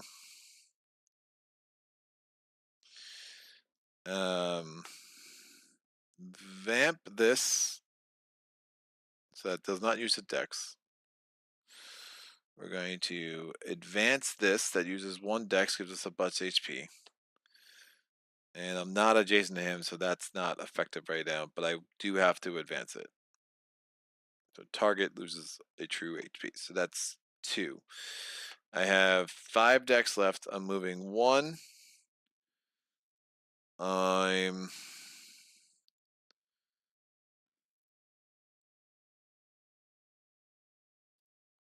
there's no point to that. Moving 1. I have 4 decks left. I'm rolling this. And that's all I can roll. 1 damage. Take this down to a 1. That's good. His turn. He's attacking Tantrum. He's rolling 2 dice. Tantrum is out. Terrify effect should have been gone a long time ago. Lashback never came up, because I think it would have triggered their lashback. I don't have to roll that d6 anymore. We go to round 5. Stanza is going to vamp this. She's going to advance this for 1 dex. She's going to advance this. All parties take 1 true damage. 1 and 2. Stanza's rolling this. Attack die. There's really no point. Don't think that makes sense. We're just going to roll it because we can. Bones. Fantastic. And then he attacks with 2 dice against Stanza, but he's going to engulf himself. 2 damage and a bone, so Stanza's got weakened 2. 2 damage to her. She loses the buff HP, and 1 damage. He loses both of his shield. All right, we go to fatigue rounds. 1 damage. 1 damage. Stanza's going to advance this. Her target loses 2 true damage. She's going to just roll 1 attack die. It bones, doesn't matter. Dude is dead. All right, we did it. That was insane and very fun. All right, so we get 6 health. We're getting. I'm not taking any more trove loot because I don't want it. Oh, it's funny. I could have actually moved away and actually made use of this mounted rock slinger too. Hadn't really thought about that. So, obviously Tantrum's healing, so we are going to have to worry about triggering Nightshade coming in. We're going to take 4 things, and since we did this, we're going to shuffle Hunting the Hunters into your encounter deck. Hunting the Hunters.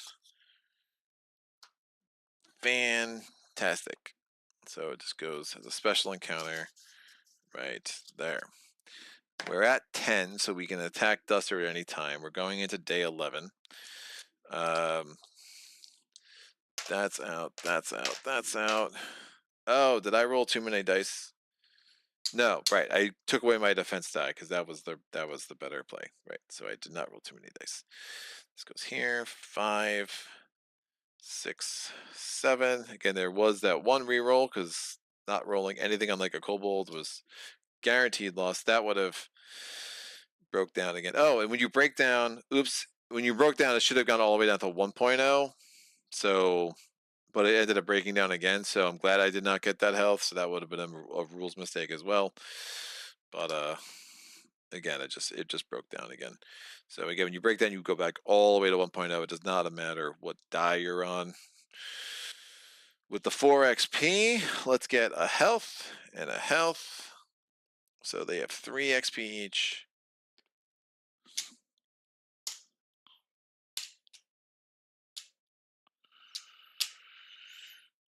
7 and 7. Way of the Ebon is silly. We're gonna get Intimidate. What? Dissonant? What is dissonant? Dissonance. Dissonant. Affected unit takes true damage if it gains. All section is active. Oh. Baddies. Baddies all.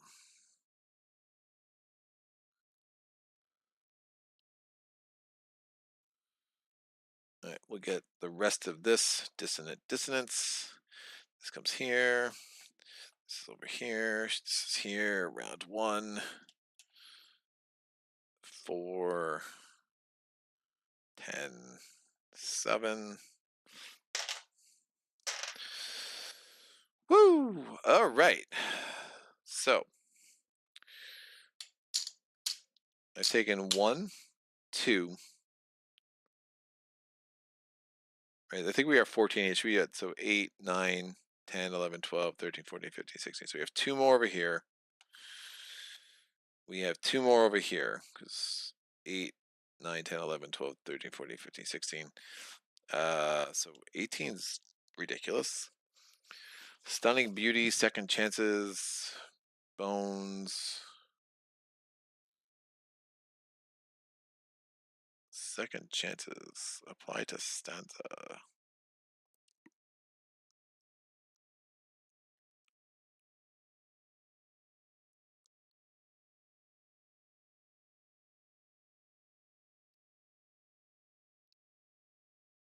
That's interesting. Let's get a bunch of.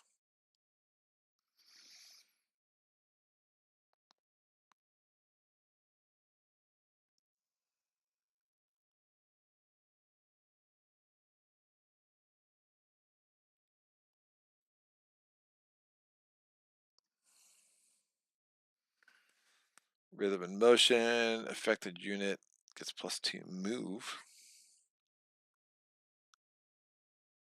Anytime. Ooh, that's freaking nice. Siege of Karen.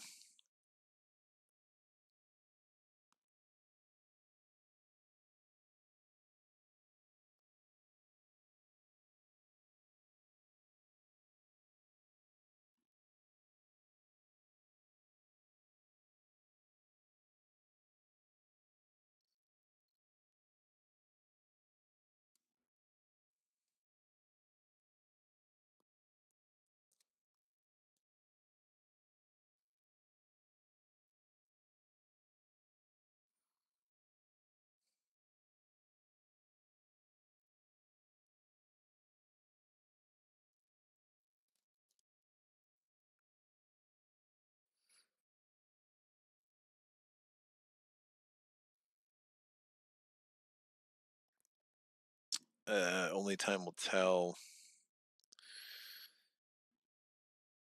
All right, we'll take the Siege of Karen. Why not? Siege of Karen is number 11. So 1, 2, 3, 4, 5, 6, 7, 8, 9. And we'll take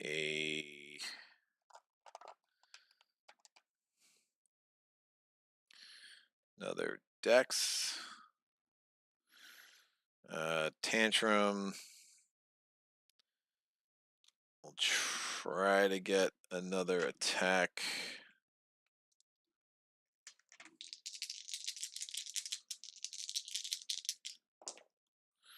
Did not.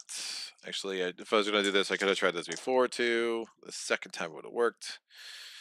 And then I'll take another skill.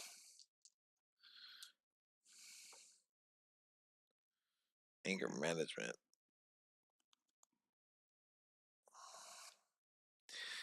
Anger management.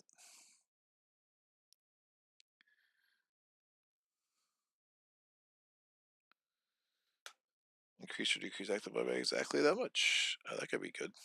It's instant. I will take the anger management die, because why not? Don't really want a nervate.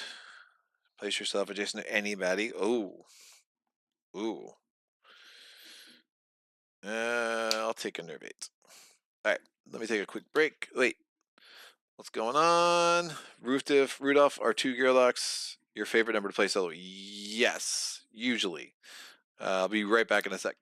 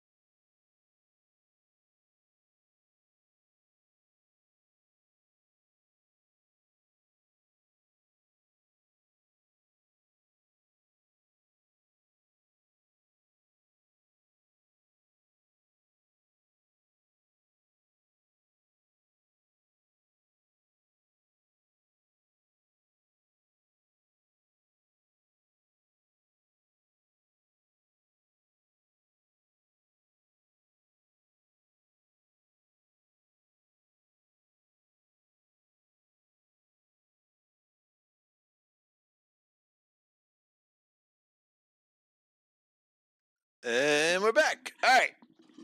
This is nuts. So no tyrant encounter so far has been nuts. That was 2 20-pointers was nuts. We got 7 of these suckers left. Let's see if we can do something crazy. Nope, no tyrant encounters again. We're going to day 11, so it's a 20-pointer and 2 1-pointers, which is an interesting setup. I definitely have. I don't think I've ever played this many 20-pointers. I could go after Duster. It's a tarp. It's a trap. Something doesn't look right, and we simply stop in our tracks. Upon closer inspection, I see why the leaves we are standing on don't match the color or shape of those above our heads. My warning comes too late, as someone is foolish enough to take another step. Someone is foolish enough to take another step. Click! The threat sounds, and everyone freezes again. No one move. A voice warns someone is standing on a trap, and it's ready to go off. Clearly, Captain Obvious is in our party. Find and disarm it already. So, baddies have surprised this battle. Chooses gear lock to perform a lockpick attempt on a 4-3-3-2. 4L3T. Ooh. And we have the prying iron. On a fail, you must choose the other choice, and baddies still have surprise. Alright, we're going to choose this one. So, 4L3T. 4L. Is that the right die? Sure. And now we just need 1T. Great, we did it. So we chose the first one. Baddie points. So we're going to get a loot each if you succeed, plus 2 more training points. I still have 1 more use of the prying iron, which I love. It's amazing. It's the greatest mechanic ever. Baddie points, so it's a 20 and 2 1s. 20-pointer is another. Oh, ferocious owl bear. That's fun. That adds a 5er. So we get a thing and 8 points worth of health. That's the crazy thing about the 20s, the way they just like throw in 5s just for for fun. Oh, Goblin Alarmist. Yikes. And a bunch of 1ers. Alright, bam. This is gonna go here. And we have this guy. He goes here. And we have Mischief. Oh, Goblin Bomber. He must go. Mischief is not our friend. Alright. We're going to roll our any dice. This comes up here. Rolling the loot die. The lootar die, that becomes a 4 because I rolled a 3. We are at an 8+1. So 4 and a 3 is not the roll of dreams. Lane 1, this is a 6. Of course he's a 6. Why wouldn't he be a 6? Lane 4 is a 5. Oh, that's horrendous. He's attacking both of us. Oh, that's so much for my rage mechanic this round. Lane 3 is a 3. Lane, that's brutal, man. Woof. Lane, what's left? There's 1 more lane, kids. Lane 2 is a 6. Lane 1 is a 6. Lane 2 is a 6. And Inspire 2. Ugh. You've got to be kidding me. Terrify, Thick Skin 2. Ah, shit. I think I forgot this dude's Thick Skin with the engulf stuff.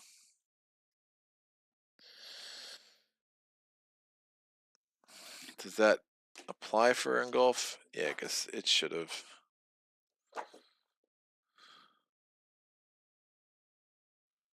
Ignore the first damage unit, but does not actually true damage. I know I didn't forget about it when I attacked. I think I ignored it with the engulf, but that wouldn't have been. I also had poison on it.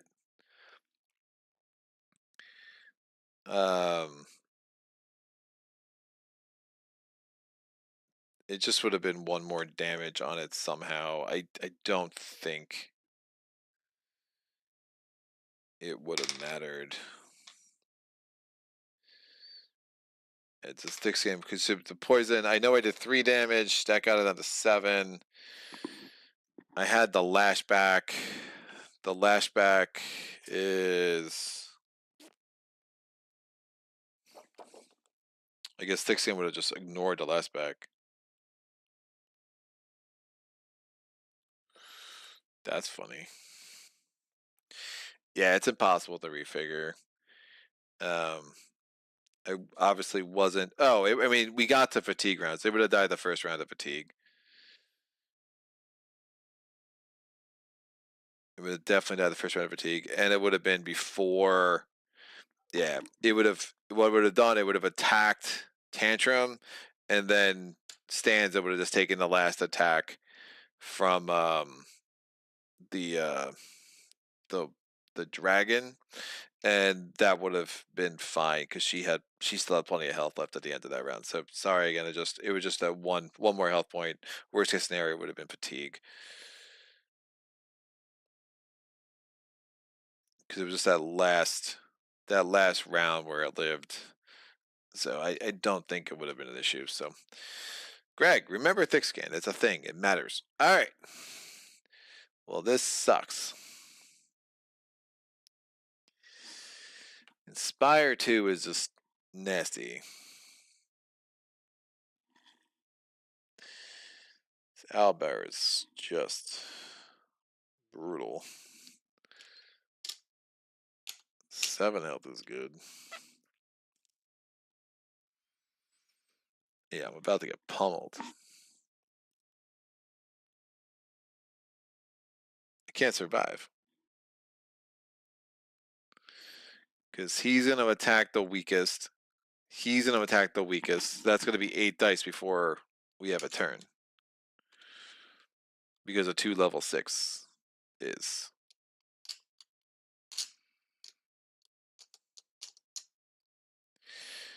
I'm not even playing this out. Because we're just going to get pummeled. Get another quirk.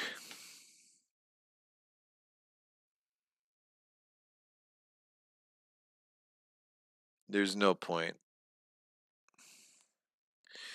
He attacks, he inspires.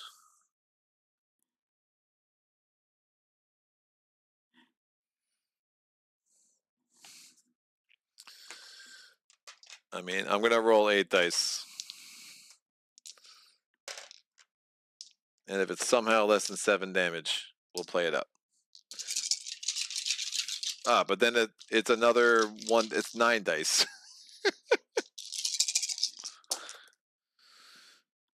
2, 3, 4, 5, 6, 7, 8.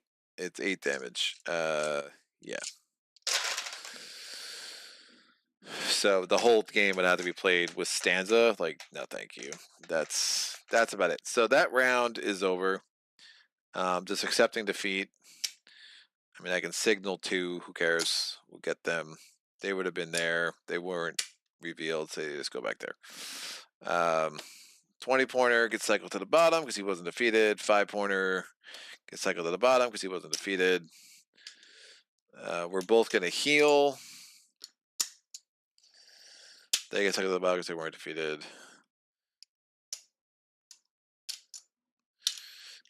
Any matters. So yeah, 2 6s back to back with the owlbear giving an inspire and 2 more dice is insane. That just not a thing. So we go to day 12. Just not interested in messing with that. Man, not a single tyrant encounter. That's kind of a bummer. That's kind of a bummer. Day 12, a prickly encounter. It's always a good day when you encounter a goblin scout, one that's already rotting in the earth. That is the same with a ferocious direwolf. However, when you stumble upon a goblin corpse in the jaws of a direwolf, which is also dead, that could be a problem. Oh, dog bile, someone says, shaking their head. And no wonder, there are still 3 stuck in the wolf's neck, and the pelt is still warm. Relieving the scout of his satchel gives us a clue as to why the violence happened here, for it reveals a crude map that marks a nearby thorny thicket, a hidden way inside that's no longer so hidden, and the location of a golden chest. Clearly, we are not the first sojourners here. It's a treasure map. This isn't even a decision. Add a 20-point batter on top. So fire to the thicket. I already have Hunter the Hunters. But yeah, I didn't get that either. Baddie points. Add a 20-point baddie to the top of the battle queue at the end of every round. All baddies on the battle mat take 2 true damage because of fire. So baddie points, we're on day 12. It's going to be a 20-point baddie and 2 4-pointers. We're adding this thing either way. Do I really want 4 more training points? No. So all baddies on the battle mat will take 2 true damage at the end of every round. Great. Damage at the end of every round. So we're going to get a 20-pointer.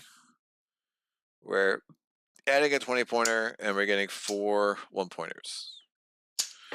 20-pointer comes out. Hardy, bleed, compound, adds a 5-pointer immediately. So lane 1, 7 points. He's melee. Bleed, he has a bleed effect, compound. So we definitely want to kill him pretty quick. He can move horizontally. He attacks as many Gearlocks as he can in adjacent and adjacent spaces, and it has a 5. Bleed's pretty nasty. This guy comes into lane 2, 5 health. And thick skin, taunt. It's true damage. Yes. From the fire. Alright, great. 20-pointer. Does not add a 5-pointer. That's nice. Corrosive and poison. Wolf. And attacks everybody with 1 attack die. He's a bog worm. He's pretty gnarly. He's got 9 health. There, and now some 1-pointers. Engulf! It's a dragon hatchling. Oh, how cute. Alright, number 6. 5. 2 on lane 2. 6 on lane 4.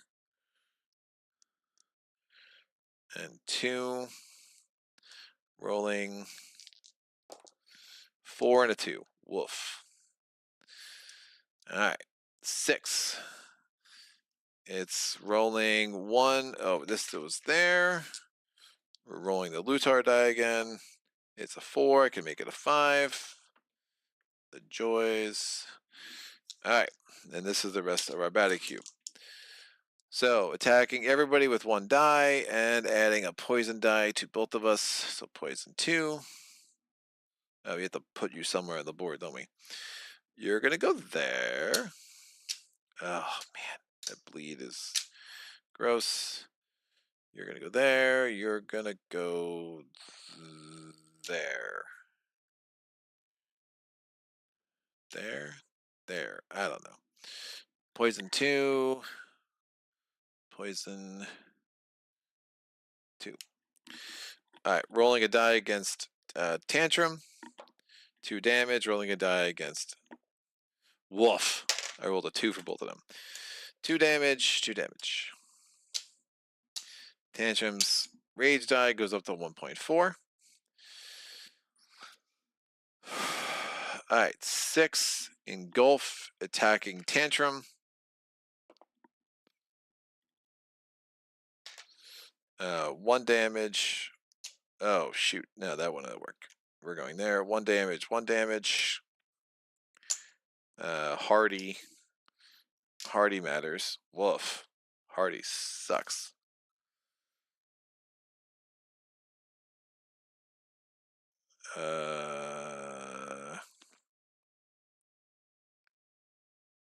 Wow.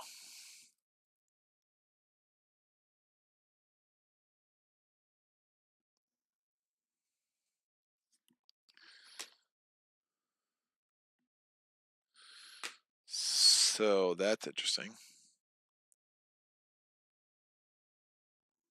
Tantrum's die goes to 1.6.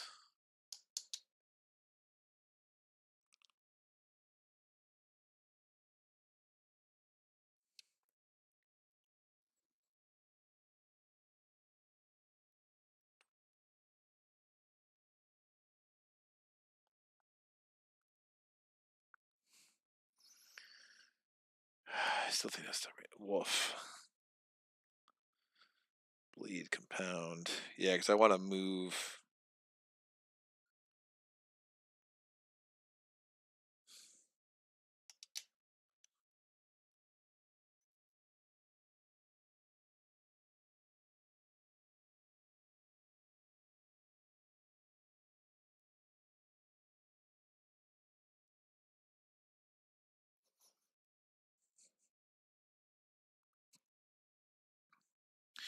All right, he's attacking. Compound, bleed. Oh, we're gonna be dead.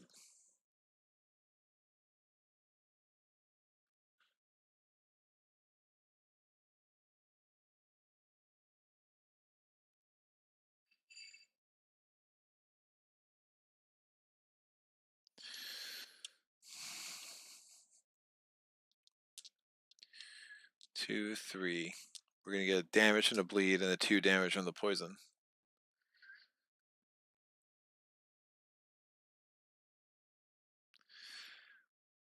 This is nuts.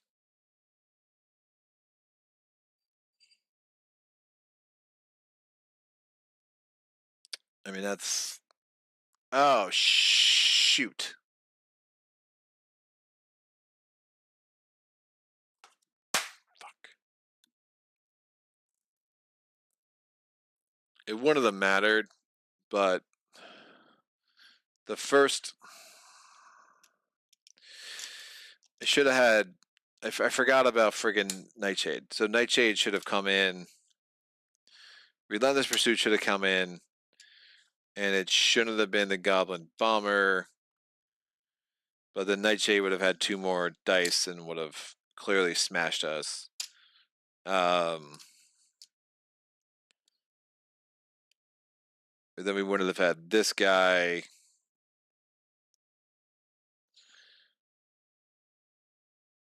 We both healed last time.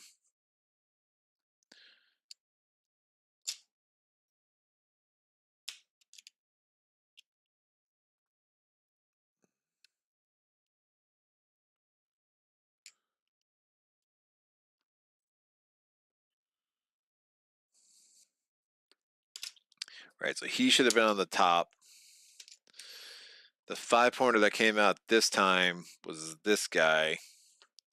He should have been here. And then Nightshade should be the first 5-pointer in now. We're in day 12, so Nightshade has 12 points of health.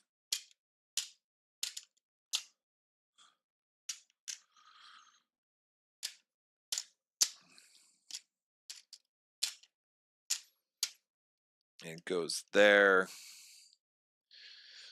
And yeah, it's easy to the 20 pointers. Sorry, I just forgot that. And then he's gonna roll his thing. Bleed. Wolf.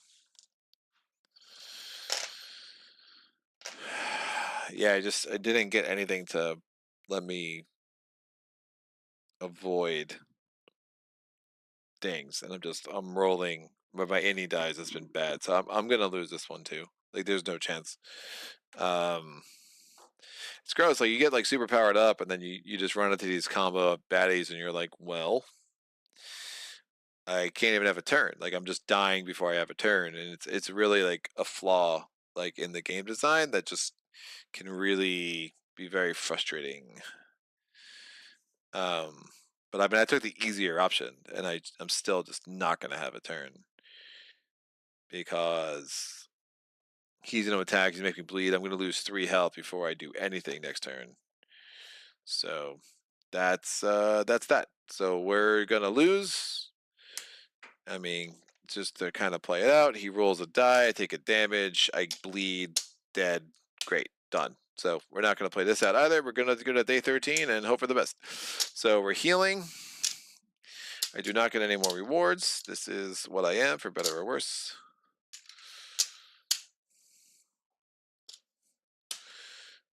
And it's a weird breakdown. I've never actually experienced this with this game to this level. I mean, normally I find you get to the end and it's like you have the power creep issue, but like I think because it's so long and we're dealing with these 20 pointers and like the any dice for Stanza and Tantrum can be pretty bad. Like we're just getting this string of high initiative baddies that is just making this like an absolute non-starter. But done. This comes down, so it's not worth playing that out. We get 2 health. So that is that. You were not killed. You're going to go there. And let's make the magic happen. So we're going to go to round 13. We're going against Duster. Let's make it happen. Duster. Baddie points. Party of 2, add a 5-point baddie to the bottom of the baddie cube. The fact that the Rage of Tyranny did the uber nerf of Party of 1 just doesn't have a baddie cube is another thing that I'm super curious about that from a game design standpoint. I don't see the point of having no baddie cube at all, but what do I know?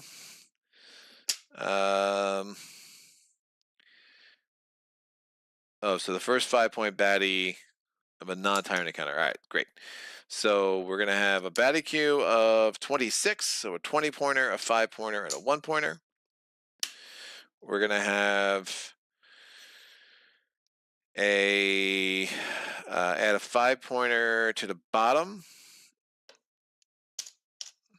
We're adding Duster to the top and Nightshade to the bottom. We know it's Nightshade, so act surprised.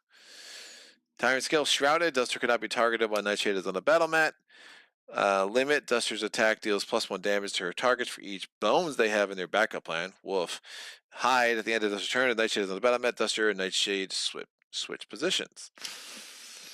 Alright, so Duster's coming out. Duster has 9 health.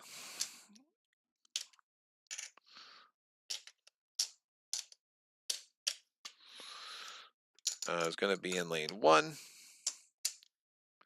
and has 6+ as her initiative. In lane 2, we have a 20-pointer. 20-pointer brings out a 5-pointer. It is the Golden Golem. That's super fun. 9 health. Melee here. He can move diagonal. We have the Dragon Igniter. Weaken 1 and engulf. 6 health.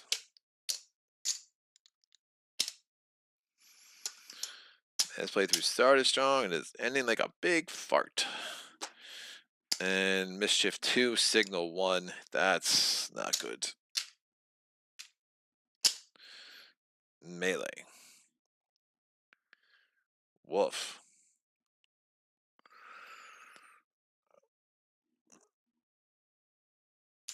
What the hell happened to the 5-pointers? Alright. Wild. So, 6. Lane 2 is a 5. Lane 3 is a 5. I mean, again, I'm gonna need to roll good on any, or it's not even a contest. It's not even a contest. Let's see what happens. 5-6, please. 4-4? That's... I can't win. We're done. That's horrendous. Any dice again. 4-4. Any dice again. 4-4. Any dice again. 4-4. Any dice again. Alright, I quit. I mean, I literally go the 4-3, 4-4, 4-4. I mean, like, how many times can I cheese it? I'm just gonna have to, like, hand select. I mean, I was rolling 5s all day with freaking Tantrum, man. Third of his die is 5s. 1/6 of Stanza die is 5s. Yeah, I mean, any just matters too much, man. I'm not surviving. I'm not surviving 3 dice plus her thing plus 5 dice from the golem. I can't get anything going. Like, the any is too much. With these 20 pointers, you just can't last. unless you're getting lucky. I mean, there are things that help you manipulate any. I did, of course. I got all these again. I got all these trove loots. This is my problem with trove loots, that they're just not that strong. Oh, I could have done the damage. They're just not that strong. Like there's nothing that's helping me control my any, and that's not 4-4. That's just not a way to play. 4-5. Try that. Great, 4-5. We'll play it up, but I don't think this is ending well. It's just 3 absolute ass kickings in a row.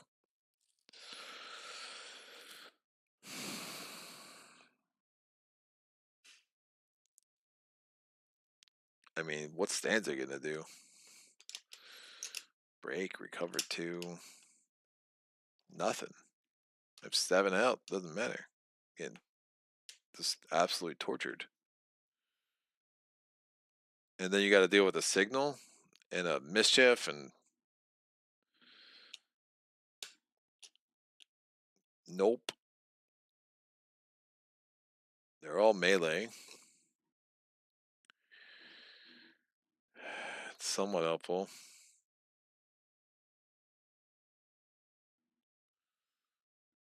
I have no axes. Yeah. I mean, it's like the game was the 20-pointer battle, and then after that, it's just been an absolute unbalanced mess. Absolutely unbalanced mess. I mean, I don't even think, can we get 9 damage on her before anything? I don't think so.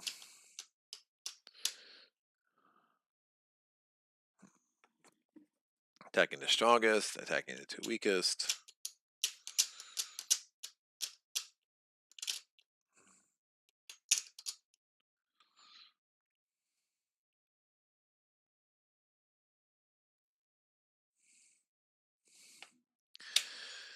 Alright, Duster's gonna roll this. We'll see what this does. Nightshade immediately attacks the strongest adjacent Gearlock. Nightshade's not on the mat. Then attack, then heal, number hit points equal to the thing. Yeah, there is no Nightshade. Before Duster attack, her target adds 1. Oh. Her attack deals +1 damage. Oh, that's interesting for each bones. Alright, rolling 3 dice and 2 defense. This 3 damage. This goes up to 1.6.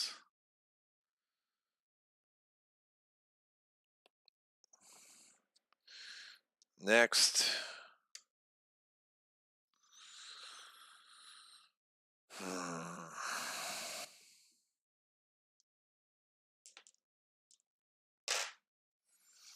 It's 8 decks. I'll roll there. 5 focus.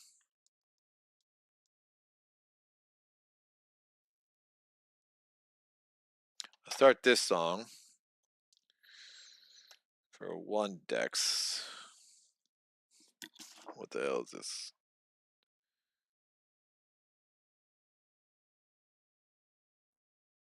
Oh, no negative effect dice is nice. Start that. There's no 1-pointers on there yet, is there? Nope. But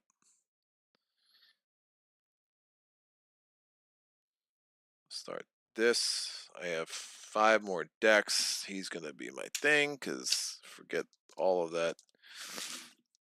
5 more decks, 2 attack, 2 defense.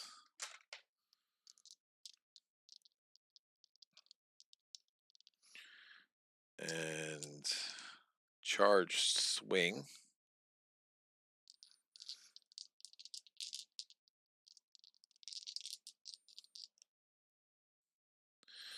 I'll take away 1 attack.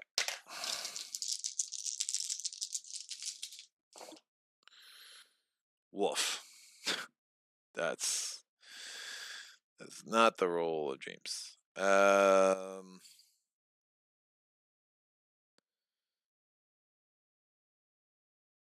I mean, if I'm really just trying to kill this guy, I should have rolled Fury Cleave and another attack and forgotten the defense. Redoing that roll. Oh, I still didn't do it. Dear God. I bones on the poison die.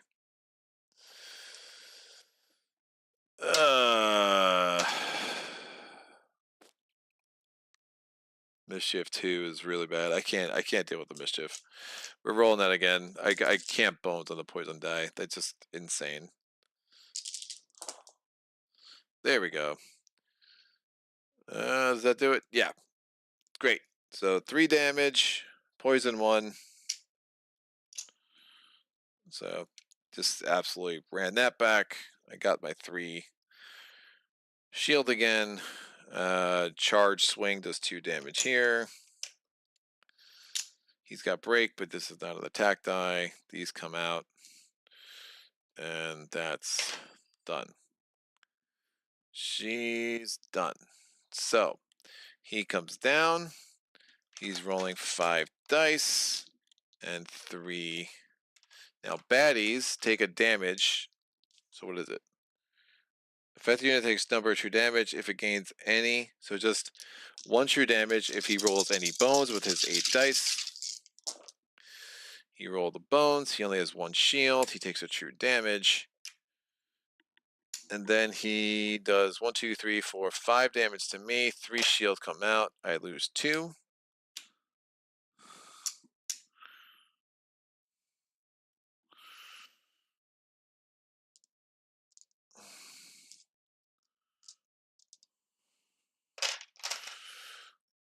All right, that's done.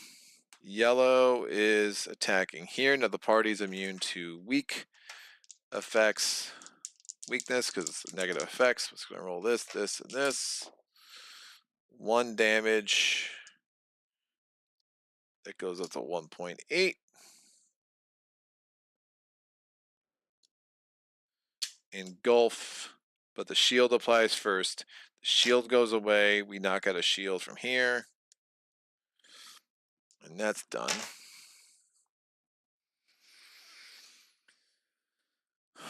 Tantrum's turn.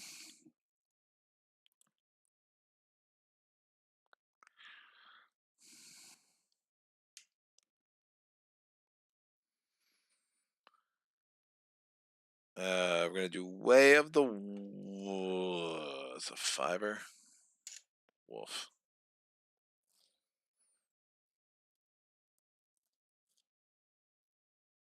I have 6 decks. I have very little health. I'm going to advance this to 2.0. I'm going to play like a kobold, like a wolf, like a worm, cripple, enervate. No.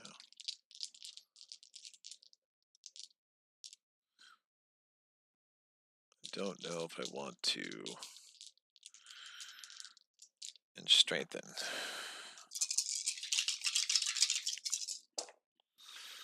So crippled you. I literally rolled like crap. I got 2 axes. None of these things hit. Great. There we go. Like a kobold for a round. These all bones, which is just literally statistically very improbable. But I have this. At least I'm like a kobold. I'm going to use the body count. So we're just all sorts of rolls that we're not counting because wolf.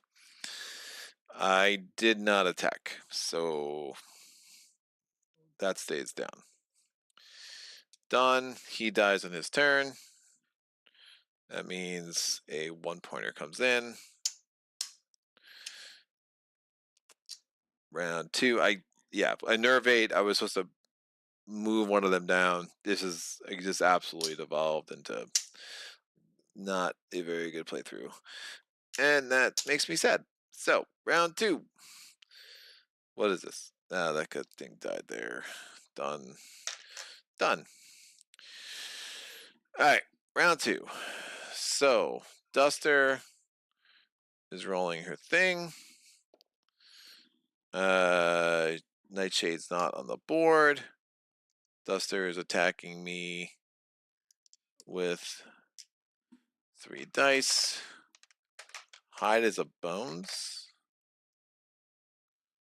Yeah. 4 damage. I take 1. This goes up to 2.2. I'm going to lash back for 2. Nope, there's no point in doing that. I'm going to... Is there a point in doing that? Sure, I'll lash back for 2. I'll add a poison 1. And that is done.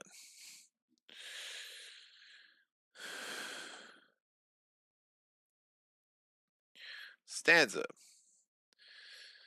Stanza is going to give everyone a true damage. What is this? I'm going to give herself a defense.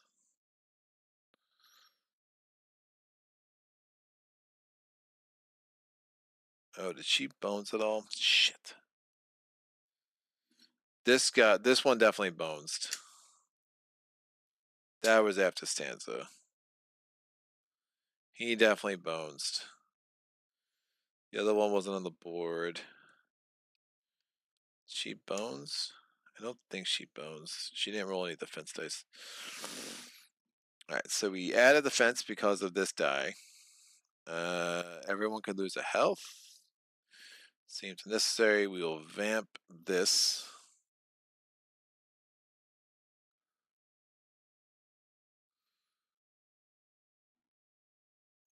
We'll vamp this.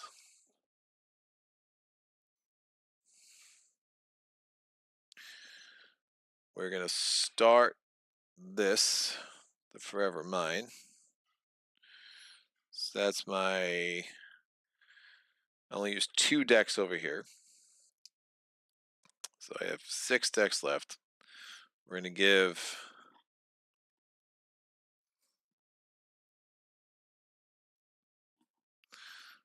this guy a turn, so 1, 2. He attacks.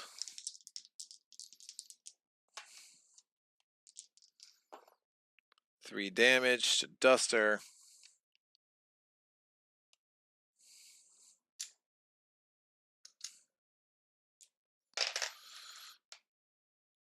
We're going to then have 6 more decks. I don't like the break. I'm going to roll this and this.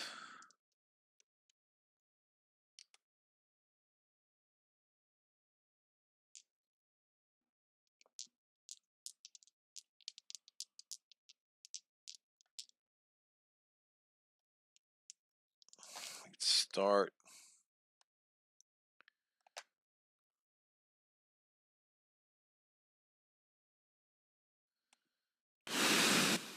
This has been useless. I'm going to move 1, 2, 3. And then I'm going to roll these 3 dice. No, she's going to be attacking both. That's fine. 1, 2, 3. I'm not going to roll that. So I can roll 3 more dice. I roll my 2 attack dice.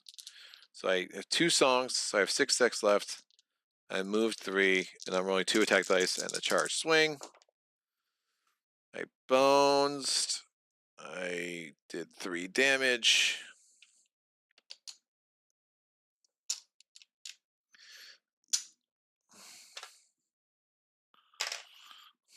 My focus is 1, 2, 3, 4, 5, so this is good. Somehow. That's fine. Purple's gonna go. It moves down here. It rolls 5 dice. It rolls 2. If it boneses, it gets 2 health back, because of course it does. Probably dying. 4. Shield off. Takes 3 more damage. 2 health left. It rolled a bones. It recovers 2. That seems reasonable.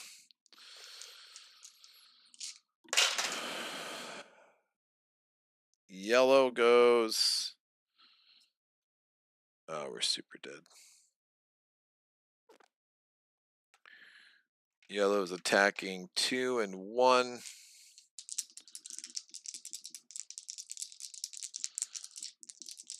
2.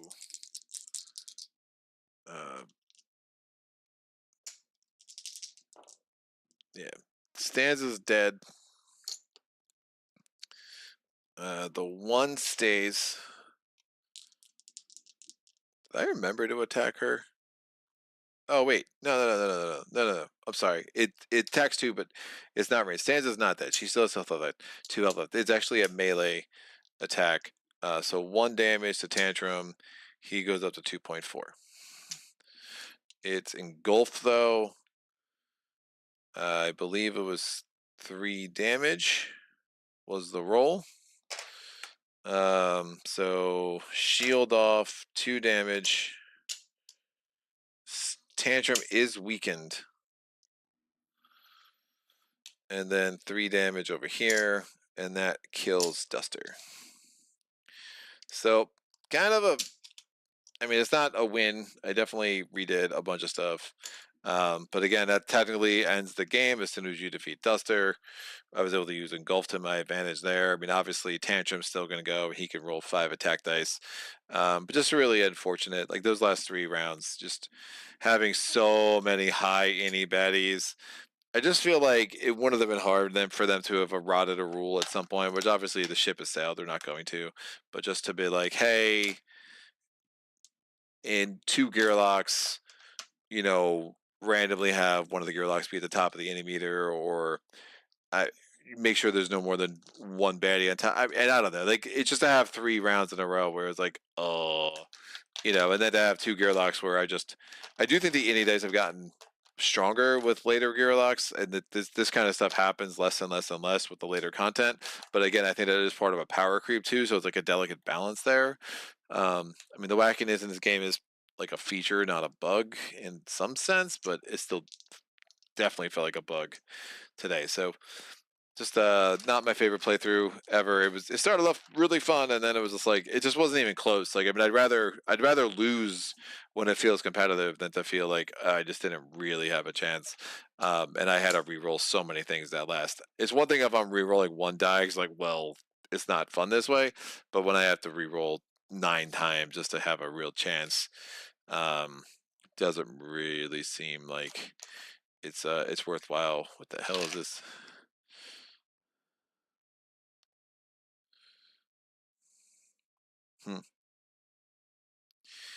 Yeah, that's crazy.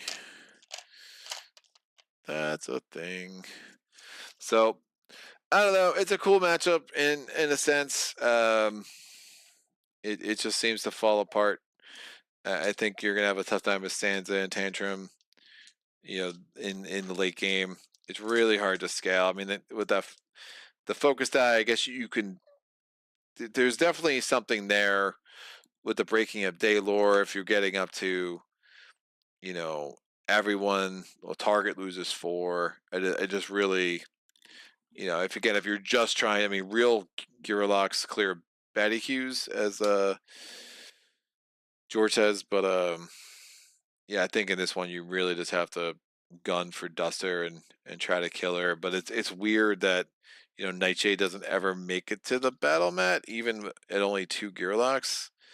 I mean, you're so late. I mean, you're so high thresholded, right? I mean, these 20 pointers, man. I mean, you're giving them all these skills. You're putting a 5-pointer out with them, and then you're still giving innies of 5 and 6. Like it just, I don't know. I just don't see if you're not even giving me a turn to prepare for a big attack, I just don't see the fun in that. I mean, you got a 6 that's doing 5 dice. I mean, how much health does the average Gearlock have? So all of a sudden, you're gonna have a Gearlock down to like 2 health before they even have a turn. Like it, there's just something about that never really settled well. But you know, it's not even something I would want to run back. I mean, it just kind of, I think you go like the Goblin King, Goblin Queen, you get the 10 day scenario where you're just not worried about these insane bad EQs and running into just an absolute like buzzsaw, like 3 things in a row. Or two glitch, clever spot. Did you have fun? I was having fun. I mean, I'm not gonna. The last hour, no, that wasn't fun. I again, it's the thing. There's always something for me with too many bones, and I think it's one of the reasons I like Classfire more. Like Classfire does that less, but it's like again, I go through a deck of encounters, and you find that one encounter, you're like, what the hell is this? Like I'm supposed to do a staring contest with a poker chip, like what? Like that stuff always kind of jars me into like this game is almost right there, and it just does weird things in a way that is like kind of off-putting. And then when the strategy starts falling down because literally I'm setting up a whole combat to find out, oh, I'm not going to have a turn 3 rounds in a row. Like remember, if I didn't re-roll those indie dice, if Stanza didn't go first, like one of my Gearlocks is absolutely dead before anything. It's it's not the way I feel like this game's supposed to feel. Um, and I think that's kind of a problem. Again, especially with like the original gear. I do think with the later Gearlocks that happens less, for sure. I think they've realized, a 2, 3, 4, 4, 4, 5 any die is is gonna create some problems. With just 3, 4, 4, 4, 5, 5. Yeah, dude. Um, it's a lot. I mean, it's like, there's definitely so many rules you could do in house rules, but the more you house rule a game, it's like, you know, it's a thing. So, but that was that. Glad we got it on the channel. Do appreciate the challenge. I will take the first 10 days as super fun. That tenth day was having to be 2 20 pointers. Again, I did forget to apply thick skin to the engulf. Again, I don't think it would have mattered. I think we would have just found another way to get that last point of damage that I would have needed to get on that dude. But either way, not would be too concerned about it. But yeah, this was a challenge. I mean, it sucks to like have these guys all built up and then to kind of see it kind of fall apart, and not really have a chance to see that shine. I mean, there's definitely would have been some fun combos with the Siege of Karen. What is this? Siege of Karen. Yeah, oh god, that's what you want to get to. When you have 5 focus and then all the gear, you get to take a second turn in a row. Like that's really cool. That's really cool. What is it? So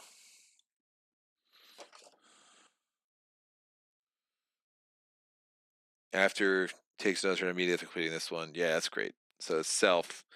So you just get a whole second turn. I could see that being really strong, but